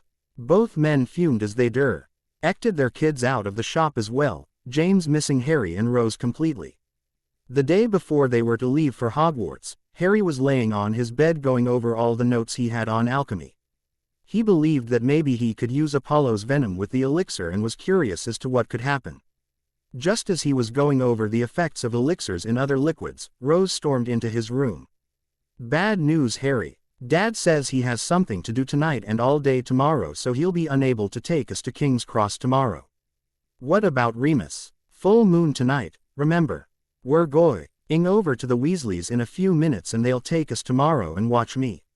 Harry groaned. While with the Weasleys he had a better chance of going to King's Cross, the boys weren't on Harry's list of favorite people. Ginny had made his interesting list and he planned to watch her this year but she was the only interesting one. Guess I better pack. Rose nodded and left. 10 minutes later, Harry emerged from the flow at the burrow. Mrs. Weasley was greeting Richard and Rose while ignoring Harry. As soon as she was finished, Richard tore off upstairs while Ginny escorted Rose around. E. Weasley matriarch then turned towards him. We don't have much room for you Harry so you'll have to room with Ron as well. Try not to annoy him or your brother too much while you're here." With that, she turned around and went into the kitchen. Angry, Harry picked up his trunk and pulled it towards the stair he saw Richard disappear at. Slowly, he dragged it up the stairs until he found the door labeled Ron's room. Harry was thankful that he was only at the Weasleys for a day. The red-haired family was really annoying. The twins and Ron joined Richard in making his life hell by playing pranks on him every second they could. He now understood why Ginny wanted that book. Mrs. Weasley ignored him completely and simply loved Richard and Rose. Percy the prefect and Mr. Weasley were nowhere to be seen, as the former was in his room and the later was at work. The next morning Harry awoke early, a simple feat as Ron's snores were really loud. He didn't know how anyone was able to sleep with that racket going on. Dressing quickly, Harry dragged his trunk downstairs and grabbed a bit of toast. The rest of the morning was entertaining to watch. The Weasleys were completely unable to get start Ed in the morning and spent most of it looking for things they forgot to pack. Even Ginny, who Harry had told to pack early and had experienced mornings like this, still had quite a few things left to pack. Once they did manage to get everything needed into their trunks and the trunks in the magically expanded trunk, they were beginning to run late. Squeezing into the back with the Weasley children and his brother, Harry looked towards the front where his sister and Ginny sat comfortably. Of course, they ran even more late when they had to return to the house 3 times for forgotten items. "Molly dear," started Mr. Weasley. "No, Arthur, I will not allow you to fly this car to London. But there's this little button here that'll turn it invisible, number." Harry was very interested in what they were talking about. Mr. Weasley had charmed the car to fly. That was against the laws he had made. When they finally did manage to make it to King's Cross, they only had 5 minutes. Percy went through the barrier first, followed by Mr. Weasley and Rose, then the twins, and finally Mrs. Weasley and Ginny. Ron and Richard made to follow, but when they reached the barrier, they crashed into it. Harry quickly stopped his own trolley, but not before it ran over Ron's wrist. The 2 boys got up, grumbling, and started to discuss what they were going to do as the express had just left. Harry thou. The best option was to wait for the Weasley parents to return, but Ron got it in his head that they were allowed to do magic and that they should fly the car to school. As usual, Harry was ignored, and was left by himself in the station with only his trunk and Hedwig. Harry dragged his trunk over to an empty area, looked around to make sure, and opened the cage that held Hedwig. He didn't know why he had the cage. Hedwig was perfectly capable of flying to Hogwarts herself. What to get some revenge on Richard and Ron girl. The owl hooted happily, eager to get back on her former master. Harry opened his trunk and searched until he found a quill, some ink, and parchment. Then he wrote, "Uncle Severus, it may interest you to know that my idiot brother Richard and his just as idioty C sidekick Ronald Weasley have taken a flying car from King's Cross Station and started flying it to Hogwarts. How do I know this? I was forced to stay with the Weasleys last night and was with them.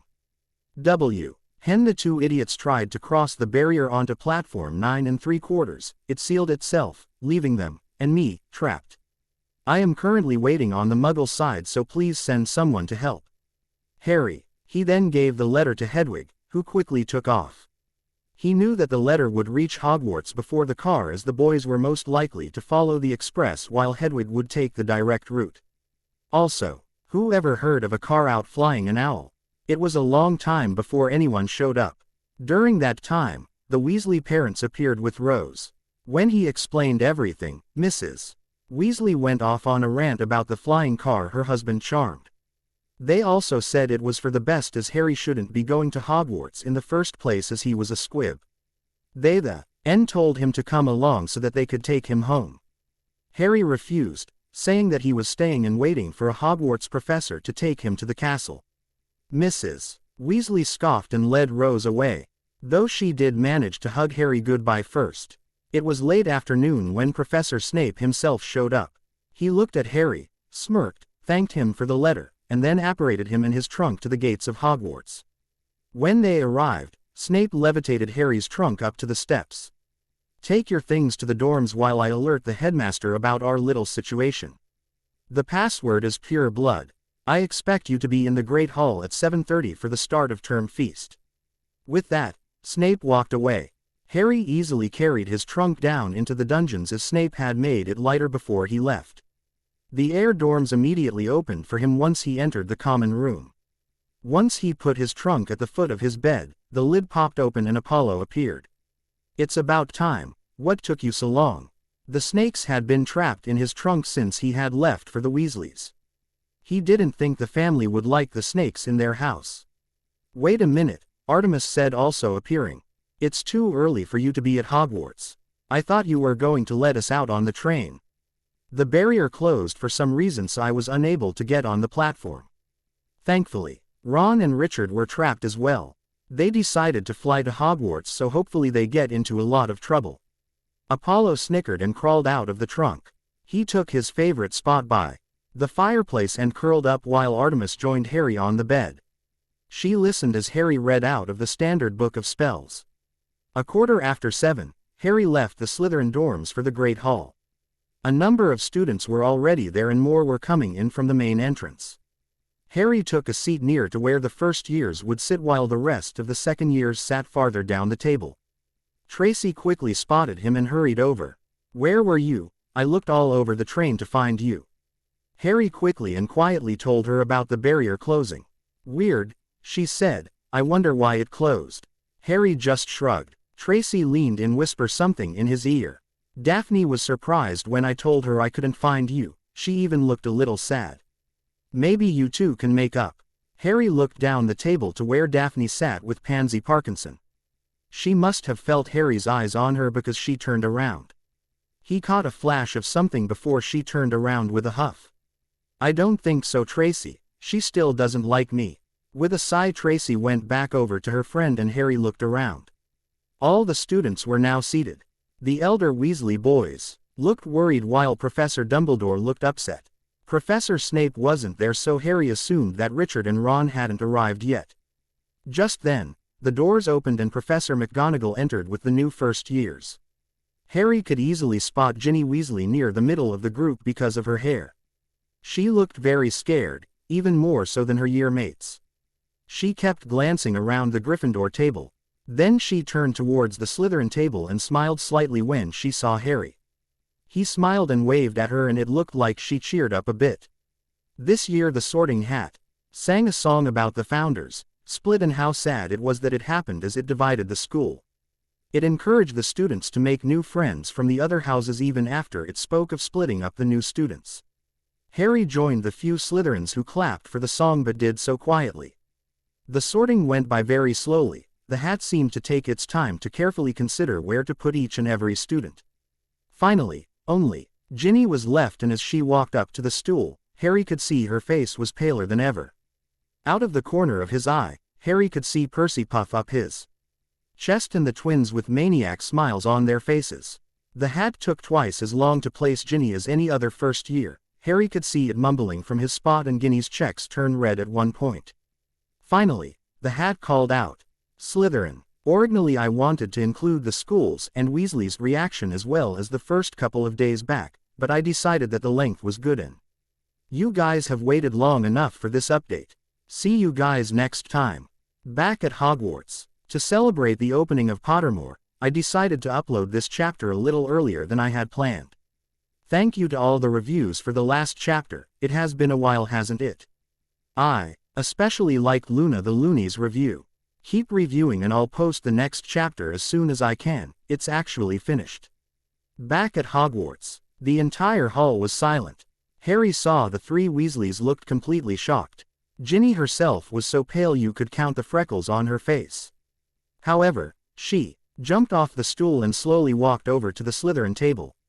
Harry made room for her next to him and she sat down. He gave her a smile but she didn't look up, only stared at her plate. After a minute, Professor Dumbledore stood and welcomed everyone. "Welcome, welcome, welcome to Hogwarts. I have just a few words to say. First, the Forbidden Forest is just that and a reminder that no magic is to be used in the halls. Now, let the feast begin." Food appeared and everyone quickly grabbed what they could. Harry enjoyed this feast much better than the one last year. This time he actually got a good amount of food. Ginny ate very little, she just pushed her food around her plate. You okay? She sniffed and Harry thought she was crying. The girl looked up and her brown eyes looked wet. I don't know. I'm afraid of what my parents will say when they find out. Hey, he said, wrapping an arm around her, it'll be okay, you'll see. You are still their daughter and they'll love you no matter what, I just know it. Besides, it's not all that bad being a Slytherin. I guarantee, in a couple of weeks you'll be glad you're a Slytherin. Ginny sniffed again and gave a small smile before turning back to her food. Harry looked up and saw Professor Snape whispering in Dumbledore's ear. The old man then stood up, said something to McGonagall who followed, and the three left the hall. Once the doors closed behind them, the talking around the hall grew as everyone wondered what was going on. Harry smirked as they left as he was the only one who knew. As he looked towards the hourglasses, he thought that it was a pity that there were no points so far. Gryffindor would have suffered greatly if there had been. The three professors didn't return until near the end of the feast.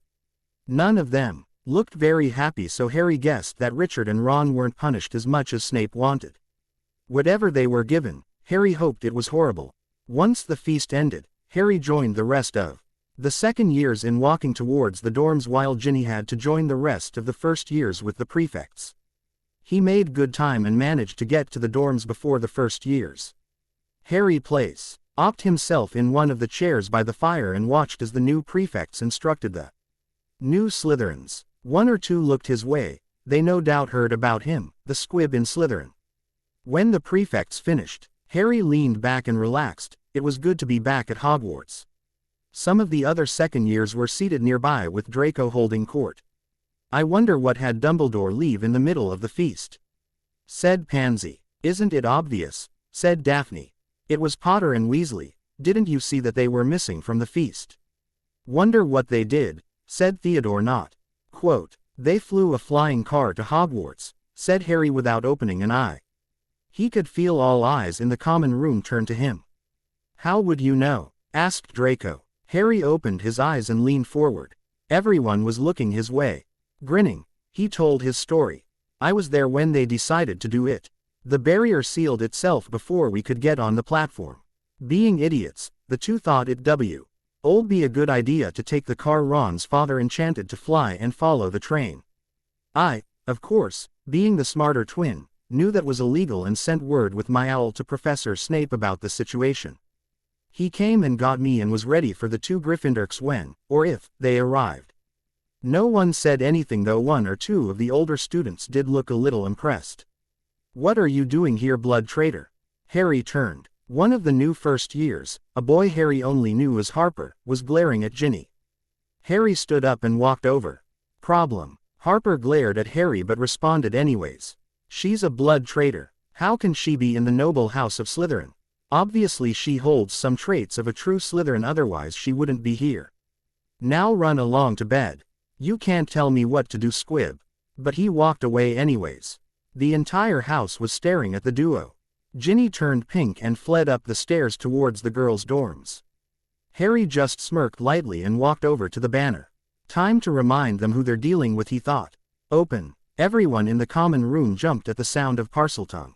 Harry smirked at the looks he was receiving and entered his dorm. The next morning Harry met Ginny at the Slytherin table. The girl looked incredibly tired, like she hadn't slept at all last night. She did say a soft, "Good morning," as she stirred her porridge. Harry grabbed his own bowl and encouraged her to eat a few bites before eating himself. The morning was cloudy and dull, and it seemed to Harry to be a boring sort of day. That was, until a familiar voice roared throughout the great hall. Ronald Weasley. Everyone in the hall turned towards the Gryffindor table. Sure enough, Ron Weasley was cowering under the yells of a howler his mother had sent him. Several of the Slytherins were laughing and Harry himself had a large smile on his face. Then, the howler turned towards the Slytherins. Ginevra Molly Weasley, how dare you get sorted into Slytherin? I thought your father and I raised you better. You have disgraced our family's good name by being sorted into that den of dark wizards. You will immediately ask Professor D. Dumbledore to resort you into the noble house of Gryffindor right this instant, young lady. With that, the howler burst into flames and Ginny into tears. No one stopped the girl as she fled from the hall, and even a few laughed. Harry scowled and rose to follow, but Professor Snape arrived. He handed Harry his schedule, paused, looked towards the doors to the Great Hall, and then handed him a second before continuing on. Harry looked at the second schedule. It was Ginny's. Snape was giving him permission to go after her. Not being need to be told twice, Harry ran after her. Using a lot of guesswork, Harry followed the path he thought Ginny had taken in her distressed state. It led to the Slytherin common room. He had just entered when Ginny herself came down the stairs, dragging her trunk behind her. "Get out of the way, Harry. And just where do you think you're going? What does it look like? I'm leaving. You heard Mum. I'm disgracing our family just by being here, the best thing I see. And do is leave before I do any more damage. And just how do you think you'll get back home?" When Ginny didn't respond, Harry continued. "Look, ignore what your mother said. You belong here, you belong in the House of Snakes. I said it last night and I'll say it again. The Sorting Hat must have seen something in you that made you a Slytherin, and so it made you one.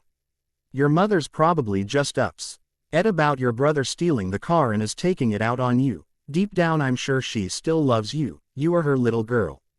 Ginny grimaced at the "little girl" comment but still didn't move. "Look, you can't be sorted again, so just accept that you're a Slytherin and give it a chance. If, by the end of the month you still want to leave, I won't stop you, but just give it a month. Please, for me." Ginny still looked sad but nodded. Harry gave her her schedule, sent her on her way. Looking at his own schedule, Harry saw he was supposed to be in Muggle studies in a few minutes, so he quickly grabbed his books and ran off. Professor Quimble was just as bad too. Harry this year as he was last year, and once again, he was singled out completely. Harry's mood improved slightly after lunch, and they had double potions with the Gryffindors. Harry was still making potions by himself now, but they were still the best out of the entire classes. All the other classes weren't that different from last year. They were only slightly harder. Friday evening, Harry returned to the common room to find Draco Malfoy and Marcus Flint in an agreement. "I don't care what your father has donated, I'm not getting rid of him. He's the best player we've ever had.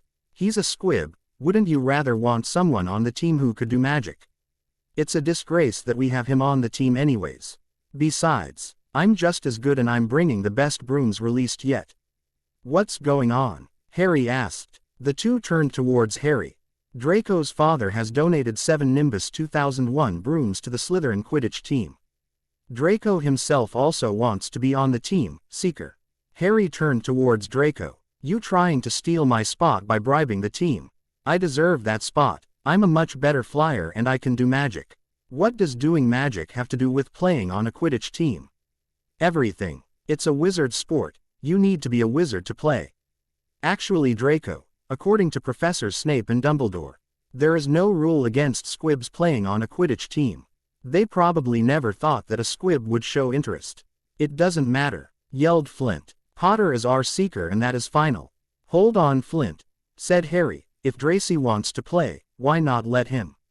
"Wah," was Flint's only reply as Draco smirked. "I'd say, let us play one game each, whoever flies better gets to stay Seeker." "Agreed," said Draco before Flint could say anything. The blonde just smirked and walked off. Flint stared after him before turning towards Harry. "First practice is tomorrow morning, don't be late." Harry wasn't. He showed up early to breakfast, tearing past Ginny who looked quite tired. He then grabbed his new broom and raced towards the Quidditch pitch. The rest of the team was already there along with Malfoy, all holding their new Nimbus 2001s. When Draco saw Harry's he got a large scowl on his face. "Where did you get that?" "Bought it," he said simply. Flint stopped any more conversation by waving his arm, summoning the team to follow him. As they walked onto the pitch, Harry could see the Gryffindors were already practicing. Once they saw the Slytherins, the red players flew down and stomped over. "Flint," bellowed the Gryffindor captain Oliver Wood, "this is our practice time.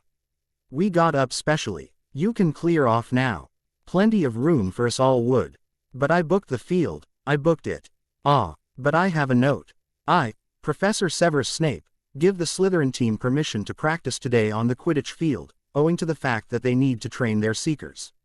"So you finally replaced my useless brother?" called Richard. "Actually," Harry said, stepping around, "if you remember, I beat you last year easy." "What do you mean Seekers?" asked Wood. "He means me," said Malfoy, also stepping around. "Aren't you Lucius Malfoy's son?" asked one of the twins. "Funny you should mention Draco's father. Let me show you the generous donation he's just given to the Slytherin team." Every single member of the Slytherin team held out their new brooms, Harry included. The Gryffindors could do nothing but stare with their mouths hanging open. "Attila," asked no one on the Gryffindor team had to buy their way in, said a voice. Hermione Granger and Ron Weasley had joined them. "They got it on pure talent." "Talent? Ha! My brother doesn't have any talent at all." The Slytherins laughed while Richard's face grew red. "I'll show you talent, you filthy squib," yelled Ron. "Eat slugs." He pointed his wand at Harry. Before he could even think about dodging, he fired a spell. But it didn't hit him. Instead, it blasted backwards and hit its caster instead. Ron was sent flying and landed on his back. The Gryffindors crowded around him and Harry could just see the boy cough up some slugs. None of the Slytherins could contain their laughter at this point and many had trouble standing up. The Gryffindors retreated while Richard and Hermione carried their friend off the field. 5 minutes later the laughing stopped when Flint called out, "All right Every," in the air. What followed was a gulling practice for Harry. Once again, he was the main target for every single bludger, broom, and spell. It was made worse due to the fact that Malfoy was there as well and really wanted the Seeker position. Thankfully, he was so focused on cursing Harry that he didn't even try and look for the snitch. An hour later and Harry had caught it 6 times while only being cursed 4. After practice, Harry went to lunch and then up to the library to work on his impossible Muggle studies homework. Tracy joined him and asked to borrow his history notes, which he gave away without a second thought. After homework Harry grabbed the alchemy book to double-check his notes and make sure he got everything. Once he had time he was going to work with more experiments with the stone. That night was the time and Harry tried to change something 6 inches long. During tea, he worked with nothing longer than 1 inch but now he wanted to go bigger. The larger an object the more work and time was needed. It was close to midnight when he finally managed it and was rewarded with a piece of gold that could easily buy him a new broom or 2. Feeling like that was enough work for now, Harry rose to put the gold and stone away when he heard it. A strange voice echoed, sounding eerily chilly. Come to me, let me rip you. Let me tear you. Let me kill you." Harry recognized what it was the moment he heard it. Apollo and Artemis also heard it and perked up at the voice. "There's another snake here," said Apollo. "Not just another snake," said Artemis, "that sounds like a basilisk." Harry knew what she was referring to. The basilisk, the king of serpents. The basilisk was the world's largest and most deadly snake, capable of killing through its gaze or with its highly poisonous fangs. Its hide was highly resistant to magic and was capable of living for up to hundreds of years. If there was a basilisk in the school, Harry was deeply concerned. Harry was still thinking about the basilisk the next morning when he went down to breakfast. Ginny was there, looking as tired as ever. "Didn't get enough sleep last night?" he asked her. She shook her head. Harry was about to ask why when a voice shouted at him. "Oh, Potter, you leave my sister alone. She's bad enough that she's with you slimy snakes but she doesn't need you sinking your fangs into her." Ron Weasley and Richard were making their way over, both with red faces. Ginny's eyes looked like they were tearing up so Harry gave her a one-armed hug. "Bugger off Weasley, you're not welcome here. Didn't you hear me? Leave my sister alone. I'm just offering her some friendship seeing as she doesn't have any in this school. Why would she want to be friends with you? You're a squib and a filthy snake. Besides, she's got us, her family. Come on Ginny, let's get you away from them." He grabbed her arm and started to pull her away. "Some family, your mother yelled at her just for being sorted into Slytherin, you and your brothers insult her in her house, and now you're trying to take her away from her only friend." "Shut up Snake," yelled Richard but Ginny wrenched her arm out of Ron's hand. "No Ronald, Harry's right." She walked back over and stood next to Harry. Unknown to everyone, all of the Great Hall was now watching the exchange. All my life I've been told how bad and horrible Slytherins are and how great and noble Gryffindors are supposed to be, but since I've been it's you Gryffindors who've been horrible, while a Slytherin had been nothing but nice to me. Harry's been nothing but nice to since we've first talked during the summer. He's my only friend in this house. I'm a Slytherin, Ronald. Get it through your skull. You and every single one of our brothers have teased, tormented, and pranked me since I was little, and I've wanted revenge. I'm tired of being poor and not getting nice things like every other person. The Sorting Hat said that I could do well in Slytherin and that they'd help me get all I ever wanted. I chose to go into Slytherin, and that's where I'm supposed to be. With that, Ginny grabbed her things and stormed out of the hall. Out of the corner of his eye, Harry could see some of the Slytherins looking pleased with the way Ginny acted. One of the first years even ran after her and reached her as she got to the doors. He had a feeling Ginny may have just made her first friend outside himself. The rest of the hall was shocked into silence and could only stare after the only female Weasley. You did something to her, didn't you, Squib? Harry turned. Ron was now facing him with his wand ready. Richard was also getting his wand out. And just how was I supposed to do that? I'm a Squib, remember? I can't do any magic and no one else in the house would be willing. They don't like me very much. In fact, they don't like your sister as well, so it wasn't them. If anyone is responsible for your sister's behavior, it's you and your family. And Harry stood up and left as well, leaving a cheerful Slytherin table and furious Ron and Richard behind. Looking at his watch, Harry found he still had some time before history, so he went to the library to learn more about basilisks. There wasn't much he didn't already know. With a length of greater than 50 feet and capable of living up to hundreds of years, the basilisk was the king of serpents.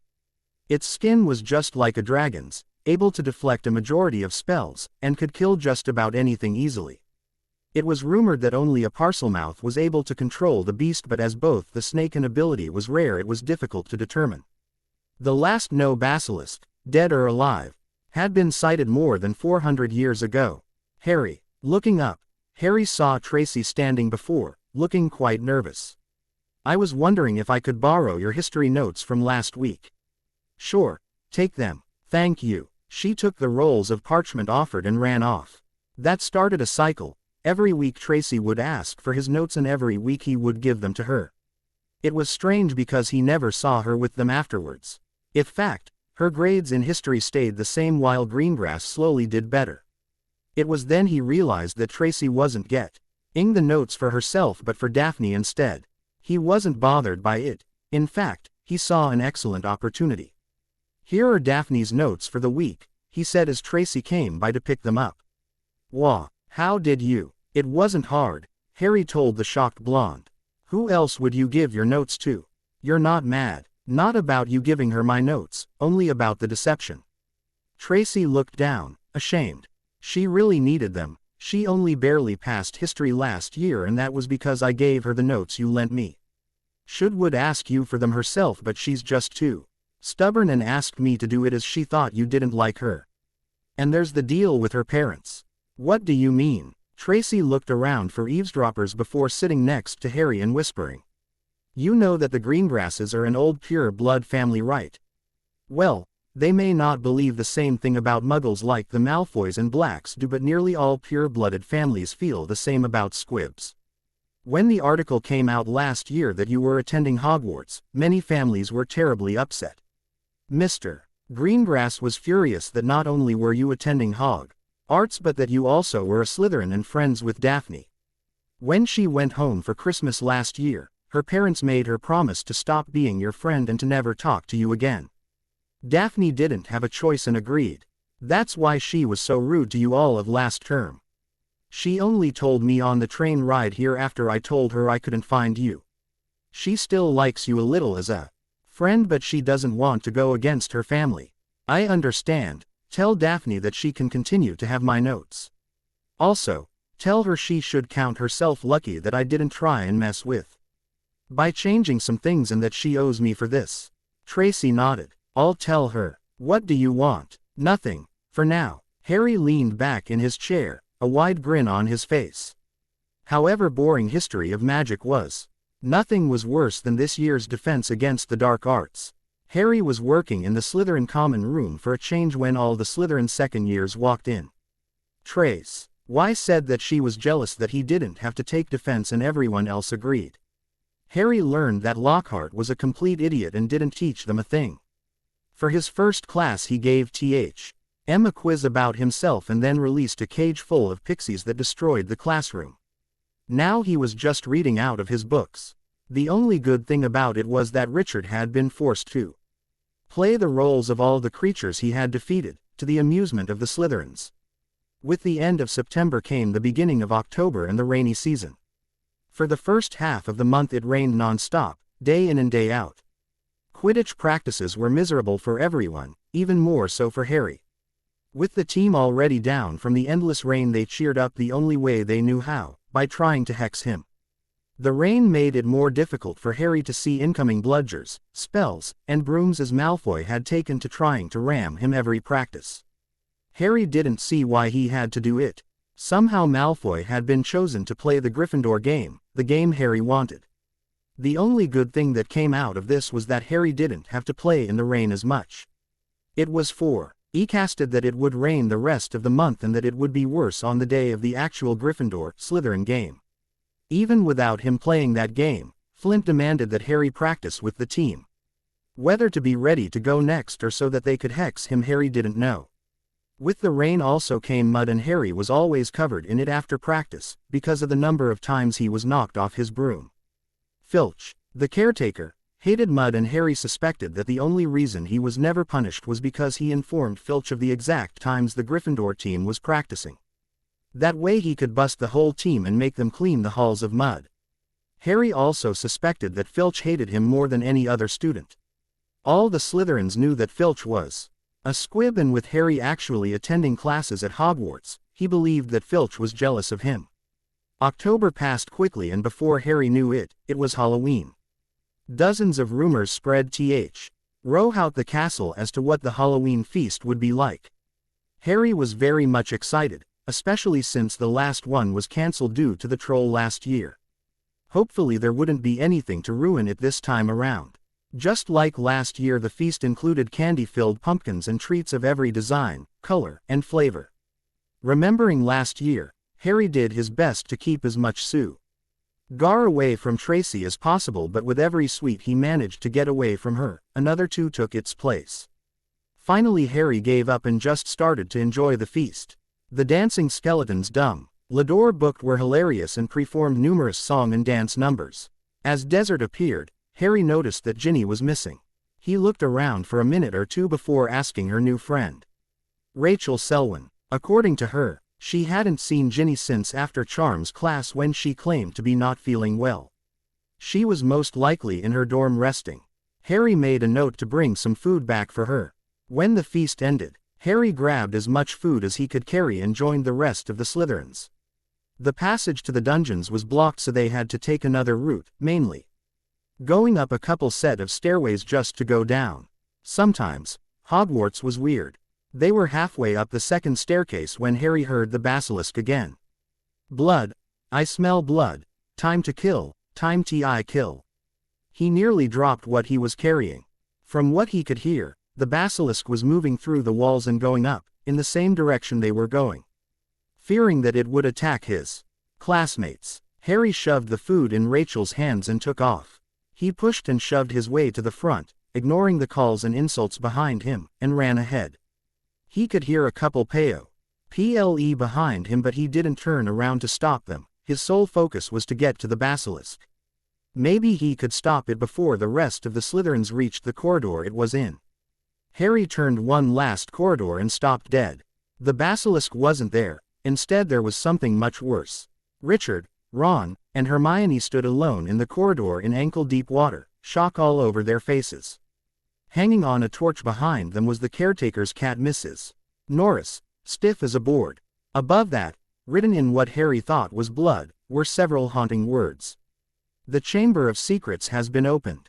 Enemies of the air, beware. The Chamber of Secrets. The Chamber of Secrets. Enemies of the air, beware. You'll be next, mudbloods. Harry turned around. Behind him stood every single member of Slytherin House. Draco Malfoy in the front. A group of Ravenclaws blocked the corridor from the other end. Richard, Ron, and Hermione were trapped where they stood and looking none too innocent. "What's going on here? What's going on?" Quote, Argus Filch arrived, looking just as grumpy as always. He took one look at the scene and gasped in horror. "My cat. What's happened to my cat? What did you do to her, Potter?" He started forward, arms out like he was going to strangle Richard, but was stopped by the arrival of Dumbledore. Argus. In second he swept forward, detached Mrs. Norris, dismissed everyone, and called Filch, Richard, Ron, and Hermione to his office. As the Slytherins walked, several glanced Harry's way, a look of fear, confusion, and surprise on their faces. Malfoy himself wore a triumphant gleam, as though he had just been appointed head boy. Harry himself hung back a bit, thinking about what had happened and trying to make heads or tails of it when he ran into Ginny. "Ginny, I thought you were in your dorm sleeping." The redhead looked a little scared and her face was paler than he had seen before. Harry thought it best to get her to the hospital wing. She either wasn't sleeping or wasn't eating very well. He hoped that she wasn't getting sick. I was in the hospital wing. I wasn't feeling very good." Harry thought that she might be hiding something, but before he could confront her about it, they reached the Slytherin dorms. Once inside, Ginny raced up to her dorm where Harry couldn't follow.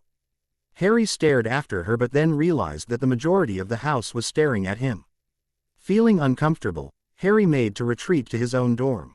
"Hold it, Potter." One of the braver seventh years had stepped forward. "Were you the one who attacked the cat?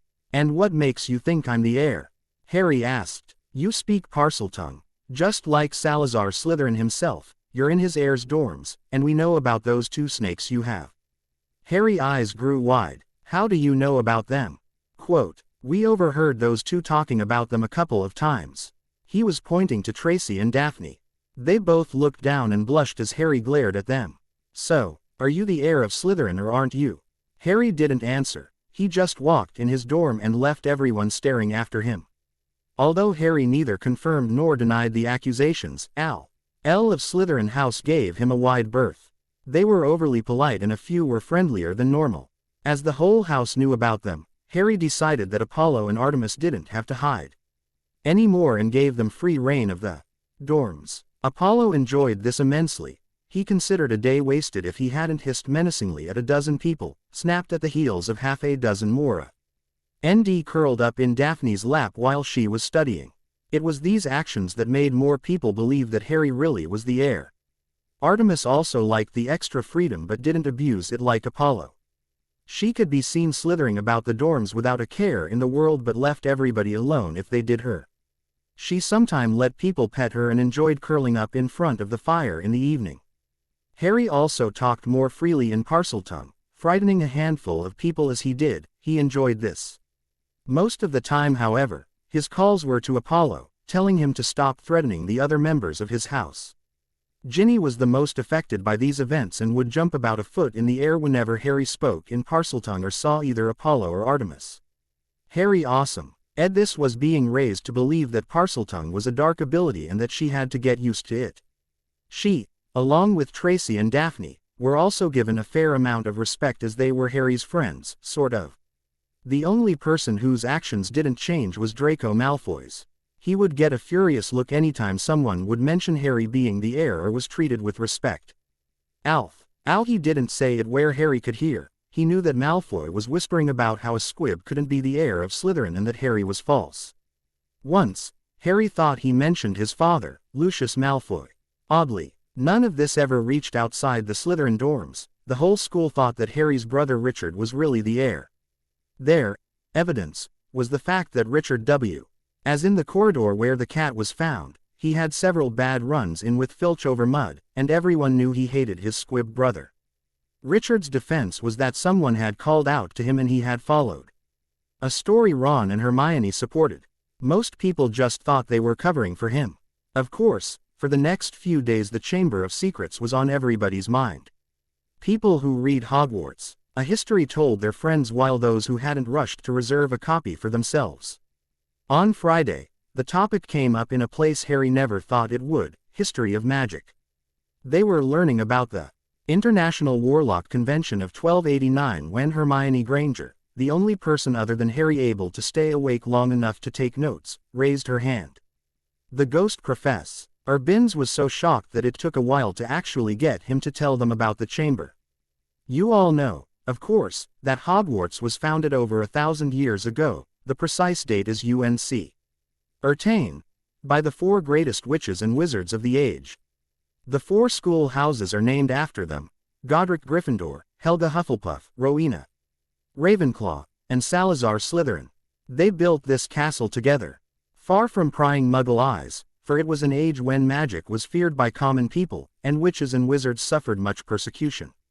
For a few years, the founders worked in harmony together, seeking out youngsters who showed signs of magic and bringing them to the castle to be educated. But then disagreements sprang up between them. A rift began to grow between Slytherin and the others. Slytherin wished to be more selective about the students admitted to Hogwarts. He believed that magical learning should be kept within all magic families.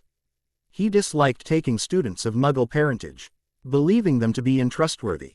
After a while, there was a serious argument on the subject between Slytherin and Gryffindor, and Slytherin left the school. Reliable historical sources tell us this much. But these honest facts have been obscured by the fanciful legend of the Chamber of Secrets. The story goes that Slytherin had built a hidden chamber in the castle, of which the other founders knew nothing. Slytherin, according to the legend, sealed the Chamber of Secrets so that none would be able to open it until his own true heir arrived at the school. The heir alone would be able to unseal the Chamber of Secrets, unleash the horror within, and use it to purge the school of all who were unworthy to study magic. The whole thing is errant nonsense, of course. Naturally, the school has been searched for evidence of such a chamber, many times, by the most learned witches and wizards. It does not exist. A tale told to frighten the gullible.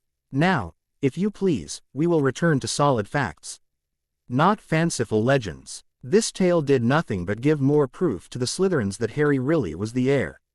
Harry, of course, figured that the horror within the chamber was the basilisk he was hearing.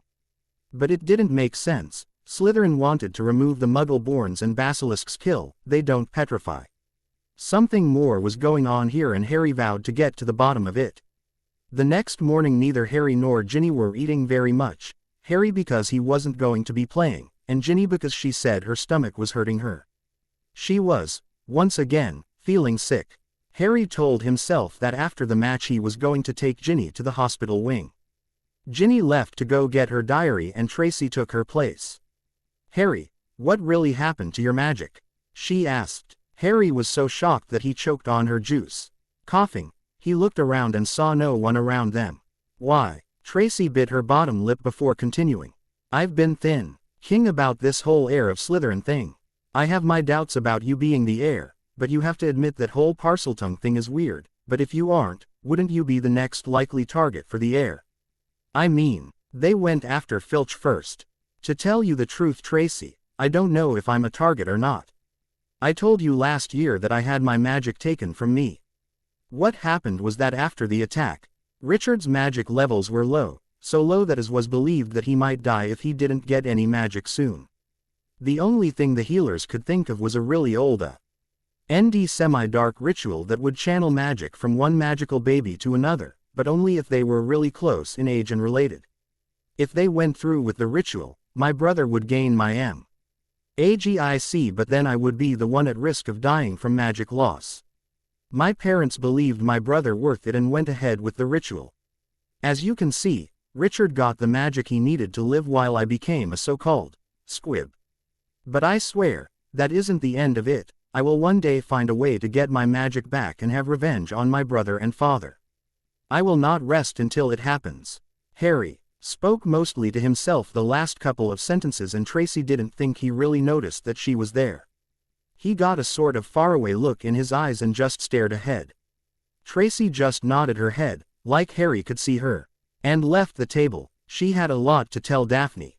As the two girls were talking, a fifth year overheard them and told his friends. Another fifth year heard them and told her friends. Within 10 minutes, all of Slytherin House knew how Harry had become a squib. To many, this offered further proof that Harry really was the heir. He was getting revenge on Muggle Beau. RNS for being able to come to Hogwarts to practice magic while he was not. Soon, Harry was making his way to the Quidditch pitch with the rest of Slytherin's house. The rain was light, but luckily he nagged to squeeze under Daphne's umbrella with her and Tracy. Over by the Gryffindor side, Harry could see his father, proudly wearing Gryffindor red, seated next to a strange blonde woman. Rose wasn't with him, so he assumed that she couldn't come this time. With a blast from Madame Hooch's whistle, the game began. Slytherin quickly took control of the quaffle and scored, but Harry's eyes were on Richard. For some reason, a single bludger was chasing after him, and no matter how many times or how hard the Weasley twins hit it, it always come back for Richard. Soon, the beaters were focusing solely on Richard, leaving the other bludger free to attack their chasers.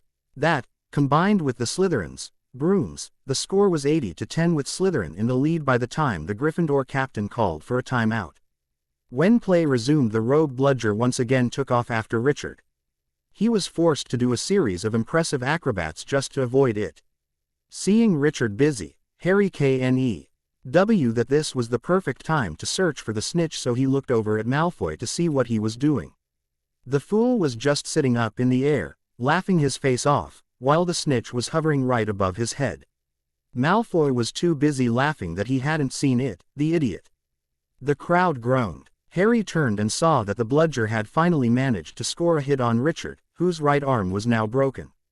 While the bludger came around for another attack, Richard tore off towards Malfoy. Apparently he saw what Malfoy didn't. The Slytherin seeker rushed for the ground to avoid his Gryffindor counterpart, while said boy chased the snitch for only 12 seconds before catching it. The game was over, 160-120. Gryffindor won. The game might have been over, but the bludger wasn't done. It flew right at Richard, who was on the ground. Before it connected, however, it blew up. Harry saw Hermione Granger and Ron running onto the field, Professor Lockhart behind them. They, along with the rest of the Gryffindor team, crowded around Richard. A few seconds later and a scream sounded. Harry could see Richard hobbling away, clutching his right arm in a strange way. Harry later learned that Lockhart had somehow removed all the bones in Richard's arm. From what he understood, his father wasn't too happy about that and could be seen shouting at Lockhart afterwards. The Slytherins found this funny though, Richard losing all the bones in his right arm, so they laughed about it to forget about the lose that just suffered. James Potter wasn't the only one doing some yelling that day. Flint also yelled at Malfoy because the boy didn't see the snitch when it was right in front of him. Harry's chances at being the permanent Slytherin seeker grew. The next morning, Quidditch was thrown from everyone's mind. Another attack had happened during the night. A Gryffindor first year was petrified. Again, more suspicion was thrown on Richard, as the first year, Colin Creevey, was a picture fanatic and was always taking Richard's picture, even when he didn't want the boy to. Harry wasn't one of the people who suspected Richard of opening the Chamber of Secrets. But he did suspect Richard of doing something else. During potions a few weeks later, Richard had to have played one of his pranks because suddenly, Harry's potion exploded, drenching most the Slytherins in swelling solution. It took 10 minutes for Harry, and the rest of the class, to deflate, and after they did, Snape fished firework remains out of his cauldron. Although there was no proof, both Harry and Snape suspected Richard. All the proof Harry needed came after class when Richard sent him a smug look. Harry got his revenge a week later. A dueling club had been set up and everyone was excited to go. Harry, unable to go due to his squib status, let slip a particular hex that Richard had trouble with. From the look on Malfoy's face, he knew that he was going to use it. Harry actually was glad he wasn't going. This was the perfect time to practice some magic. He hadn't done so in a long time. It took a lot of work, but Harry had finally managed the unlocking spell and the fire-making spell. The former wasn't very strong and could only unlock doors that weren't magically reinforced, while the latter could only get a very small flame. It wouldn't burn anything, but Harry was pleased. Afterwards, he was relaxing in the common room when all the Slytherins at the dueling club returned, many looking furious. Malfoy himself was dragged in by a burly-looking 7th year, thrown next to the stairs leading up to his dorm, and told to go to bed. Confused, Harry waited until Tracy joined him to ask what happened. Malfoy, That's what. He got selected by Professor S. or Snape to have a demonstration duel against Richard. It actually started out pretty good with him using that spell you mentioned. Then the fool had to go and use the snake summoning spell. He summoned a cobra and the idiot couldn't control it. Lockhart tried to vanish it but just ended up angering it even more. It ended up biting your brother and a couple of other students before Professor Snape managed to vanish it. Now everyone thinks Draco is the heir. Indeed, half the school was talking about how Draco Malfoy was the heir of Slytherin. Very few people needed convincing. His attitude towards Muggle-borns and the fact that he thought himself superior to every help. His victims, as the school was calling them, were Hufflepuff's Justin Finch Fletchley and Hannah Abbott along with Richard. Rumors were they were now petrified. The Slytherins were upset with Malfoy over the snake summoning incident. He had lost them 50 points and had to do a week's worth of detention for endangering his classmates like that. It was during one of these times that another attack happened. The ghost of Gryffindor was petrified. The ghost was found after classes let out in the middle of a hall all black and smoky. Many people were terrified. What sort of creature could do that to a ghost, they wondered. Harry himself had a theory. Since nearly headless Nick was already dead, if he ran into a basilisk the stare wouldn't kill him. That had to be the answer. It also brought to the front of his mind how the basilisk stare could do other effects. Mrs. Norris was found near a puddle of water. Everyone knew that Creevy always had his camera with him. Could that have protected him from the gaze? Harry knew that Richard was already on the hunt for the heir, hoping to get himself some more fame. Maybe it was time Harry did his own sleuthing. With the attack on nearly headless Nick, nearly everyone rushed to book seats on the Hogwarts Express for Christmas. Harry didn't blame them. The whole castle was flooded with fear. Even the ghosts and purebloods were scared. Aside from Richard and his friends, the only people staying at Hogwarts over break were Harry, Draco, and a few other Slytherins. Christmas was rather enjoyable. Rose sent him, Apollo, and Artemis little green hats to wear. Harry had to force Apollo's on his head as the snake refused to wear it. Artemis had a laugh over the ordeal. She had also sent a strange letter. Happy Christmas, Harry. I can't say much because Father has forced me to agree not to until Richard comes home, but I think he already knows. We have a big problem here and I can't wait until you come home so I don't have to suffer alone. Please, come home soon. Also, send me pictures of Apollo and Artemis wearing their hats. I want to see. I vow, GHT, that they would enjoy them seeing as you say it gets cold in the dungeons around this time. Say hi to Tracy for me. Rose. Harry was curious as to what Rose was referring to but he couldn't find OU. T until summer so he thought it was best not think about it. Tracy had found a book all about snakes and their magical properties that she thought Harry might like. Something interesting he found was that snake venom was an important ingredient in some of the most powerful poisons and antidotes. He wondered how Apollo's venom would shape one of the mentioned potions. Remus had sent him a pair of gloves for day wear around the castle that were charmed to keep wearers' hands warm even in the coldest of environments.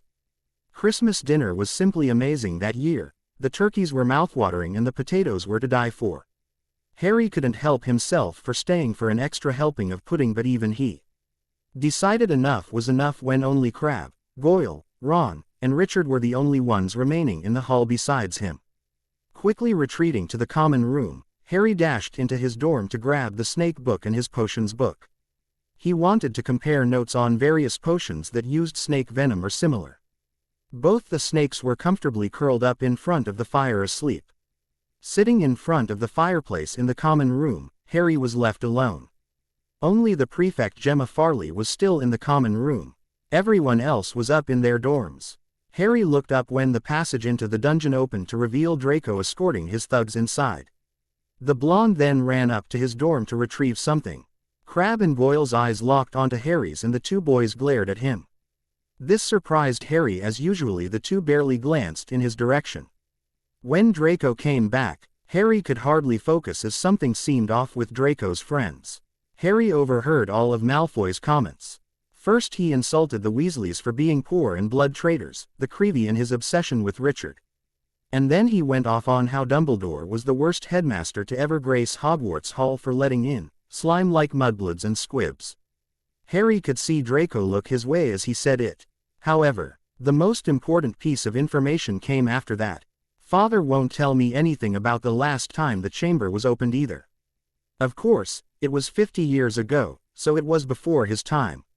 But he knows all about it, and he says that it was all kept quiet and it'll look suspicious if I know too much about it. But I know one thing. Last time the Chamber of Secrets was opened, a mudblood died. So I bet it's a matter of time before one of them's killed this time. I hope it's Granger. Harry quickly remembered what Voldemort's first Horcrux was, a diary he bought in Muggle London. He used the death he caused by opening the Chamber of Secrets to make the Horcrux. How could he have been so stupid? A couple of things made sense now, like how Draco was Alwa. YS upset about everyone thinking Harry was the heir. He knew he wasn't because his father must have told him the truth. Malfoy must have also known that the chamber would be opened, but not the who. If the chamber was being opened, who was doing it? Last time it was Voldemort, but he was dead. It had to be someone with the knowledge of the chamber and could speak Parseltongue. As Harry thought, he developed a theory. The Horcrux Voldemort made from the chamber must be responsible. That meant the diary Horcrux was here, at Hogwarts. He had to get it. The diary, combined with his scar, and the diadem later, would give Harry half of the remaining bits of Voldemort's soul. Ho! Crabbe's voice sounded weird. Harry turned towards Malfoy's group again. Malfoy had just said something about his family having their own secret chamber and Crabbe had found that interesting. Goyle and Draco stared at Crabbe, who blushed. But that wasn't all. Slowly, parts of his hair turned red and his face looked weirder than normal. Goyle was also changing. His hair was also turning red and on his cheek was an X-shaped scar, the same scar Richard had. The boys jumped up and ran for the entrance. Harry also stood and shouted, "Seal the room." Gemma and Malfoy jumped at the Parseltongue and looked his way. Crabbe and Goyle also jumped and Goyle looked his way. He must have seen the furious look on Harry's face because he grabbed Crabbe and ran for the door. The two reached it but it wouldn't open. It was sealed just like Harry commanded. The two boys banged on the door, trying to get out and away, but it wouldn't budge. When they realized that they were trapped, they turned around and saw not only Harry walking towards them, but Gemma, Malfoy, and a couple older students who had just come down the stairs. Before their very eyes, Crabbe and Goyle changed from two frightened Slytherins into two red-haired, frightened Gryffindors in Slytherin robes.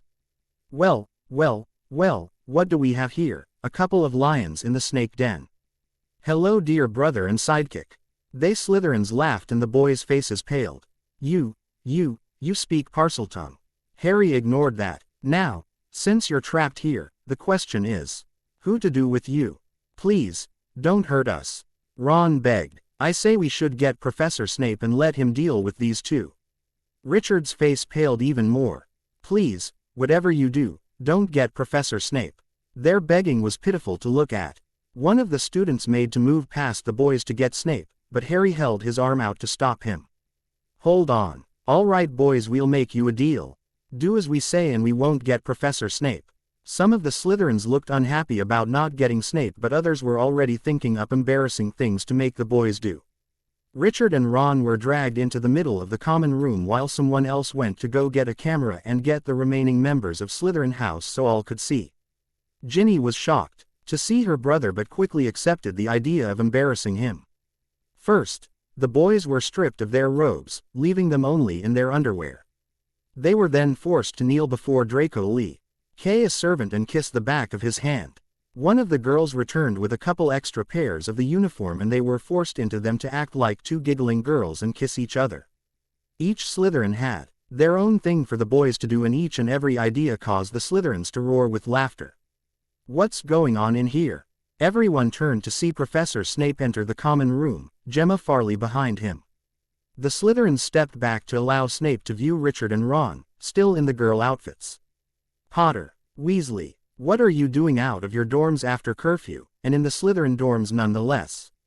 50 points from Gryffindor each. And I see you're not wearing the correct uniform, another 50 points. Professor, Harry said, stepping forward, I witnessed these two trying to escape the common room after sneaking in. I believe they used Polyjuice Potion and their time was up.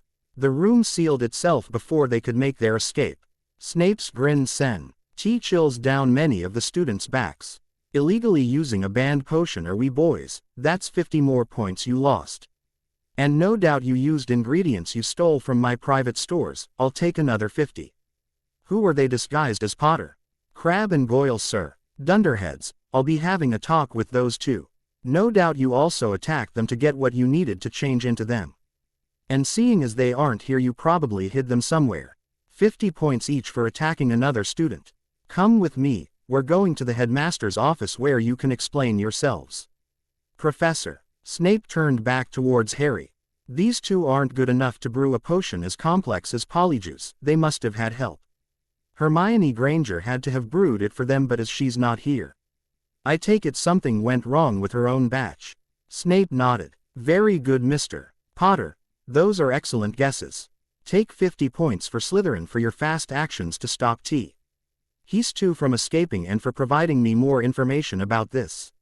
You two, you will take me to where you brewed this potion and to Miss Granger. You were warned at the beginning of the year what would happen to you if you broke more rules. Now I can finally expel you. As the wall closed behind Snape, everyone could hear his joyous laughter echoing off the walls. The heir of Slytherin. The heir of Slytherin. When the school came back from Christmas, it was to discover that Richard Potter, Ron Weasley, and Hermione Granger had been caught brewing an illegal potion and breaking into the Slytherin dungeon. The Gryffindor Golden Trio had lost a total of 350 points. Richard and Ron got a month's worth of detention and were banned from extracurricular activities. Richard D was actually kicked off the Gryffindor Quidditch team, so he was unable to play for the rest of the year. Granger didn't have it as bad. She was only guilty of stealing the ingredients and brewing the potion. As she only stole the ingredients and brewed the potion, she didn't break as many rules as the boys did and so wasn't as guilty. But she was also stuck in the hospital wing for a week as her potion had cat hair. Her face was covered in black fur and she had grown cat ears and a tail. Madame Pomfrey seemed to think that was punishment enough.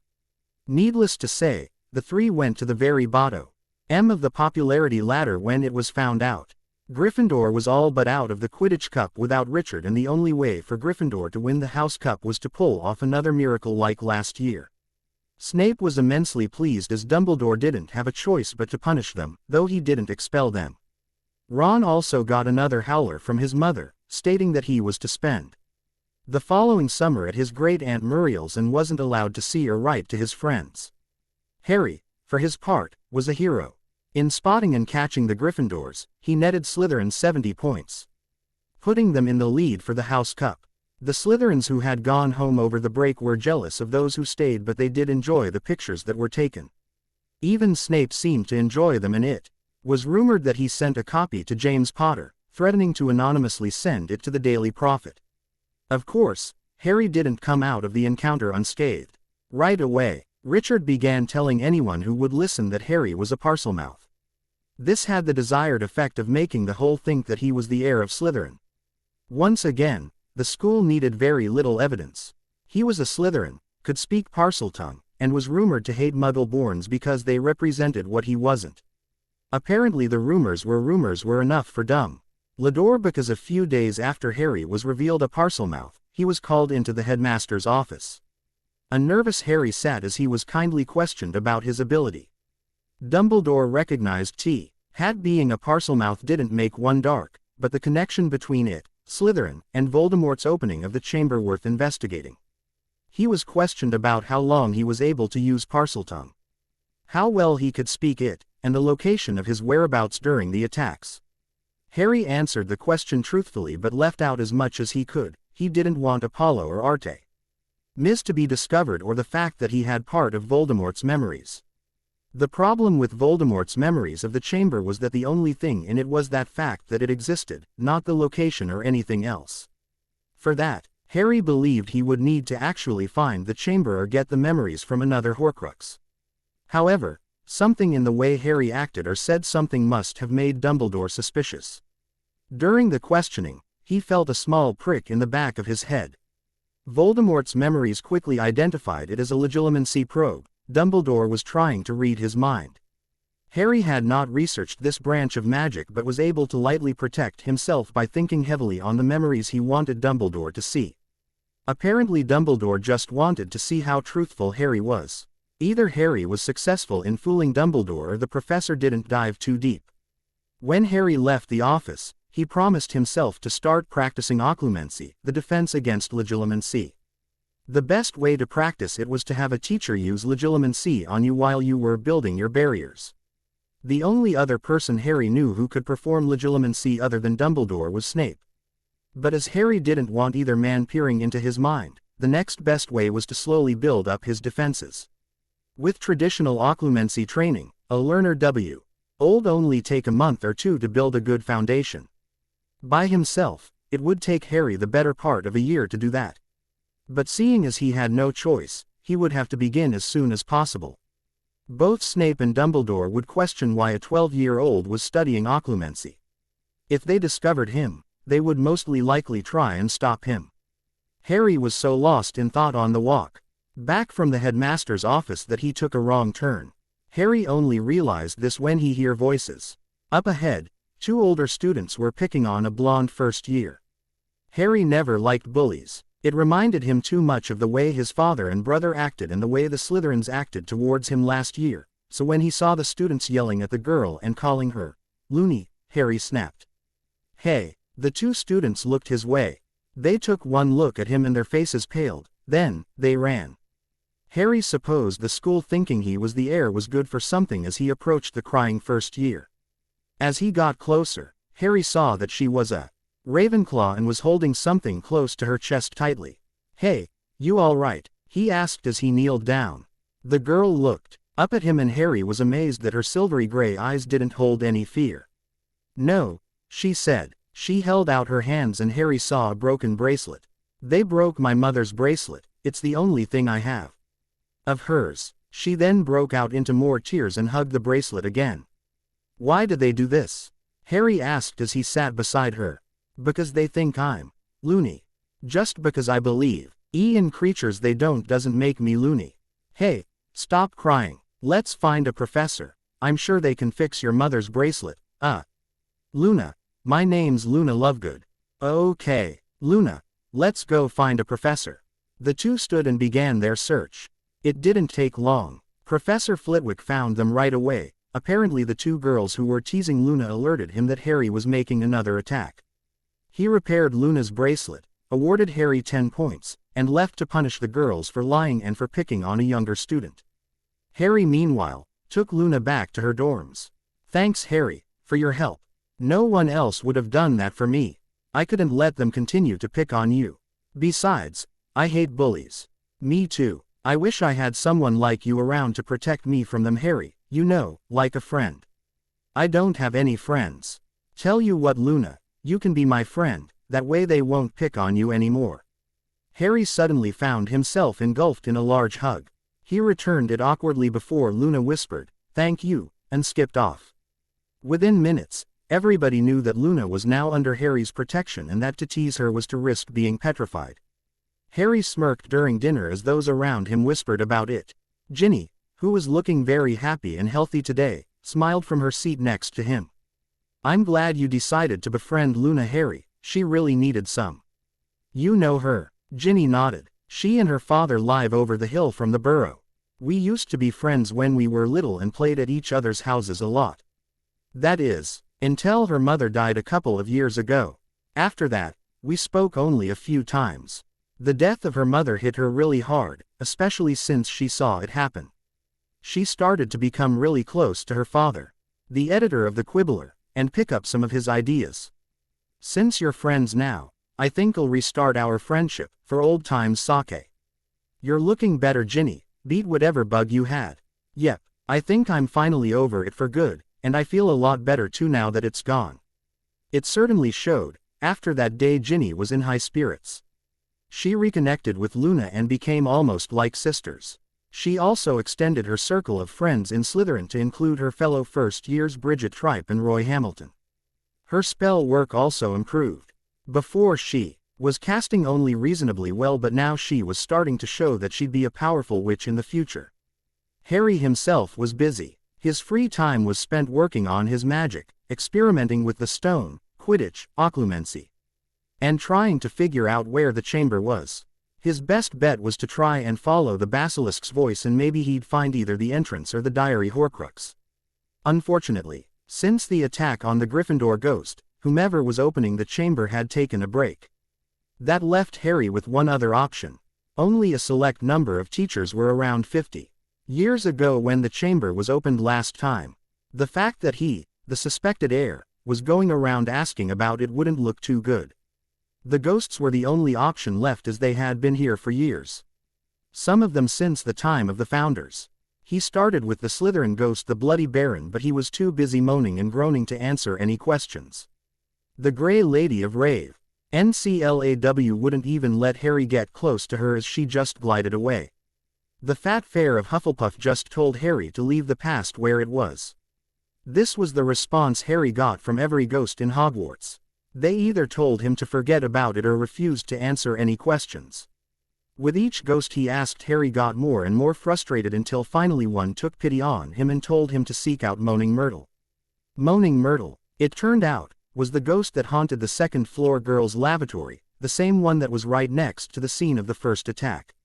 The message towards T.H. School was still there when Harry entered the bathroom. He quickly decided that it was the gloomiest bathroom he had ever seen. The occupant was even worse. Myrtle was a squat girl with long hair and thick, curly glasses. She was not at all very pretty. "What are you doing here?" she demanded. "You're not a girl." "I just wanted to ask you a few questions." "Ha, a likely story. Nobody cares about me, nobody has ever cared. Nobody's interested in miserable, moping, moaning Myrtle."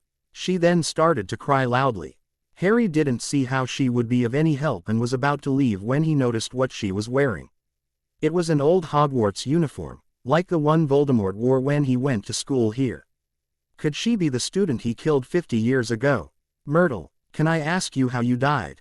The ghost suddenly stopped crying and a look of pleasure came over her. Harry had a feeling he had asked a very flattering question.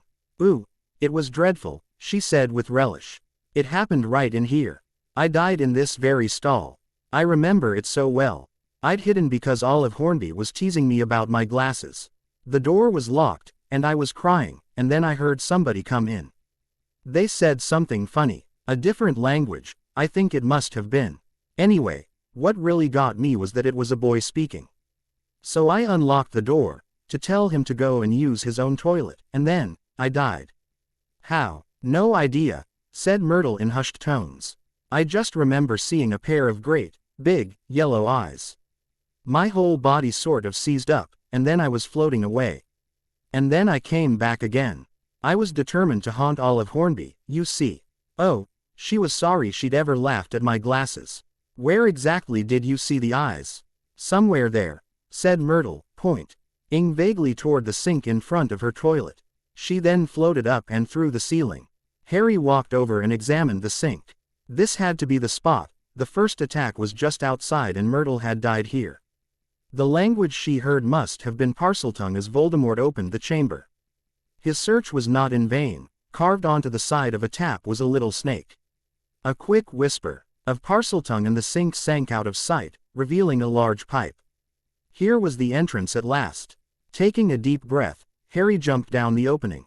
He was sliding down the pipe with dozens of smaller ones passing by him. It was a long fall and Harry was beginning to rethink jumping down. What would happen at the end? He didn't have to worry, it began to level out, and a second later, Harry emerged in a large, dark stone tunnel. Slime, water, and bones littered the ground, and with very little light it was nearly impossible to see. With his arms held out in front of him to feel the way, Harry walked slowly through the tunnel. It was deathly quiet except for the crush of a skull every couple of minutes. Slowly his eyes adjusted to the dark enough where Harry could see a large, poisonous green snakeskin ahead of him. The skin didn't look fresh, but it also didn't look old either. The basilisk must have shed the skin after the Horcrux released it at the beginning of the year. The Dark hid most of the skin, but Harry had to guess that the basilisk was over 20 feet in length. Leaving the skin behind, Harry continued on. The tunnel ended a few feet later at a solid wall. A pair of Stone serpent statues guarded the door, their eyes looked very alive with glittering emeralds. At the command of Harry, the serpents parted and the wall opened. The chamber before him was dimly lit with giant statues of snakes holding up the ceiling. Puddles of water covered the floor and made splashing sounds with every step he took. At the far end of the chamber was a large statue of Slytherin's face, wild and monkey-looking. Harry reached the statue and saw that a large puddle of water separated him from the statue. Something about it struck Harry as odd, but he was unable to place it. Looking around, Harry saw no sign of the basilisk. Either it was hidden somewhere or the heir had returned and gotten it for another attack. Harry doubted that the basilisk was on the attack because he did not run into it or the heir. Obviously the heir was keeping a low profile at the moment, but Harry had a feeling that he or she would return and attempt another attack soon. When they did, he would be ready to ambush them and take the diary. As Harry was leaving the chamber, he stopped to gather up some of the shed skin. As basilisk skin was like dragon hide, it could deflect a large majority of spells. The only problem was that the skin was half as effective once it was shed. This was because as a magical creature, most of the immunity came from the basilisk itself. Once the skin was shed, it lost some of its magical potency. However, it was still effective enough for Harry to consider making a cloak out of. It may come in handy later. Harry got started on his cloak right away. He only realized a couple of problems with his idea once he began though. First off, he had no idea how to make a cloak. He worked around that problem by modeling his new cloak after the ones he already had. That brought up a second problem. He was only 12 years old and still growing. The cloak would be too small in a couple of years, so he had to make it bigger to fit him in the future. As he didn't know how big he would get, Harry had to guess. The final problem was the basilisk skin itself. Although it lost some of its potency, it was still very hard to work with. Harry ended up making several more trips to the chamber to pick up more skin to work with. He was delayed as he had to make sure he wouldn't be missed and that Myrtle wasn't there. If she saw him coming or going, she would report it and Harry would be in big trouble. During the trips he also kept an eye out for the heir, but whoever they were, there was no evidence that they had gone into the chamber since the last time they opened it. Indeed, with no attacks since the one on nearly headless Nick, the school had grown more hopeful. The mandrakes that were needed to restore the petrified people were nearing maturity, so it was only a matter of time until they were ready. People were starting to take different opinions about why the attacks had stopped. Those that believed Harry responsible thought that with the whole school knowing it was him, he thought it was too dangerous to resume the attacks. Others believed it was impossible to reopen the chamber since the school was alert and suspicious.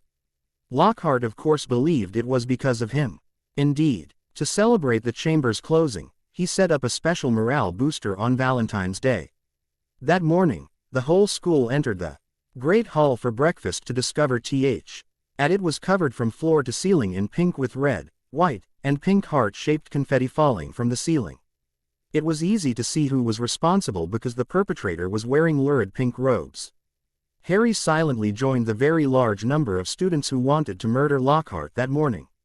Of course, Lockhart being Lockhart, it didn't stop there. Somehow he had managed to persuade about a dozen dwarfs to dress up as cupids and go around the school delivering valentines. The teachers didn't enjoy it very much.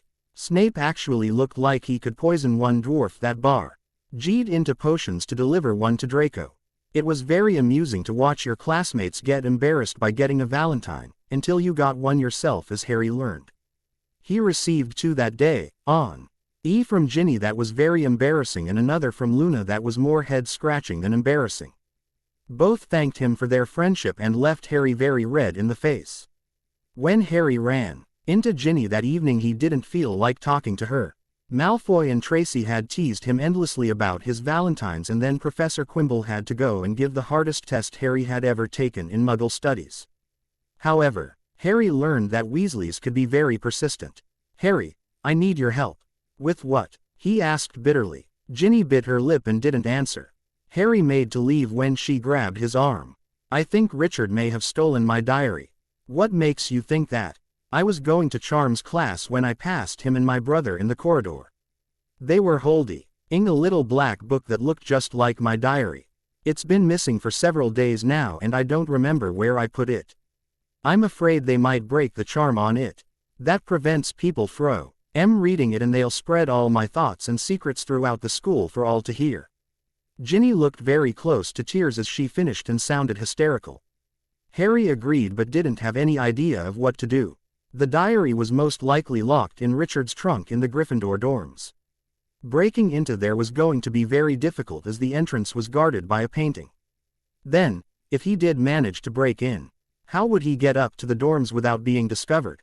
Ginny was very reluctant to go to a teacher as she had no proof, so it was just up to them.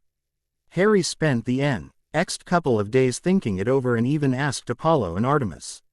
They provided the answer. Since Richard and Ron broke into the Slytherin dorms with Polyjuice Potion, why couldn't he and Ginny do the same? Harry knew that Professor Snape confiscated the Polyjuice Potion Granger made earlier, so all he had to do was steal some for him and Ginny. That proved to be the easy part, as during the Ravenclaw Slytherin Quidditch match Ginny broke into Professor Snape's office to steal 2 vials full. After the match, when Ginny showed him the vials, Harry knew that only 2 steps remained: finding the password and getting something of who they were going to change into. Luck seemed on their side as the Bloody Baron, who was passing at the time, overheard them. Willing to help out a Slytherin in distress, the Baron did some digging and returned to them 2 days later with the password. With only the bits of the person they wanted to change into left, Harry decided they should use hairs as they were easiest. Once again Ginny was called upon. Using a severing charm, she cut a little bit of hair from Granger and her brother to use while Harry stole a pair of Gryffindor robes. When Ginny returned, Harry was ready to go. Harry took the vial with Ron's hairs while Ginny took Hermione's. With a quick gulp, Ron and Hermione stood where Harry and Ginny were only seconds ago. It was dinner time, so everyone was in the Great Hall. The Gryffindor dorms would be empty. The fat lady was surprised to see Ron seeking entrance during dinner but let them in when Hermione said she wanted to grab books so she could work on homework in the library after dinner. Once they were inside, Ginny ran up the stairs to get her diary while Harry stood guard. 5 minutes later she returned, hiding her diary under her robes. The two quickly left and hid for the remainder of the hour they had. When they returned to their normal selves, Ginny gave Harry a hug and a thanks before racing off. As they moved into March, Harry's learning increased. Although he had gotten a half-dozen spells down, he found he could move no further in his practices. He then devoted more of his time to his occlumency shields. With Voldemort's memories helping him, Harry had gotten to the point where he could recognize a legilimency attack and cover his emotions quite well. Like the other second years, Harry was also asked what electives he wished to take next year. He was required to pick 2, but the maximum was 3, or at least that was the restrictions for the other second years. As Harry was already taking Uggle studies, that was one less choice for him. The others were arithmancy, study of ancient runes, care of magical creatures, and divination. Also, due to his adjusted schedule, Harry was actually able to take all electives and, with some prodding from Apollo and Artemis, signed up for them all. Harry was also asked about Muggle studies by some of his year mates, but he had nothing to give them. Earlier in the week, Professor Quimble came down with a bad case of the flu and now classes were taught by Charity Burbage. Harry liked Professor Burbage as she didn't despise him and actually seemed to like him. Harry seriously hoped that Professor Burbage would take over Muggle studies classes as she made them fun and taught them a lot more than Professor Quimble did. Finally, after days of waiting, the moment Harry had been waiting for arrived. As Harry was eating breakfast the morning of the Hufflepuff-Gryffindor match, he heard the basilisk through the walls. At last, the heir made his move. Without wasting any time, Harry jumped up from the table and ran for Myrtle's bathroom. 5 minutes later he was standing in the chamber, but it was empty. The heir and basilisk were nowhere to be seen. The only difference was that the mouth to Slytherin's statue was open. Harry knew that was where the basilisk must rest and so decided to wait until the heir returned. He didn't have to wait long. Within minutes he heard footsteps and something large slithering along the ground. Wanting to surprise the heir, Harry hid behind one of the snake columns. Soon, he heard the door open and he could hear the heir speaking. "Stupid mudblood, I thought for sure she would be in the library. No matter, my pet, no matter, we'll get her next time. It was a male speaking, and from the way his voice sounded, he was around 16 years old. Harry stepped around from the column and got the shock of his life. Ginny. Ginny turned, and when she saw Harry, she smiled. Ah, the squib. I guess I shouldn't be surprised to see you down here, though I must admit I'm impressed. It took me 5 long years to discover this chamber. When she spoke, it was not with the familiar voice of Ginny but of a deeper, more male voice. A voice Harry knew. I guess I shouldn't be surprised either, Tom. I knew you were possessing someone, but I never would have guessed Ginny Weasley. Ginny's eyes widened. How did you know? That diary, he said, pointing at the object in Ginny's arms. I know what it is. Very good, Potter, so you've figured out my experiments. What are you going to do now? I have the basilisk, the diary, and little Ginny's wand, while you have nothing, no magic, nothing. Behind him, the basilisk hissed menacingly. Harry smirked. Leave it to Tom Riddle to get overconfident. Drawing his wand, Harry said, What makes you think I don't have any magic, Tom? Tom eyed the wand warily. You're a squib, you can't have any magic. Lumos. The tip of Harry's wand lit up. Tom took a step back. I am impossible, you're a squib.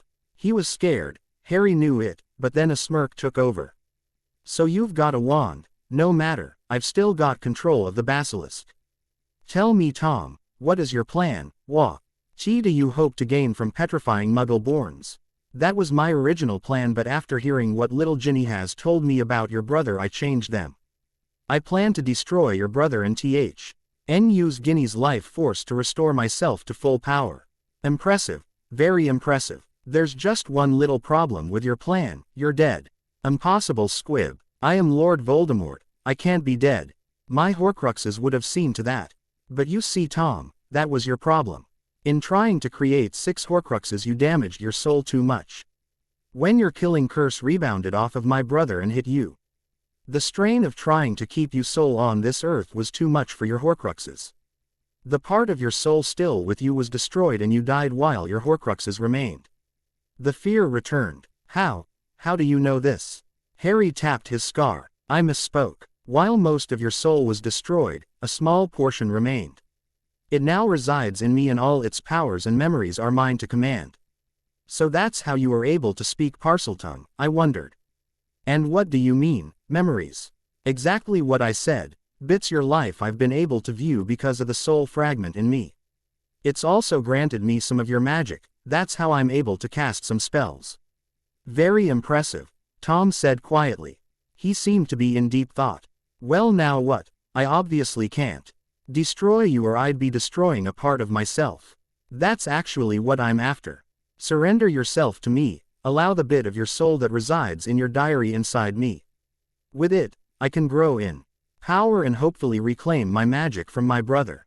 And why should I do that? What's stopping me from taking control of your body and refashion myself anew? Because you don't have the strength.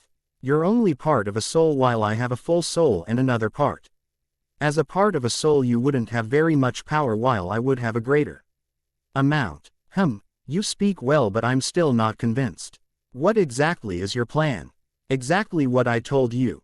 I plan to gather all of Voldemort Horcruxes together and make them a part of myself. Using their power and memories, I would take my magic back from my brother. Very well, I'll join you. Do you know the location of any of my Horcruxes? 1. A diadem that you got from the Grey Lady.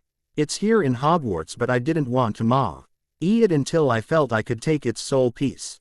I suspect its memories will give me the location of some of the other Horcruxes. Very well, but I don't think my memories would be able to help you, as I was never interested in draining magic. Maybe something from Slytherin's personal library would be able to help.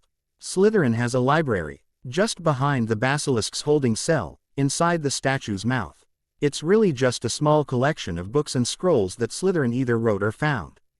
I was never really interested in them, but you may find something useful. By the way, how do you propose we get rid of this girl?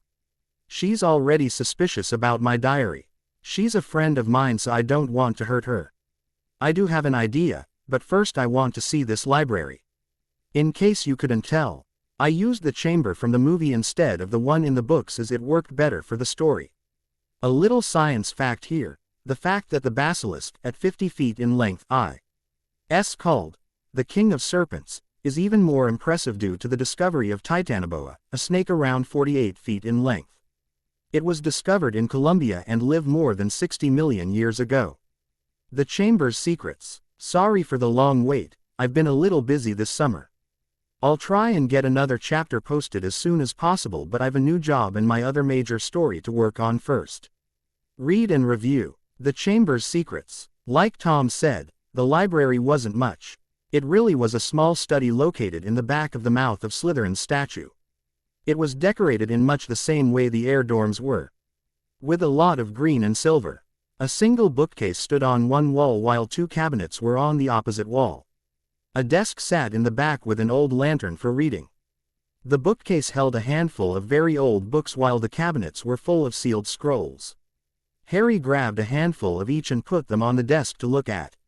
Out of the corner of his eye Harry could see Tom, still possessing Ginny, standing off to the side with his diary clutched tightly in his arms, making Ginny look like an innocent schoolgirl. It was very weird to look at. The scrolls, Harry noticed, were full of notes and spells Slytherin was researching or found interesting. One even talked a bit about Horcruxes, which is where Voldemort got the idea to use them, but even S.L. Slytherin despised them and didn't mention them further. A handful of books were actually Slytherin's journals, full of his lessons learned under an apprenticeship, his misadventures as a child, teen, and adult, and of the early years of Hogwarts. Here, Harry discovered the reason why Slytherin hated Muggles and Muggle-borns. During Slytherin's time, witches and wizards were hunted by Muggles following the formation of the Christian religion in Europe.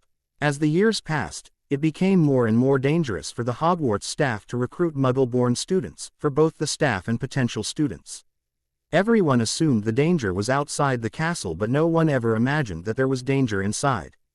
One ambitious Muggle-born believed that his magic came from the Muggle god and that it was his destiny to destroy all devil-worshipping witches and wizards.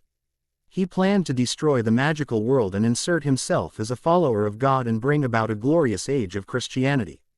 He gathered a few like-minded individuals to his cause, but they were quickly stopped by the founders. Ironically, the Muggle-born was killed by Muggles who thought he was a devil worshipper. Following this incident and the continued persecution of wizards, Slytherin demanded that the founders stop taking in Muggle-borns. The other founders disagreed and wouldn't listen to Slytherin's arguments on by fear of a single incident caused by a foolish student. Unable to persuade the others, Slytherin created the chamber and placed the basilisk there in case another Muggle-born tried to follow in the footsteps of the believer. The entrees stopped there and Harry assumed that it was shortly after this that Slytherin was banished from the castle. He obviously planned to return to continue his work but never managed it. Harry felt a small amount of pity for Slytherin as his hatred of Muggle-borns came from his fear of them. Fear does terrible things to a mind, Harry knew that.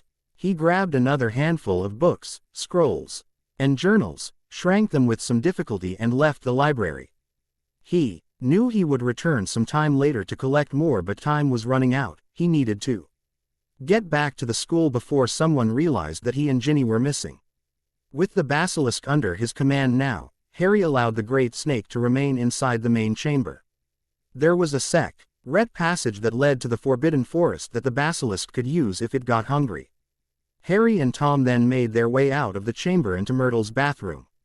Harry's plan was simple: have Tom use Ginny's wand and his magic to leave several bruises and cuts on her body and robes. Then, Tom would use a memory charm on Ginny, making her forget about her experiences with the chamber and about him. It went off without a hitch and Harry took the diary. He then ran back to the Slytherin dorms where, once in the safety of the air dorms, used the magic of the diary. Using the diary's magic, Harry drained it of the soul fragment and placed it in himself. Immediately he felt the effects. He felt stronger, more powerful. Testing his new power, Harry discovered that the diary increased his magical power. Also, like expected, the diary gave Harry more of Voldemort's memories.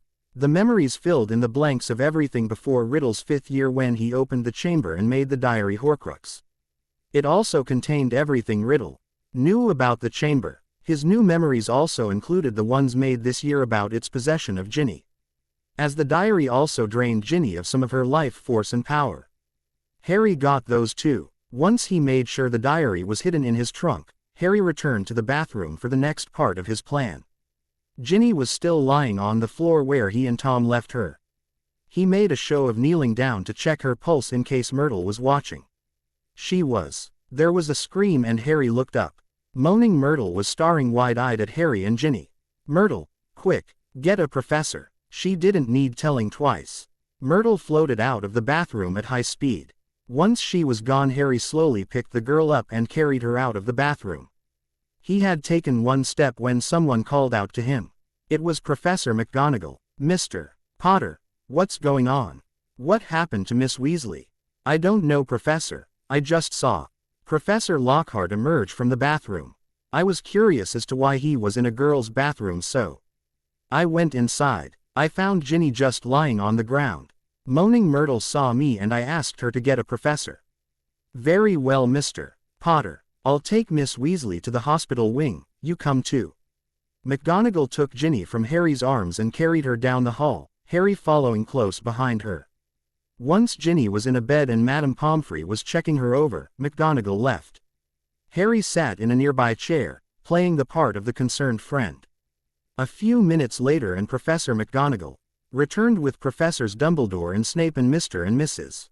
Weasley. Mrs. Weasley rushed for her daughter while the professors turned towards Harry. "All right, Mr. Potter, please explain everything you saw," asked Dumbledore. Harry repeated the story he made up with Riddle. He was walking along the hall when he saw Professor Lockhart emerge from the girls' bathroom. He didn't see Harry and was acting funny. Curious, Harry entered the bathroom to find Ginny unconscious.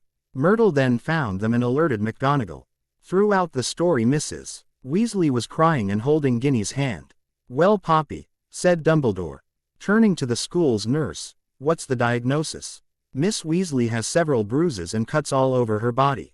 Her robes protected her upper body from what I believe to be the worst of it. She's also had her memory modified, but I don't know of what. Beyond that, there's no sign of any worse injuries." "Dumbledore, I want Lockhart arrested," Mr. Weasley said, furious. "Of course, I'll alert the Aurors immediately and I'll have Gilderoy questioned. I assume you, your wife, and Mr.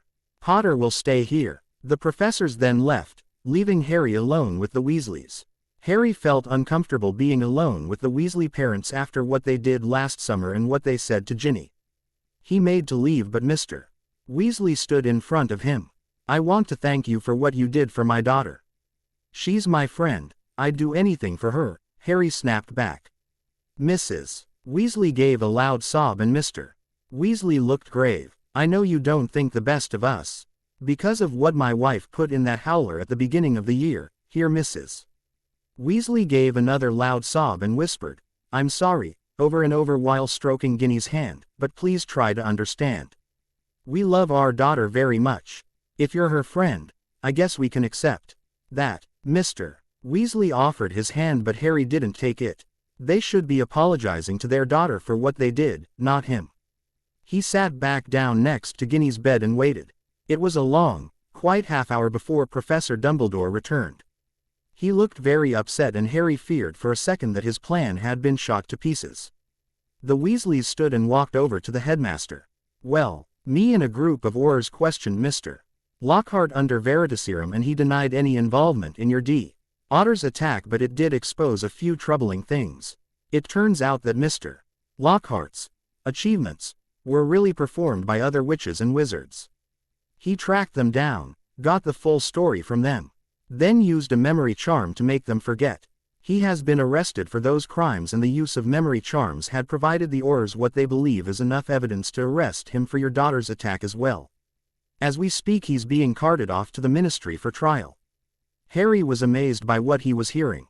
The plan had been to frame Lockhart for the attack and get the fool out of the school.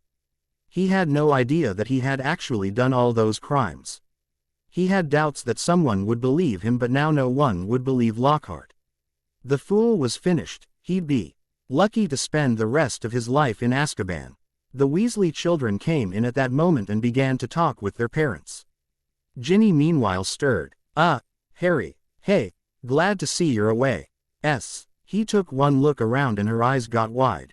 Oh no, was I attacked? Not by the chamber, no, but apparently Lockhart did something to you and then modified your memories.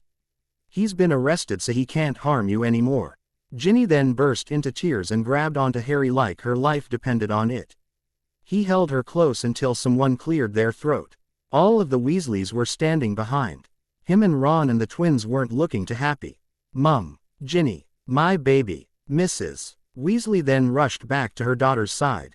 The two cried together while the other Weasleys crowded around Ginny's bed. Harry chose that moment to leave. He took a detour to the room of requirement to pick up the diadem before returning to the Slytherin dorms. Once again Harry performed the ritual to remove the soul fragment and put it in himself. This Horcrux contained most of Voldemort's later years at Hogwarts and a few of his adventures after. It also gave Harry the location of two more Horcruxes, the G. Ant family ring at the Gaunt Shack and Hufflepuff's cup in the Lestrange vault in Gringotts. The first he could get once he found a way to move around freely, but the second would be near impossible to get. Only one Horcrux, Slytherin's locket, was at an unknown location. Its location was probably stored somewhere within the other Horcruxes, but it mattered little at this point. Harry's goal was complete. With the power offered from his scar, Voldemort's diary, Ravenclaw's diadem, and the little power he got from Ginny, Harry was now considered a low-powered wizard. With the magic he now had at his command, he could easily practice all kinds of magic. The spells and knowledge the Horcruxes provided would be of great use in the future. Harry had chosen an interesting time to find the chamber. Riddle's last attack had resulted in a Ravenclaw prefect being petrified in the library. It happened when she saw the basilisk in her mirror as she was checking her makeup. Harry's alibi almost absolved him of suspicion, but not everyone believed he wasn't responsible. The next morning everyone woke up to find out that the groundskeeper Hagrid had been arrested for the attacks and Dumbledore temporarily suspended. Of course, all anyone could talk about was Lockhart. Many people, mostly the female population, were completely shocked by his actions, and a large majority of the students were questioned and examined to see if he did anything to them. If it could happen to Ginny Weasley, it could have happened to anyone. So far nothing had been found, but that didn't stop the rumor mill. With Lockhart gone, defense against the dark arts had to be taught by all the teachers. Students suddenly became more interested in the class as nobody knew who would be teaching their class that time and what they would teach. The class was most productive when it was cancelled and the students were required to do independent studies. With the latest attack and Dumbledore gone, Hogwarts was practically overflowing with fear. Only two people didn't have any fear at all, Harry and Draco. Draco was being his usual self, strutting about the castle like he owned the place and bragging about how his fath was the one to remove Dumbledore from the school. Harry, of course, was the only one who knew where the chamber was and who was behind it, and, as such, the only one who knew that the danger had passed. He also kept the Horcrux remains hidden in his trunk. Although the items were no longer Horcruxes and dangerous, Harry believed it was a good idea to keep them hidden. Ravenclaw's diadem was supposed to be missing, and its magical properties were still useful. Voldemort's memories also revealed that Richard knew about the diary, or at least part of it, and that it was best for it to disappear. Ginny's and Penelope Clearwater's attack was the last eventful thing that happened the rest of the year. Months went by without an attack and the school slowly let its guard down. The professors kept alert, in case the heir made another attack just before the school year ended, but nothing happened. The basilisk's victims were successfully restored, though they could give no information about what attacked them. They had no memories. There was no winner for the Quidditch Cup this year as the matches had been cancelled after the last attack, yet Slytherin won the House Cup easily thanks to Harry. The Slytherins had a party the last night of term to celebrate that, as well as the worst defeat Gryffindor had ever had. Before he boarded the express the next morning, Harry snuck back down to the chamber to retrieve a set of scrolls from Slytherin's library. There, he had discovered an unusual find that interested Apollo and Artemis as well. Apparently, in the last years of his life, Slytherin attempted to make a written language for Parseltongue. Slytherin was interested in combining the powerful form of parcel magic, magic using Parseltongue, and runic magic. The whole thing was an Riment and not entirely finished, but Harry decided to finish it himself. The train ride was fairly quiet. Ginny and Luna rode with Harry. Luna read a copy of the Quibbler the entire trip while Artemis lay in her lap. Apollo curled up next to Ginny, who was writing in her new diary. Even with Voldemort's powerful memory charm, Ginny had spent too much time with his diary, so it was fairly difficult for her to forget about it. She remembered nothing about its true power, only that she had a diary, but it was lost somewhere within Hogwarts. Harry replaced it with the one she currently had as a present. When they arrived at King's Cross, Rose met him a ways away from their father. Harry recognized the blonde woman standing next to him as the one that accompanied him to the Gryffindor-Slytherin match this year. "That's our new stepmother," Rose explained. "She's some American witch named Amy Williams. She met Father in Diagon Alley last year and he's been sneaking off to see her ever since. That's where he was at the beginning of the year. She moved in not long after term started and she and Father were married not long after. She's bloody annoying, trying to make me a proper little witch, and won't leave me alone. I'm never calling her Mum, ever." The new Mrs. Potter was worse than Rose explained. She had a high-pitched voice and was incredibly vain. She simply adored being the new mother to the boy who lived. She tolerated Rose but was absolutely horrible to Harry, criticizing him, and claiming he wasn't even worthy to carry her bags. Harry hated her immediately. Thankfully, RRY was able to mostly ignore her by staying up in his room.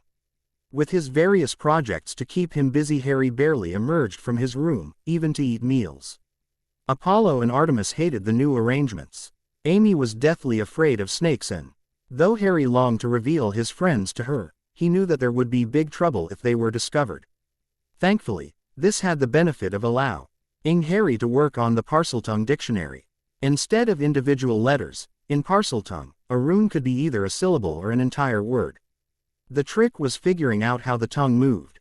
It was very difficult work as the three could never really agree on how to write a certain rune. Thankfully most of the hardest work was already done by Slytherin. Harry also started practicing parcel magic.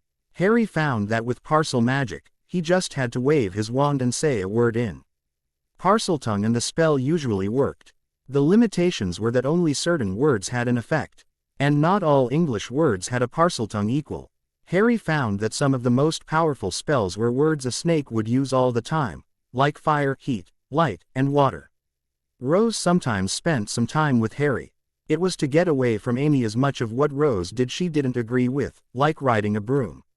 Rose's time wasn't wasted. She read and reread nearly every scroll of Harry's notes, as at last she would be going to Hogwarts at the end of summer. Harry got a handful of letters from his friends. Luna wrote once a week and talked endlessly about the creatures she and her dad looked for.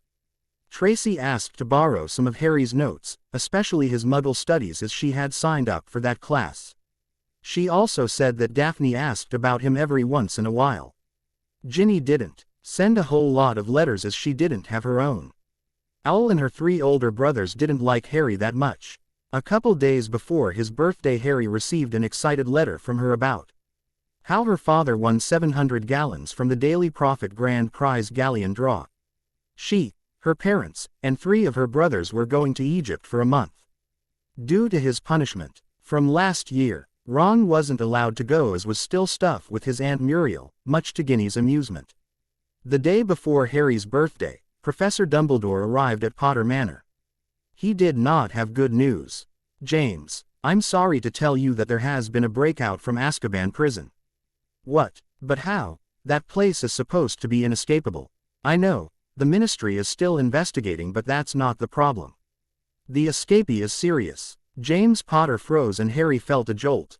Sirius Black, Harry's godfather, the man who betrayed his family to Voldemort, and killed 12 Muggles and James and Remus's good friend Peter Pettigrew, had escaped. His cell was found empty early this morning.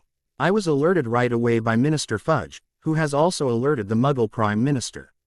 However, the problem is that for the past couple of months he has been muttering yours, Richard's, and Harry's names in his sleep. The minister believes that Black may try and kill you all in some mad attempt to bring Voldemort back to life. While I believe that is a little far-fetched, we can never be too sure. In any case, it's best to better be safe than sorry. The minister wants to assign Ors to protect you here and while you leave. Unfortunately, his has also asked to post Dementors around Hogwarts, and I have reluctantly agreed.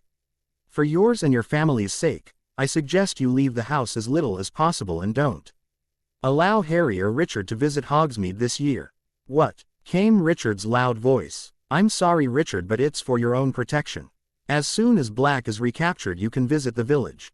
I promise. Don't worry, Dumbledore. I promise we'll take every precaution. Black ruined my family 12 years ago. I won't let him harm them again. With this, his pull Ed Amy into a tight hug and gripped Richard's shoulder, completely ignoring Harry and Rose. Neither Amy nor Richard noticed, but Harry, Rose, and Dumbledore did. Dumbledore thought about saying something but let it go. James just probably grabbed those two because they were closer and he did only have 2 arms. Dumbledore, before you go, you should know that Black is an animagus. He can turn into a large black dog. Thank you, James. That is really helpful information. I'll be sure to let the ministry know right away. The news about Black's escape actually made Harry happy. This was because he knew that James and Amy wouldn't have signed his Hogsmeade permission slip, and now Richard couldn't go as well.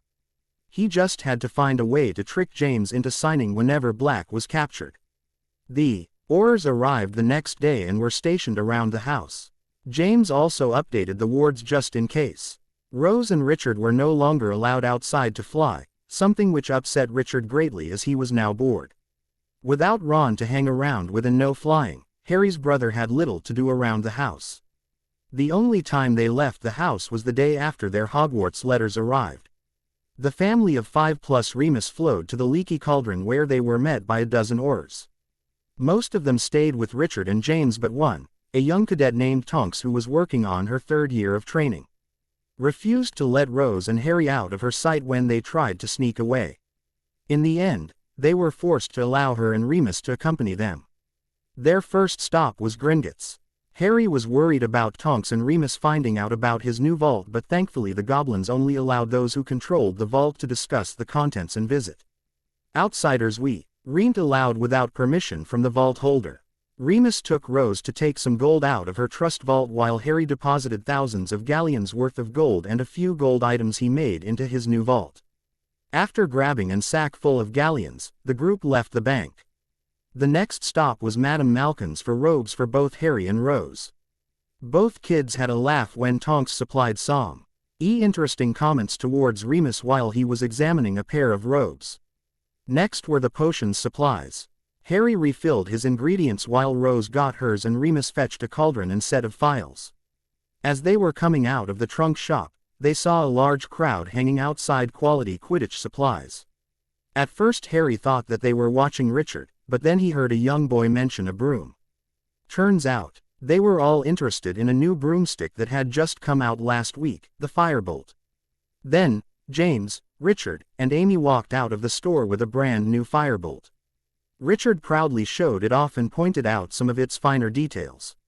The crowd ohhed, ahhed, and clapped in all the right places while James and Amy just basked in the attention they were receiving. Annoyed by his brother's actions, Harry pulled Rose into Flourish and Blots. Remus helped Rose gather her books while Harry shopped on his own. He needed an entire set for all the elective classes, including Muggle Studies. This was going to be an interesting year as Harry had to take the Muggle Studies OWL at the end of the year. Once everything was purchased, Rose practically ran for Ollivanders. She entered before Harry, Remus, and Tonks could catch up, and when they entered, they found her bouncing with excitement at trying wands. Ollivander had already given her a wand to try, so the three sat back to wait. 7 minutes and 20 wands later, Rose was the proud owner of a 10-inch dragon heartstring willow wand. She was even more excited about her wand's connection to their mother Lily, who had also had a willow wand. James and Richard didn't appear to be finished yet, so the group of 4 sat outside Florine Fortescue's ice cream parlor and ate some cones Remus bought them. 5 minutes later, Richard and the others arrived and the Aurors escorted the Potters back to the Leaky Cauldron, where they quickly flowed to their manor. Astoria, the night before September 1st. Harry barely slept at all. This was mainly due to the fact that Rose kept popping into his room every 10 minutes to nervously ask an out-of-the-blue question about Hogwarts. Finally, at 3 in the morning, Harry accepted that he wouldn't get any sleep that night and joined Rose in waiting for the rest of the family to wake up. Hours later, the two siblings were riding with Us and a couple of Aurors in a ministry-owned car. James, Amy, and Richard were riding in another just ahead of them. They were leaving later than they normally would because it was believed if they arrived just before the Hogwarts Express left, Black wouldn't have time to do anything if he was waiting at the station. Within a minute of arriving at King's Cross, the Potters and Remus were boarded, and a few seconds later, the express pulled out. Remus had claimed his own compartment and went straight to sleep as 2 nights ago was the full moon. Richard quickly found his 2 friends and joined Remus, enjoying the fact that they were friends with the new Defense Against the Dark Arts professor. Harry found an empty compartment for himself and Rose and filed in. Rose quickly took a seat, pulled out her brand new Charms book, and started reading. Harry meanwhile reviewed his notes on Parseltongue with Artemis looking over his shoulder. They were hoping to finally develop a rune for snake and human. A few minutes into the train ride, their compartment was opened by a young girl with brown hair and bright blue eyes. Harry blinked. He was staring at a girl who looked so much like Daphne Greengrass she had to be her sister. This had to be Astoria, the annoying little sister Daphne always talked about. "Excuse me," Astoria asked nervously, "but can I sit here?" She pointed to an open seat next to Rose. Rose herself literally jumped at the chance to make a new friend. Hopping off of her seat, she grabbed Astoria's hand and pulled her down onto the seat. "Of course you can join us, feel free to sit anywhere you like. I'm Rose, by the way, and this is my brother Harry. Are you a first year too?" "I'm a first year." "What house do you want to get in?" "I like them all, but I'm hoping for either Slytherin or Ravenclaw." "Harry is in Slytherin, so it'll be good to know someone there, but I really like learning, so maybe I'll get in Ravenclaw." "What about you? Do you have any older siblings? What house are they in?" Harry didn't know what emotion to display. On one hand, the way Rose was acting was just too funny, and Astoria's face just added to it. On the other hand, Harry had never seen R.O.'s act so friendly to anyone and was practically bombarding Astoria with questions. He finally decided to settle on funny and burst out laughing. Harry's laughter caused Rose to blush and Astoria to turn towards him. As she did, she saw Artemis lying on top of Harry's seat and her eyes got wide. Immediately Harry realized that Astoria knew nothing about Artemis and Apollo. She could possibly expose them outside of Slytherin House. "I know who you are. You're that squib my sister and father were talking about." Harry scowled. "I am no squib. I'm actually surprised that your sister hasn't told you about how I lost my magic." He could tell Astoria was curious. She leaned forward with an interested look on her face. "How?" "Our idiot brother," said Rose nastily. "She's right," Harry said as Astoria turned towards Rose. "The night Voldemort vanished, Richard's magic was depleted and mine was given to him instead. I've been labeled a squib ever since." "So, how are you able to attend Hogwarts?" "Because I was born a wizard and was only made a squib due to some ritual. My name was still on the roster. Dumbledore knew about the ritual and allowed me to attend." "But then, why are you here? I heard Dumbledore got suspended."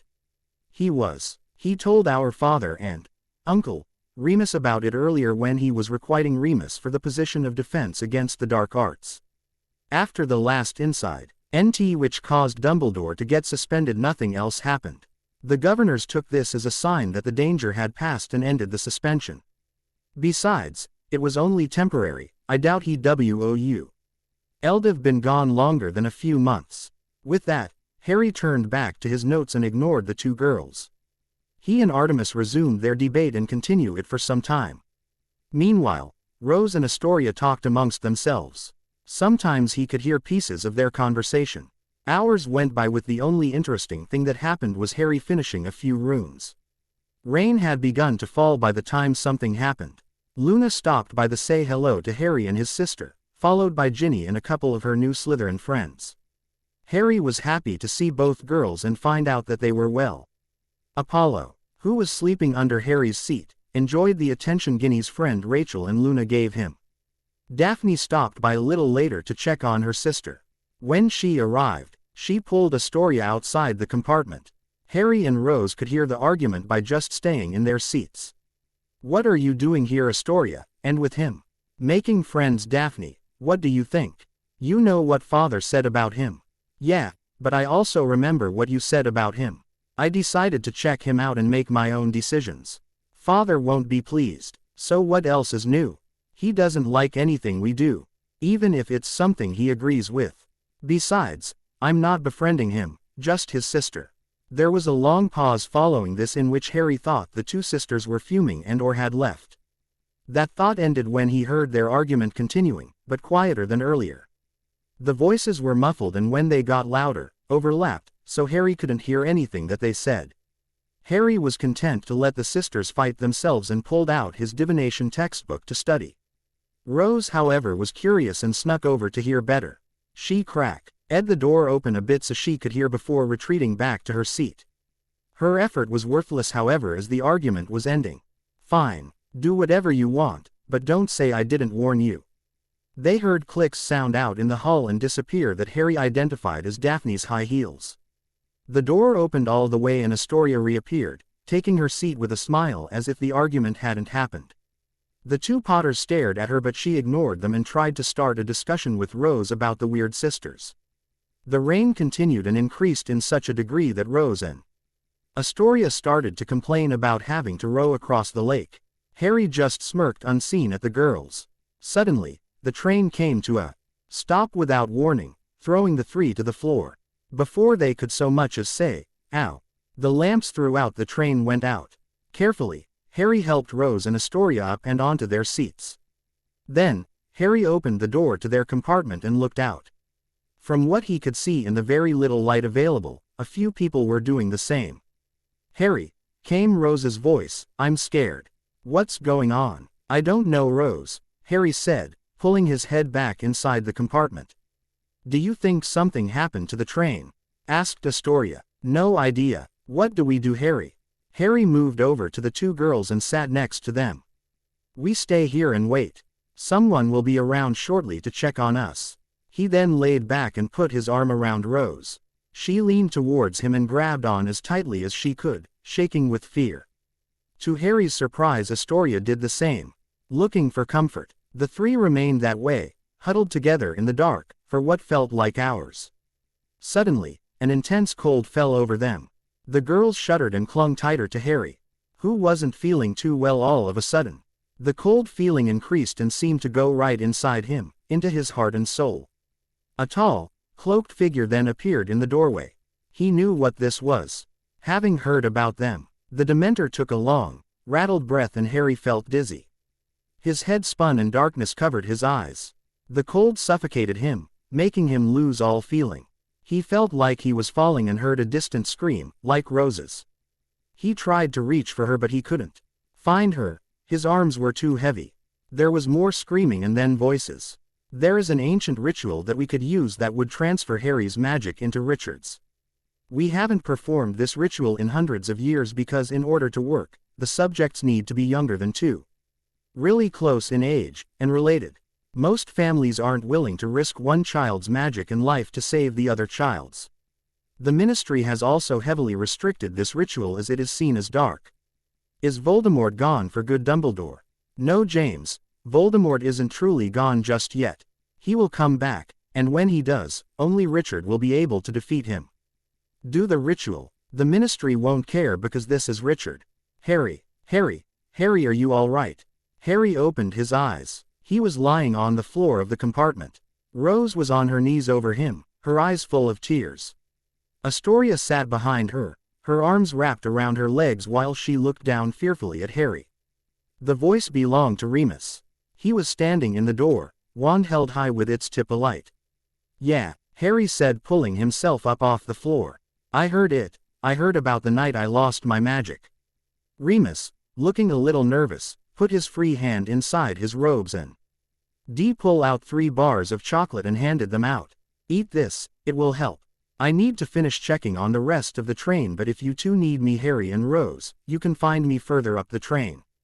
He then left, closing the door behind him. Harry slowly sat back in his own seat and Rose climbed up next to him. You okay, Harry? I don't know, Rose. It was Dumbledore. Dumbledore told our parents to do the ritual. Rose said nothing but closed her eyes while allowing Harry to hold her. Astoria watched the two for a second or two before sliding off of her seat and joining them. You know, Astoria said, my father always told me no, never accept chocolate from a stranger, but in this case I'll make an exception. Rose giggled softly as Astoria popped a piece in her mouth. Even Harry let out a small smile at the girl's actions and took a bite out of his own chocolate bar, instantly enjoying the warmth. There was a commotion outside and the door was flung open to reveal a worried Daphne. Daphne! Astoria exclaimed. The girl jumped off her seat and ran towards her sister. The two girls held each other for a few seconds before Daphne pulled her little sister away, leaving the Potters by themselves. The rest of the trip was passed by in silence, and when it came time to separate on the platform, Rose was most reluctant to do so. He could see Astoria and Daphne hugging goodbye on another area of the platform and pointed them out to Rose. She scowled at the older girl but rushed off to her new friend. Harry meanwhile rushed towards the Thestral-pulled carriages to get out of the rain as quickly as possible. He jumped into the first carriage he saw, barely sparing the Thestral a glance, and was surprised to find it only occupied by Luna. She smiled at Harry, who returned the greeting, and then turned to stare dreamily out at the rain. Harry shook his robes in an attempt to get dry before remembering about parcel magic. With a quick glance at Luna to make sure she wasn't watching, Harry pulled out his hidden wand and tried to whisper "heat" in Parseltongue as quietly as possible. Luna showed no indication if she heard the spell or not. The spell warmed his robes and slightly dried them. The carriage took them up a path and through a high gate guarded by two Dementors. Feeling the cold from them, Harry popped a chocolate frog he had pocketed into his mouth. It helped, but Harry still felt weak and desperately wanted to get to the Great Hall for the welcoming feast. When the carriage stopped in front of the castle, Harry and Luna jumped out and ran for the main doors, completely ignoring Richard and his friends. Potter, a word please. Not you, Richard, your brother. And you, Granger, I would like a word with you as well. Harry was confused as Professor McGonagall called him and Hermione Granger over. There's no need to look so worried, I just wanted a word in my office. Move along, you two, she said to Richard and Ron. The two third-years followed the deputy headmistress up several flights of stairs to her office where they sat in front of her desk. McGonagall sat down and waited a couple of seconds before turning towards Harry. Sir Lupin sent word ahead that you had taken ill on the train, Potter, as a result of the Dementors. Granger turned to glance at him and Harry turned red. It became worse when the school nurse entered the office and began checking his forehead. I'm fine, I don't need anything. Madame Pomfrey tutted and continued to examine him before Harry said for the 10th time that he was fine and didn't need to go to the hospital wing. Madame Pomfrey scowled at him but finally left. Well, now that that's out of the way, I would like to talk to you two about your course schedules. You both put down that you'd like to take all the elective courses, but that is quite impossible. However, Potter, you are a special case. With you not taking a couple of the normal courses and already taking Muggle studies, I guess we could squeeze you into the other electives, if you still wanted to take them. Yes, very well, I'll inform the headmaster and Professor Snape. You may have to take 1 or 2 courses with another house instead of your own, but if you are determined I'm sure that will be allowed. As for you, Miss Granger, you are taking all the normal courses yet you've signed up for all the electives. As you know, you can only take 3. Please, Professor McGonagall, isn't there any way I can take them all, please? Miss Granger, there was one way, but your actions last year with the Polyjuice Potion incident put a damper in that. Only with a good record in academics and with the rules could I have allowed you use a time turner to take multiple classes at once, but I cannot allow that now. I'm sorry, but you'll have to drop at least 2 courses. Granger looked close to tears at McGonagall's announcement, and Harry started to feel sorry for her when he remembered what she did to not be allowed the use of a time turner. But I don't know what courses to give you up, I want to take them all.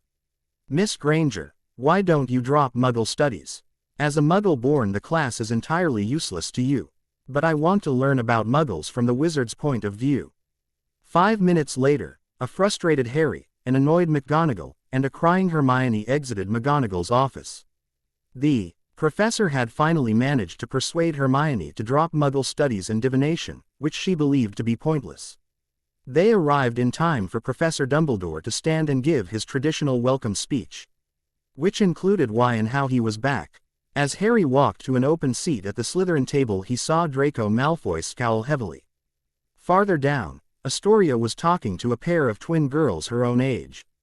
Rose, however, was not at the Slytherin table. A quick look revealed her at the Ravenclaw table talking to Luna. Harry then listened as Dumbledore explained about Sirius Black and the Dementors. A quick glance at Richard showed that he wasn't paying attention to Dumbledore's speech about how the Dementors weren't fooled by tricks or disguises. No doubt the two were already planning on how to sneak Richard out of the castle. On a happier note, I'm pleased to welcome 2 new teachers to our ranks this year. First, Professor Remus Lupin, who has kindly consented to fill the post of Defense Against the Dark Arts teacher. There was light clapping as only a few students welcomed their new professor, Harry and Rose among them. Second, I am sorry to announce that Professor R. Kettleburn has retired in order to enjoy more time with his remaining limbs. However, I am delighted to say that our very own Rubeus Hagrid has agreed to take on the post of care of magical creature's teacher in addition to his gatekeeping duties. There was less clapping for Hagrid than Remus. Harry himself was surprised that the gamekeeper was back. Dumbledore off suspension was one thing, but the person believed to have opened the chamber the first time coming back only after all the attacks stopped just after he was taken away. Someone in the ministry had to be extremely stupid. Of course, Harry knew the truth, but no one else did. After that, the feast started. Harry still wasn't feeling well from the effects of the Dementors, so he grabbed a little food and ate slowly. As he ate, he looked around the hall, watching the occupants, mainly his sister and Astoria. The 2 Ravenclaws had stopped their discussion for now while Astoria and her new friends had resumed theirs. There was something about those 2 girls. "Hey, Millicent," Harry said to the girl next to him. Millicent Bulstrode looked up from her potatoes and glared at him. "What is it, Potter? Who are those twins talking to Astoria Greengrass down there?" "That's Hestia and Flora Caro, 2 new Slytherins. Now will you leave me alone?" The Caro twins. Harry wondered if they were related to the 2 Caros who served Voldemort. They certainly didn't share any familial resemblance to them. However, it might be a good idea to keep an eye on them anyway. Immediately after getting back to the common room, Harry lopped in front of the fire with a book to start researching. A handful of people were still awake, mostly upperclassmen as the first years were exploring. "Hey, Potter," Draco Malfoy marched up to him, Crabbe and Goyle behind him. "What are you doing? Reading, Malfoy, or can't you see?" "Very funny, Potter. I meant what are you doing out here?" "Again, reading. Now if you don't mind, I would like to read my Care of Magical Creatures book in peace." Malfoy scowled and walked away. "Why in the world are you ready that?" "Asked not. You heard Dumbledore. Professor Hagrid is teaching us this year. How much do you think we'll learn from him? I'm reading the book now because I don't think he'll be a very good teacher." "That's a good point. Might be a good idea for us to do them same. Just one problem," said Daphne. She held up her own book which was struggling in her hands, trying to break the belt that was holding its mouth shut. "How in the world do we open these things?" "You mean you haven't figured it out?" Harry laughed. "How did you open yours?" asked Tracy. "It's the Monster Book of Monsters."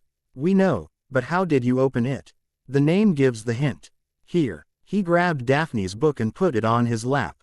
"You just pet it. Just stroke the spine a bit and it'll go docile." Harry did just as he said and Daphne's book stopped moving. Then he pulled off the belt, while everyone took a couple steps back. With the belt off, the book fell open and Harry held it out for Daphne to take. The brunette carefully stepped forward and took the book shaking. After she held book for a few seconds and turned a page or two, the others relaxed. Tracy pulled out her book and did the same thing as Harry. Just like Daphne's, her book laid still after it was stroked. "Not bad, Potter," Daphne said, still turning pages. "Maybe we'll keep you around." As Daphne walked away, Harry saw a smirk appear on Astoria's face. "You know, that's not a bad idea, Daphne," she said, her voice barely loud enough for the emptying common room to hear. "His arm muscles are quite nice." She then gave her sister a wink. Harry blushed as the few people left in the common room started muttering a look back and forth between him and the Greengrass sisters. Daphne herself was mortified. "When in the world did you feel his arms?" "When the Dementors boarded the train and it came to a stop, we all fell off of our seats. I landed onto of him. Now that I think of it, laying on him was pretty comfy." Harry blushed even more as Astoria giggled and ran off. Deciding that he had stayed up long enough, Harry entered his personal dorm. The next morning Harry's first class was Muggle Studies. Much to Harry's pleasure, Professor Burbage was now the official Muggle Studies teacher. She started the class off by giving them Harry's first OWL lecture. "This June you all will be taking your OWLs. This is an important time for you as your results will determine your future. Many of you won't be continuing this class next year, but that doesn't mean you can slack off. Even if your career doesn't involve Muggles, and OWL in this class will help you overall. Even more so because as adults you will most likely be dealing with Muggles at least once. Now, to start off, we will review electricity and how the Muggles use it." Following Muggle Studies, Harry went to History of Magic, which was just as boring as ever. Of course, Harry did enjoy the entertainment Tracy providing by tickling a sleeping Daphne with her quill and eventually causing her spill her ink bottle all over the front of her robes. He didn't enjoy the screech of horror Daphne let out after class, however, nor the stinging hex she sent him and Tracy for laughing at her.